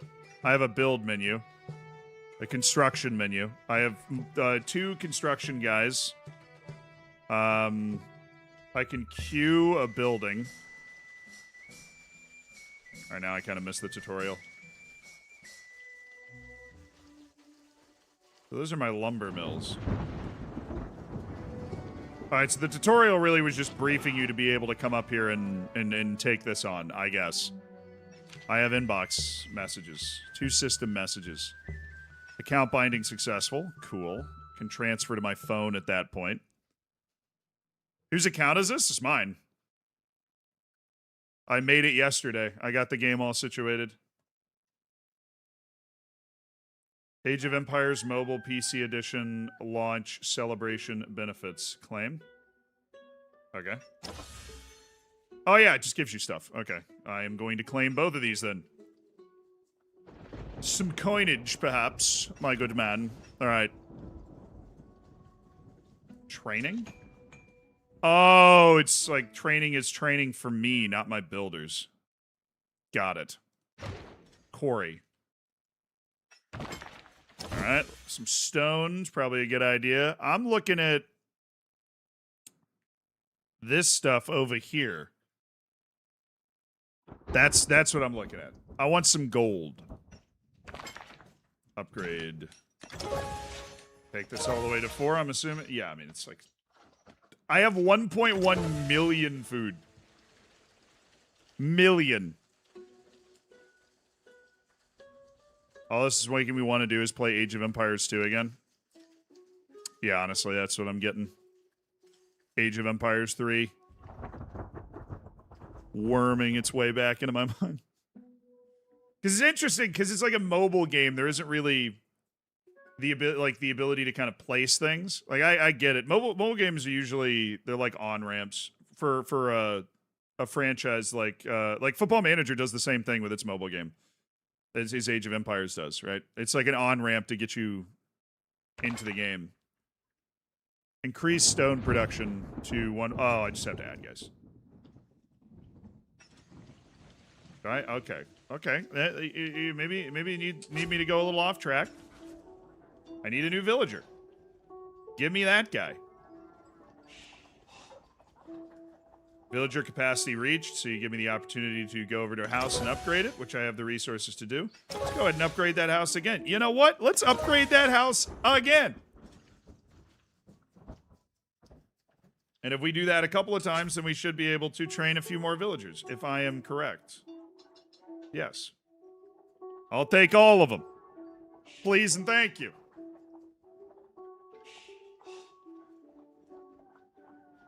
You have to finish your CK3 run? No, I'm definitely going to finish my CK3 run.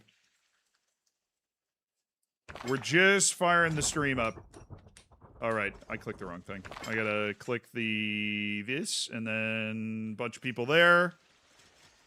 And then complete Blood Knight Assault level 1. Okay, so you build this up. You get your base going. Dude, the walls. Is it weird to say...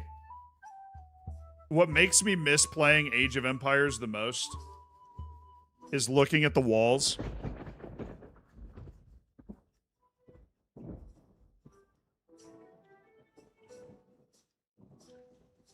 There's something about the art style of the walls.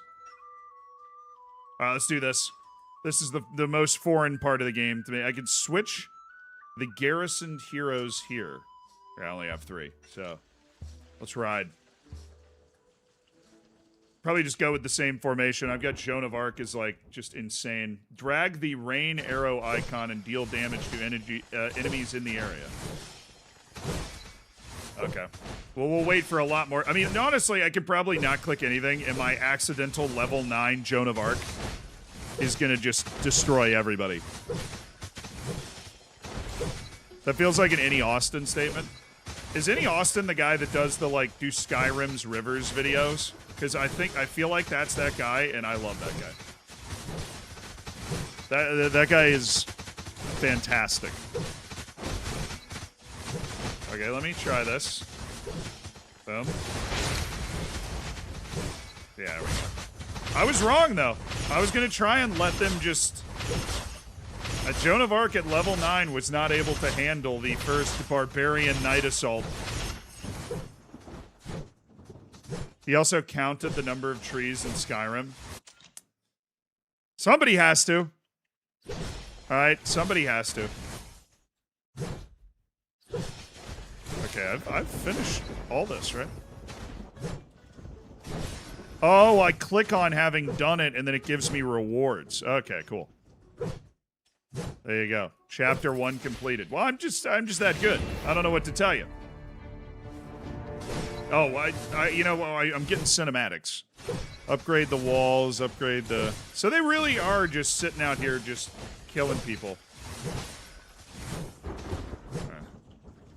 I never really was a mobile gamer, so some of the mechanics are just, like, completely foreign to me.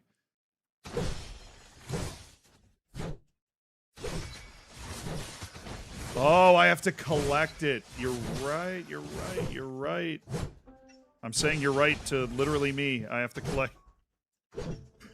collect the resources. Right. Okay, what is this? Parade ground. Edit troops. Oh. Each troop can only deploy one type of unit.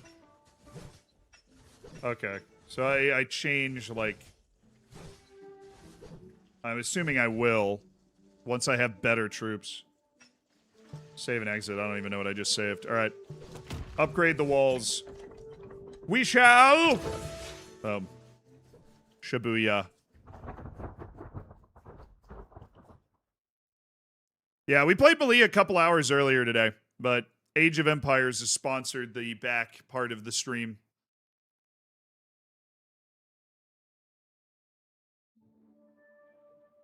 Which I've always had a lot of time for Age of Empires.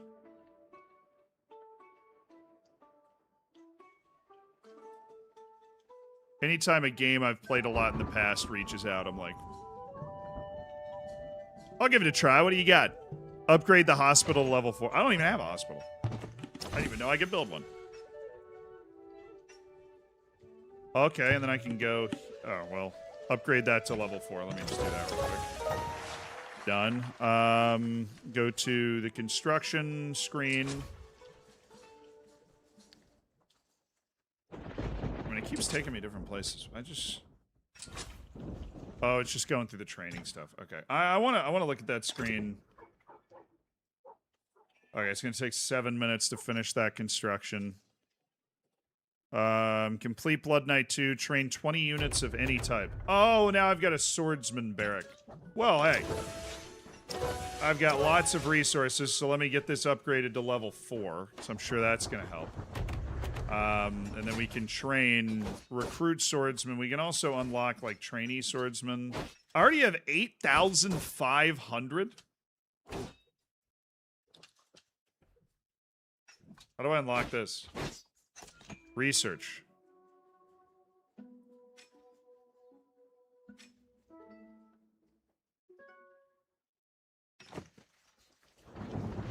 Can I not research it? What would I need to research? They have sharpened swords. Increase the swordsman attack. Well, yeah. I would hope. I don't think I'm able to research yet. I don't think that, like, building level has been unlocked. Okay, well, let's just train these swordsmen then. Will not upgrade. Train. Alright, train. So now we're entering into, like, the real-time stuff. Complete Blood Knight Assault Level 2. Got it. I should be able to do that now. We haven't really been pushed with these, like, barbarian assaults yet, so I'll get a bunch of rewards for finishing this one. Does my empire have universal healthcare? Maybe if we were able to build that university. But I don't think we're able to yet. Let me click on this stuff. Let me zoom out.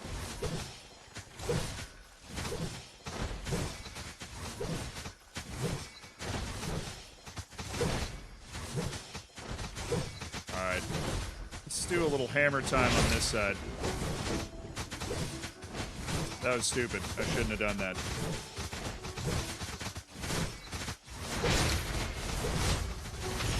Yeah, I don't really feel like we're being tested as long as I've got level 9 Joan of Arc out there.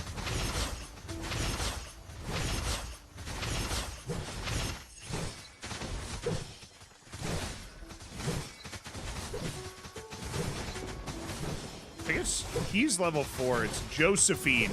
My hero Josephine. That is only level 1. Thank you very much. And then they just stay over there just doing whatever they're doing. Alright, it's finally not telling me to do anything. It's always a good point in the tutorial. Oh, that's being upgraded right now, right? Or no, town center's being upgraded. Okay, yeah, that's just showing me the town center's being upgraded. Alright, what else can we get upgraded? The tavern? Oh, come on. Oh, come on! Get me upgraded.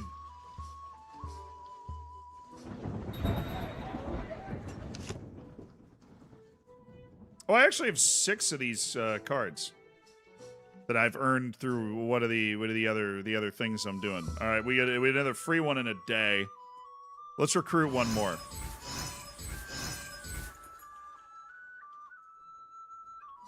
Ma mission est des plus essentielles. I've been through torments.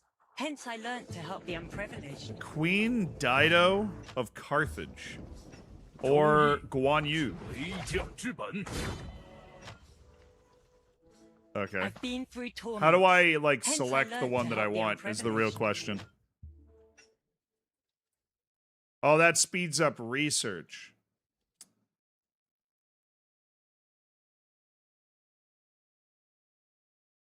Ma mission est des plus essentielles, et je l'accomplirai au nom du Très-Haut. Okay, how do I I've been recruit? through How do I torments. actually recruit them? Hence I learnt to help the unprivileged. Or they just like instantly are? If I hit recruit, I just get like 5 things.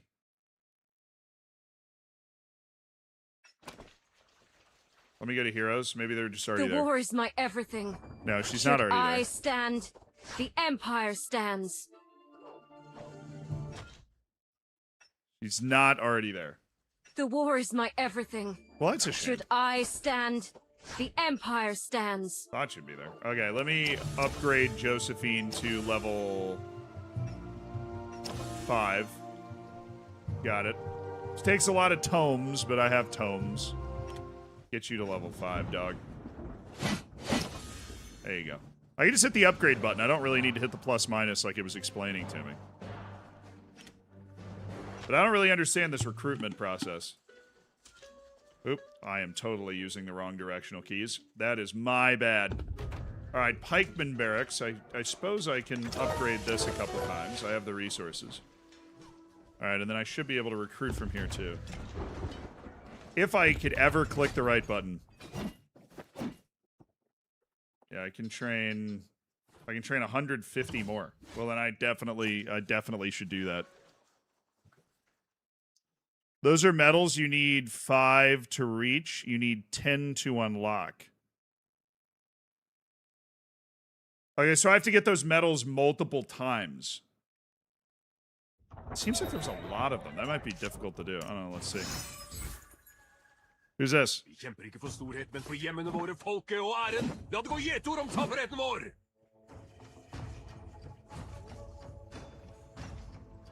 Okay, is there a place I can keep track of my, coins, or...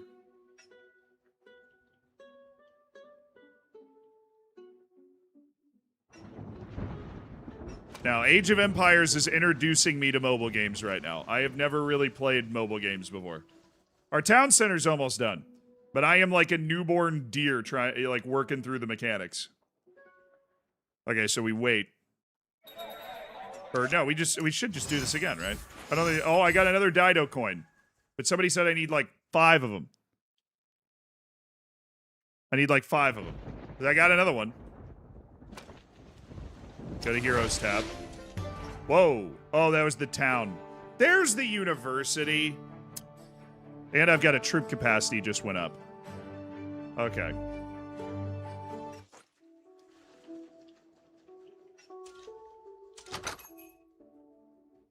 Building queue. Okay, well, I already have a building queue. I'm fine. Obtain legendary hero. I'm doing it with the coins.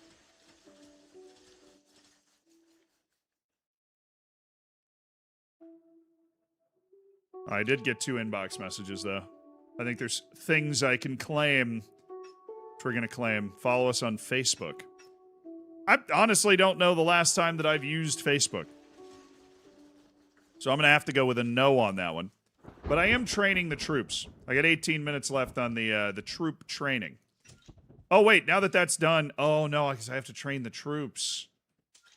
True. So I can't promote because I have to wait for the troop training. Okay, well, that gives me time to figure out this hero stuff. The war is stuff my anyways. everything. So Should Heroes I tab. stand, the Empire stands. All right, hero biography. Who is Josephine? Oh, she's part of, like, the lore of the game, I guess? Because most of these are historical characters. Knights, the gift of freedom Yeah, is it's like yours. it's King Arthur, Attila the Hun, Ashoka. Wait. I might get this. Hold on. I've Dido? been through torments. Hence I learnt to help the unprivileged.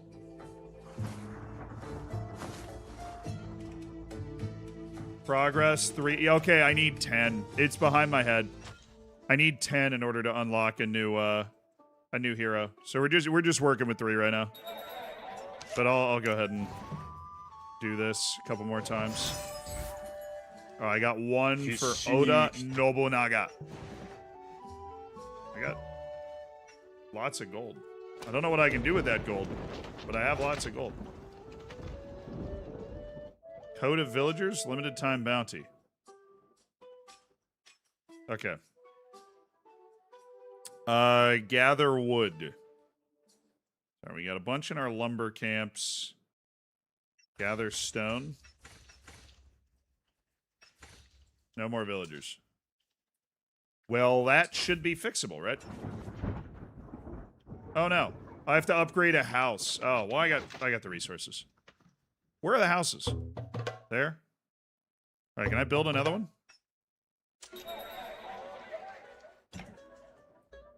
Or are you gonna upgrade the tavern? No reason not to do that. Maybe that's like clogging my building queue if I do that. Why don't I upgrade the watchtower? I want to see if there's something else I can build. And I don't know how to do that. There we go. That's what I'm looking for. I want a new house. I want more villagers. It's going to allow me to do more stuff. There we go. Give me that Age of Empires loop. Where are the houses? I got lost. Donde está the houses? Somewhere down here.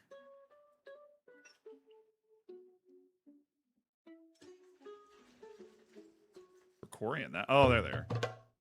Freaking, not surprisingly, blind. Please stop hating on Argentina. I'm not hating on Argentina, dude. I think that all got a little over carried away. I just don't like the fact that type of play is officiated that way. I just don't like it. Not a fan. Okay, so I figured out how to build stuff now. I go here. Anything else we can throw down? Oh, yes! Let's go. Lots of undiscovered buildings. We can build a stable with the resources that we have. And then let's get that all the way upgraded. Our quarry can be upgraded to level 5. Oh, this watchtower. I mean, we have a lot of resources. It would be remiss of us to not have everything upgraded the way that it needs to be. Now, what I don't... recruitment cooldown reduction goes up. Okay, that's what that does. We can upgrade the walls. That'll take 6 minutes. Let's invest in that. Get our walls up to level 5. Is there anything... oh, yeah, there was the university. Slap that down. Upgrade. We've got all of our residual resources from the beginning. So if I upgrade that, is that like kneecapping my upgrades for other stuff? Or if I look at my building queue, is it going to be like overly crowded? Somebody needs to be healed. The higher level hospital, the more wounded units can be accommodated. Okay, that makes sense. Consume resources to heal the corresponding number of wounded units. Here you can adjust the number of unit types of wounded units to be healed. Okay, I have 400 injured swordsmen. Got big army here. Big army. Logistics. All right, our training is going, and then this is the university. All right, I can research things now. Beautiful. All right, let's go to military. See what's up.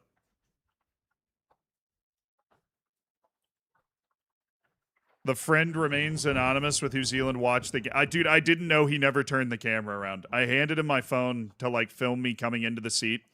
And he just never...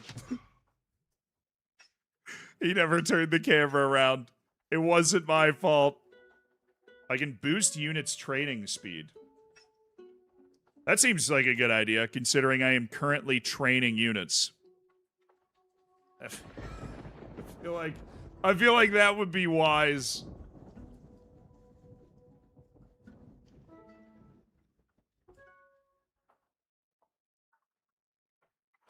Do do do do do do do do. Oh, I'm just leaking all of my account. Oh, you can visit my city?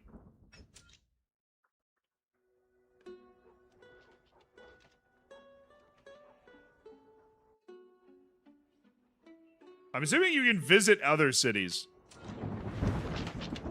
If you know how. Complete quest to chapter 5 to unlock. Well, listen here, Buster. Alright, I have boosted I need to keep the research speed upgrades going. University research. Upgrade training speed once again. Feels like an important thing to have at a very high level. I have no visitors, though. I have 0 visitors.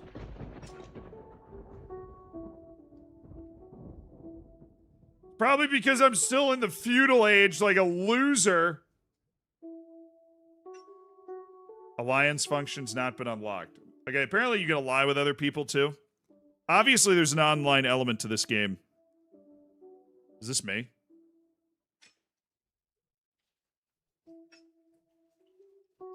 Yes. Well, that's not true. I'm Josephine. Should I stand? We've covered that. I am Josephine. So there's no need for us to LARP as somebody else. I am Josephine. On server Empire 450. Oh, I'm the French. Okay. Cool. Cavalry defense is boosted, resource exchange rates up, and gathering troops defense is boosted by 10%. So there's actually a lot of different civilizations that you're able to play as. That was one of the key parts of Age of Empires that I feel like I hadn't found yet, but that was just because I hadn't looked. So you can be Chinese, French, Byzantine, Roman, British, Egyptian, Japanese, Korean, or you can be the Arabs. Oh, it just requires one of these things to switch. Oh, absolutely. Do I want to change my civ? Absolutely. Let's go with the Arabs. Let's go full vibe here. Hopefully it keeps the stuff... Oh, yeah! Almost always plays like the Arabic groups in like Age of Empires games. I feel so much more at home now. Alright, and good, my unit training is still going. I was worried. Oh, and I get new music? Oh, hell yeah. Alright, we keep researching the speeding up of troop training, which is important. We've got our swordsman, our pikeman, our stable, where I suppose it's already upgraded. I don't have anything available in the queue, but I should have some room to train more horsemen. We'll set them up to train. And they look way cooler.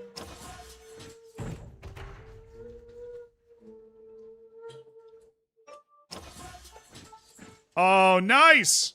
So it... Oh, okay. I was just being an idiot. There's a football director game out soon? Well, you know I'm going to try that. Oh. Are we not watching the game? The game is like in an hour and a half, if I am not mistaken.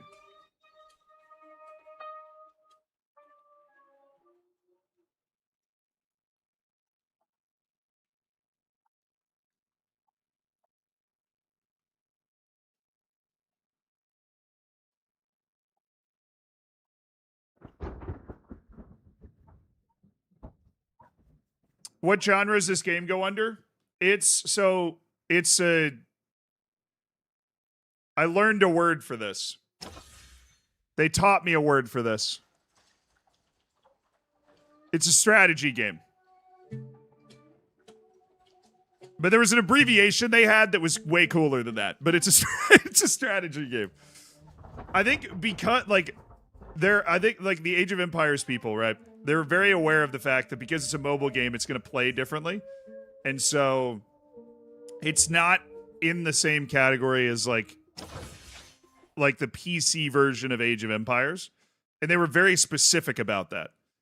I believe the extended term. Yeah, but it's not RTS. It's like because I think they're very specific about the type of terminology they use for that. RTS is real-time strategy, I know, and that's what like Age of Empires like PC is. But Age of Empires Mobile, I think, is more classified as a strategy game instead of a real-time strategy game. No, okay, you're fine, dude. I'm just trying. Like, I know that that's something they really care about, and so I wanted to make sure that I got it right. I wanted to make sure you knew that it was important to them. Oh wait, I can promote the size of my city now. I'm just diddling around. Up you go.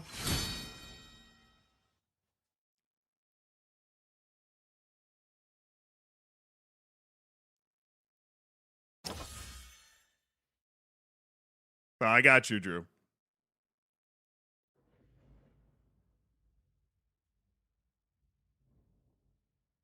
So what happened with my university? Something happened with my university. All right, the upgrade gives me a bonus, obviously. Oh, I got to click all of this stuff to get my rewards. Let me take that. Let me take that right there. Let me take that right there. Let me take that right there. Absolutely gorgeous. Lineups are confirmed. The English one was leaked. Dude, why is the English lineup always leaked at World Cups? All right, are we going to get another cutscene? Where's the sword? All right, I've already basically done all of the stuff to upgrade again because I was so proactive. Upgrade 1 mil to level 5. I haven't upgraded my mills. Well, I actually didn't. Have I even been down here? I don't even know. I have all of the stuff. Okay.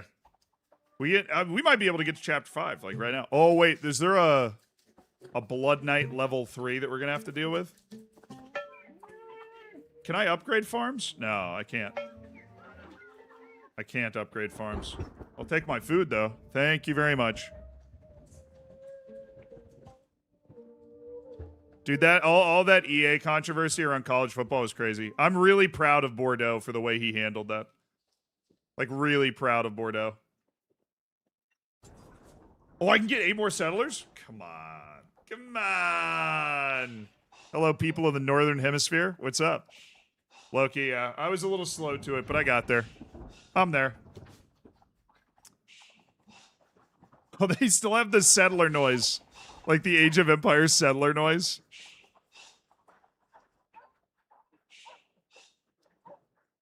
Unironically, one of my favorite things about the game. The settler noise. Okay.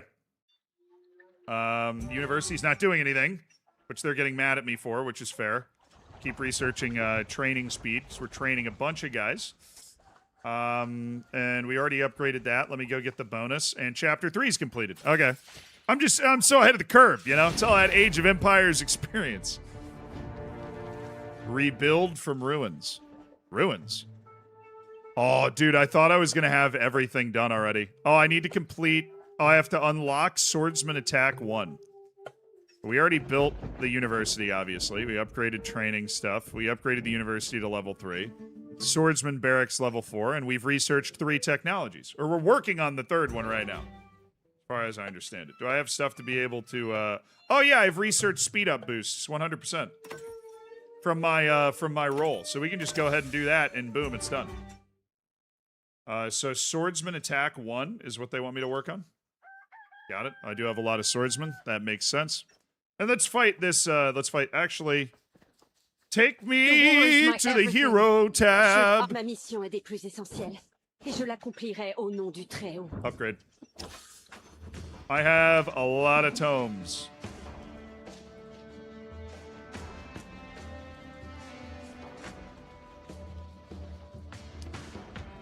And we are going to take you to, let's say, level 7. We don't, I don't want to spend all my tomes in one place, as they like to say.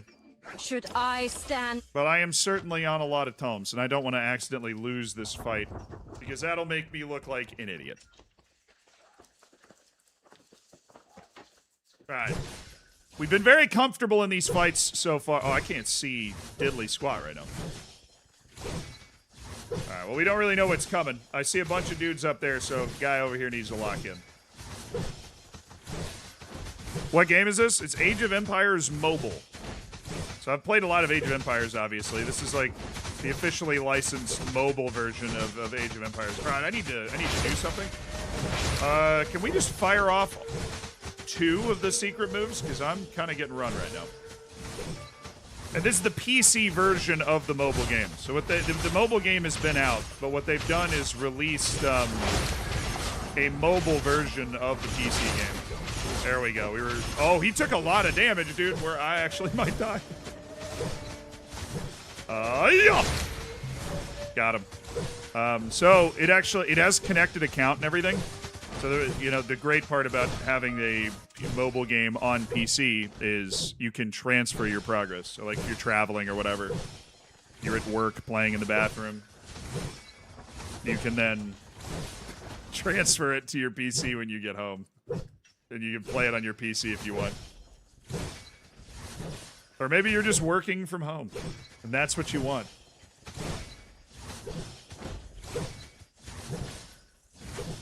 Papua New Guinea now has a professional women's league, Hikari FC, and they got to the final and lost 3-1 to Auckland. Oh wow! Shout out, dude. I love stories like that. All right, good work by the heroes. Although I nearly lost that guy. I kind of let him get barnstormed there for a second. He was not having a good time. He was not having a good time. Do I have any other buildings? I've gotten ahead in the past by just being able to find... Oh, yes. There's an archery range, which I think I can slap down in my military quarter right here. We can get this bad boy... Oh, Walls Garrison.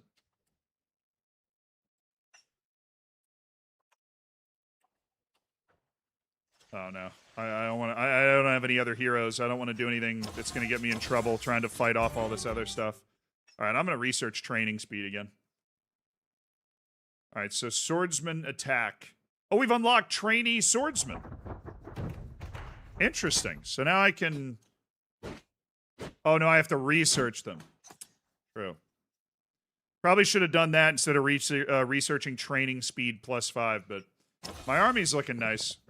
That's 60 more cavalry.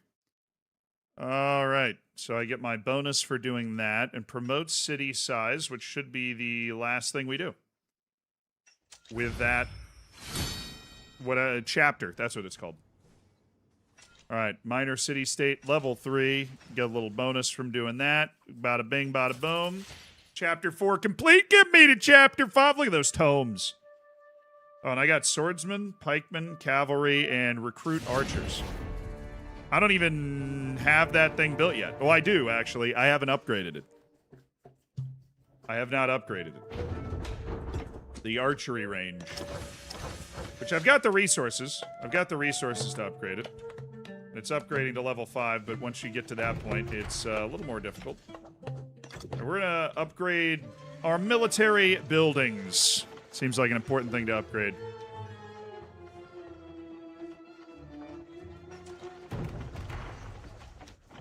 Oh, I can train while I'm upgrading? Oh yeah, I can train another 150 guys. I mean, no reason for me to not do that, as far as I can tell. I mean, it costs 12,000 food, but I got a lot of food. Upgrade a lumber camp. Get it? I'm already upgrading my archery range and my swordsman barracks. Is there any way to cancel that? I don't think so. And then complete one unknown exploration event.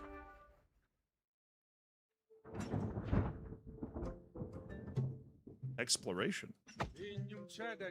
A band of warriors has taken over our fishing village, pillaging our monthly cash and dividing the spoils. These raiders have tarnished the name of true Viking warriors. Let me guide you, Governor, so we can bring justice to these traitors. Okay. We're going on the raid. I have no idea what's about to happen.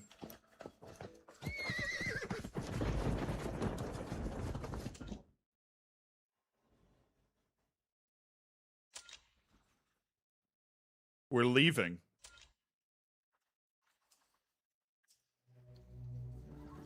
Attack.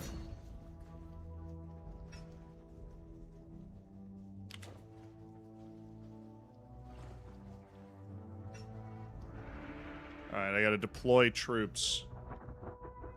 I'm deploying Joan of Arc. At the head of some recruit troops. But that should be fine. Okay, so we're just riding out in the world to go attack these people, and now she's leading... She's leading the troops. Oh, that's another person. Interesting.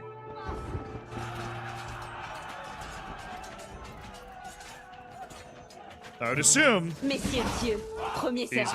Easy. Joan of Arc. Easy.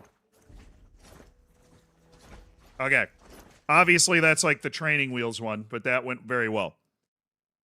So that's another person, that's another... So this is like the overall map. Okay. I'm on this server, and there's like a bunch of other people's cities all in these areas. I'm imagining this might even get to a point where you're able to, like, fight other people, but I don't know. Click to claim rewards. Oh, I got more tomes. Let's go. Also completed a couple of daily things. I can claim my rewards there. Beautiful. Upgrade Watchtower to level 5. Complete one unknown exploration event. Real interesting thing is, how do I go back into my...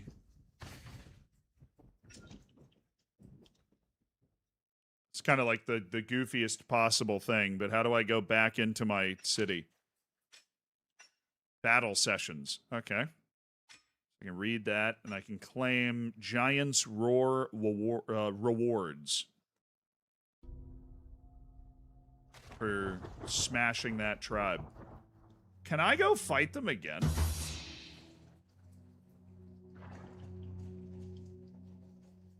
I feel like I can just sit on the world map and fight people. Oh, they look like a problem. Defeat a level 1 tribe first. Well, I don't know if I... You see, I'm only surrounded by better tribes.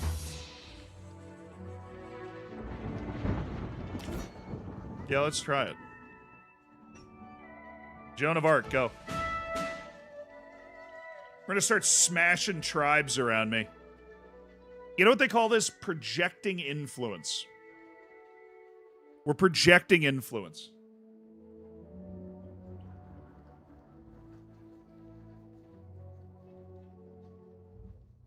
It's a geopolitical opportunity.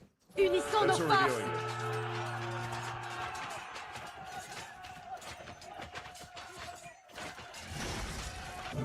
Messieurs Dieu, premier servi. Nice. Wasn't worried. Took care of that pretty easily. British simulator. Well, that was one of the available civs. Row.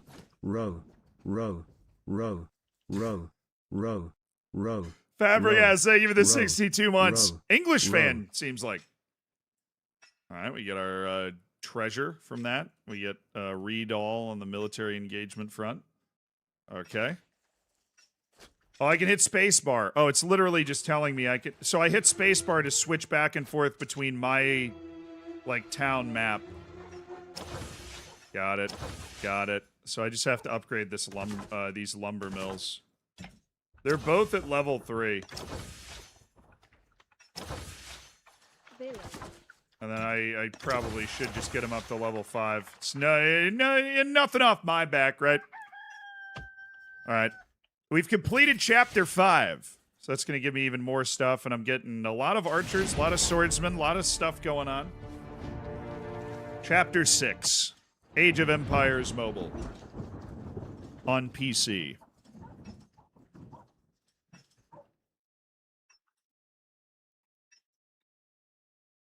Complete island. Okay, now we're getting somewhere.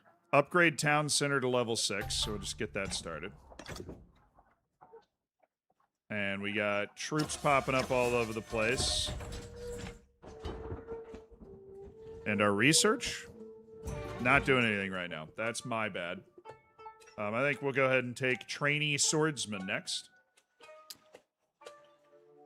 Train 200 units of any type. Well, I've been working on that, actually. Pikeman Barracks. I think because I just upgraded, I have more room to get 150 more pikemen. I have more room to get... No. We're upgrading our buildings. We're upgrading our buildings. Calm down. Everybody calm down. Okay, now they do more exploration quests and those sorts of things. Full food. No resources to collect? Just wait 5 seconds. All right. This mill is only level 1. That is an embarrassment. Also, I have 8 of these guys. There's a quarry. Let's go ahead and max that out with villagers. Those are already maxed out with villagers. I'm confused as to what this is, though. I would love for that to be something. But we need more stone, so that's where I want to go. And these lumber mills. Can I build another lumber mill? Haven't unlocked that yet. We've got everything built that we need to build. And we should be closing in on the castle age. Whatever that's worth. Let me go to the tavern, see if I've got anything left for recruitment. I do. Nice. I've been through torment. Queen Dido again. Oh, 2 Cleopatras. Another Josephine one. Another Dido one. If I can get like a... Oh, there's another Dido. And that's Thanius. I actually don't know who Thanius is. The war is my everything. Should I stand, the Empire stands. Dido's stands. the one that I definitely have the most of. Torments. Yeah, I have Hence 6. I learned to help the I have 6 Didos.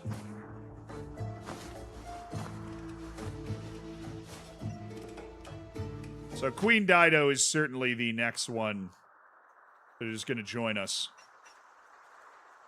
Let's hit a Blood Knight. Actually, let's upgrade before we do that. The war is my everything. Then I'm gonna Should I stand, the Empire stands. I'm gonna be cooked. All right, Josephine, I'm taking you all the way up to level 15. I'm taking you all the way up to level 15 because I got the tomes. Got lots of tomes, and I do not want to lose because I don't use the tomes. We're going all level 15. You guys are ballers. All right, beautiful. Now, that means this should be way easier than it was before. Bring on the next barbarian attack. Yeah, the Age of Empire... I mean, Age of Empires 2 has been alive for forever. I remember Age of Empires 3 was the one that I played, like, the whole campaign when I was a kid. And Age of Empires 3 has always been, like, my favorite one.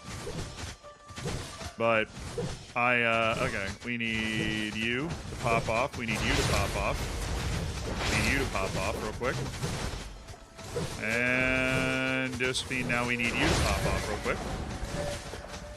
Oh, I'm in trouble. Oh, we might lose.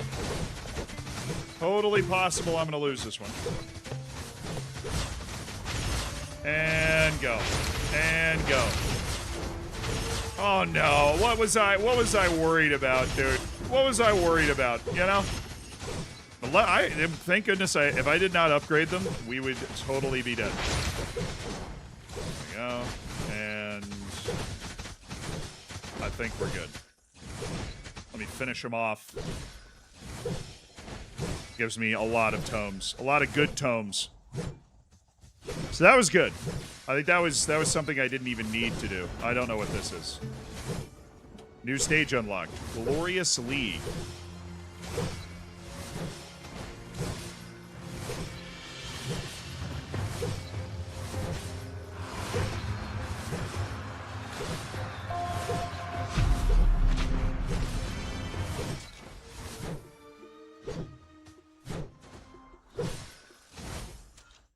Just watched the MetLife video and as an European. Wow. You enjoy that video, dude? It was a lot of fun. I've reached level 2. Well, Chad, I think that's where we're gonna leave it. I feel like we've gotten our city off the ground, our empire off the ground. Definitely an interesting experience. There's like recognizable, familiar things in here from Age of Empires, but it's also definitely like a mobile game. And then, you know, I think, yeah, the real-time stuff with like the time stuff definitely like harkens to the mobile game stuff. But the controls have actually been very intuitive on computer. In terms of being able to play this game on your phone and transfer it to your computer and then be able to transfer it back to your phone, very useful.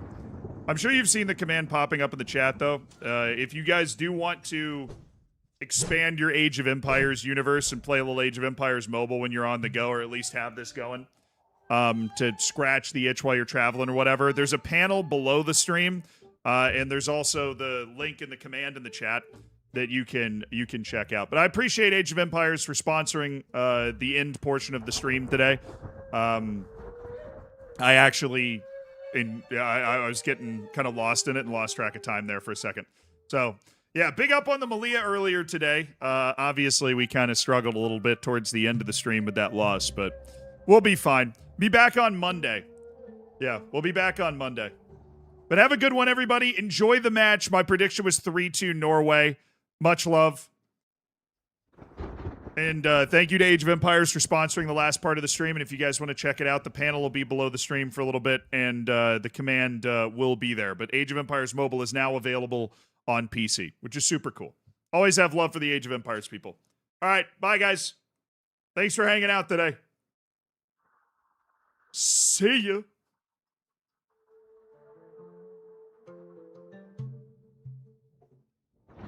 Bye, YouTube. I see you too.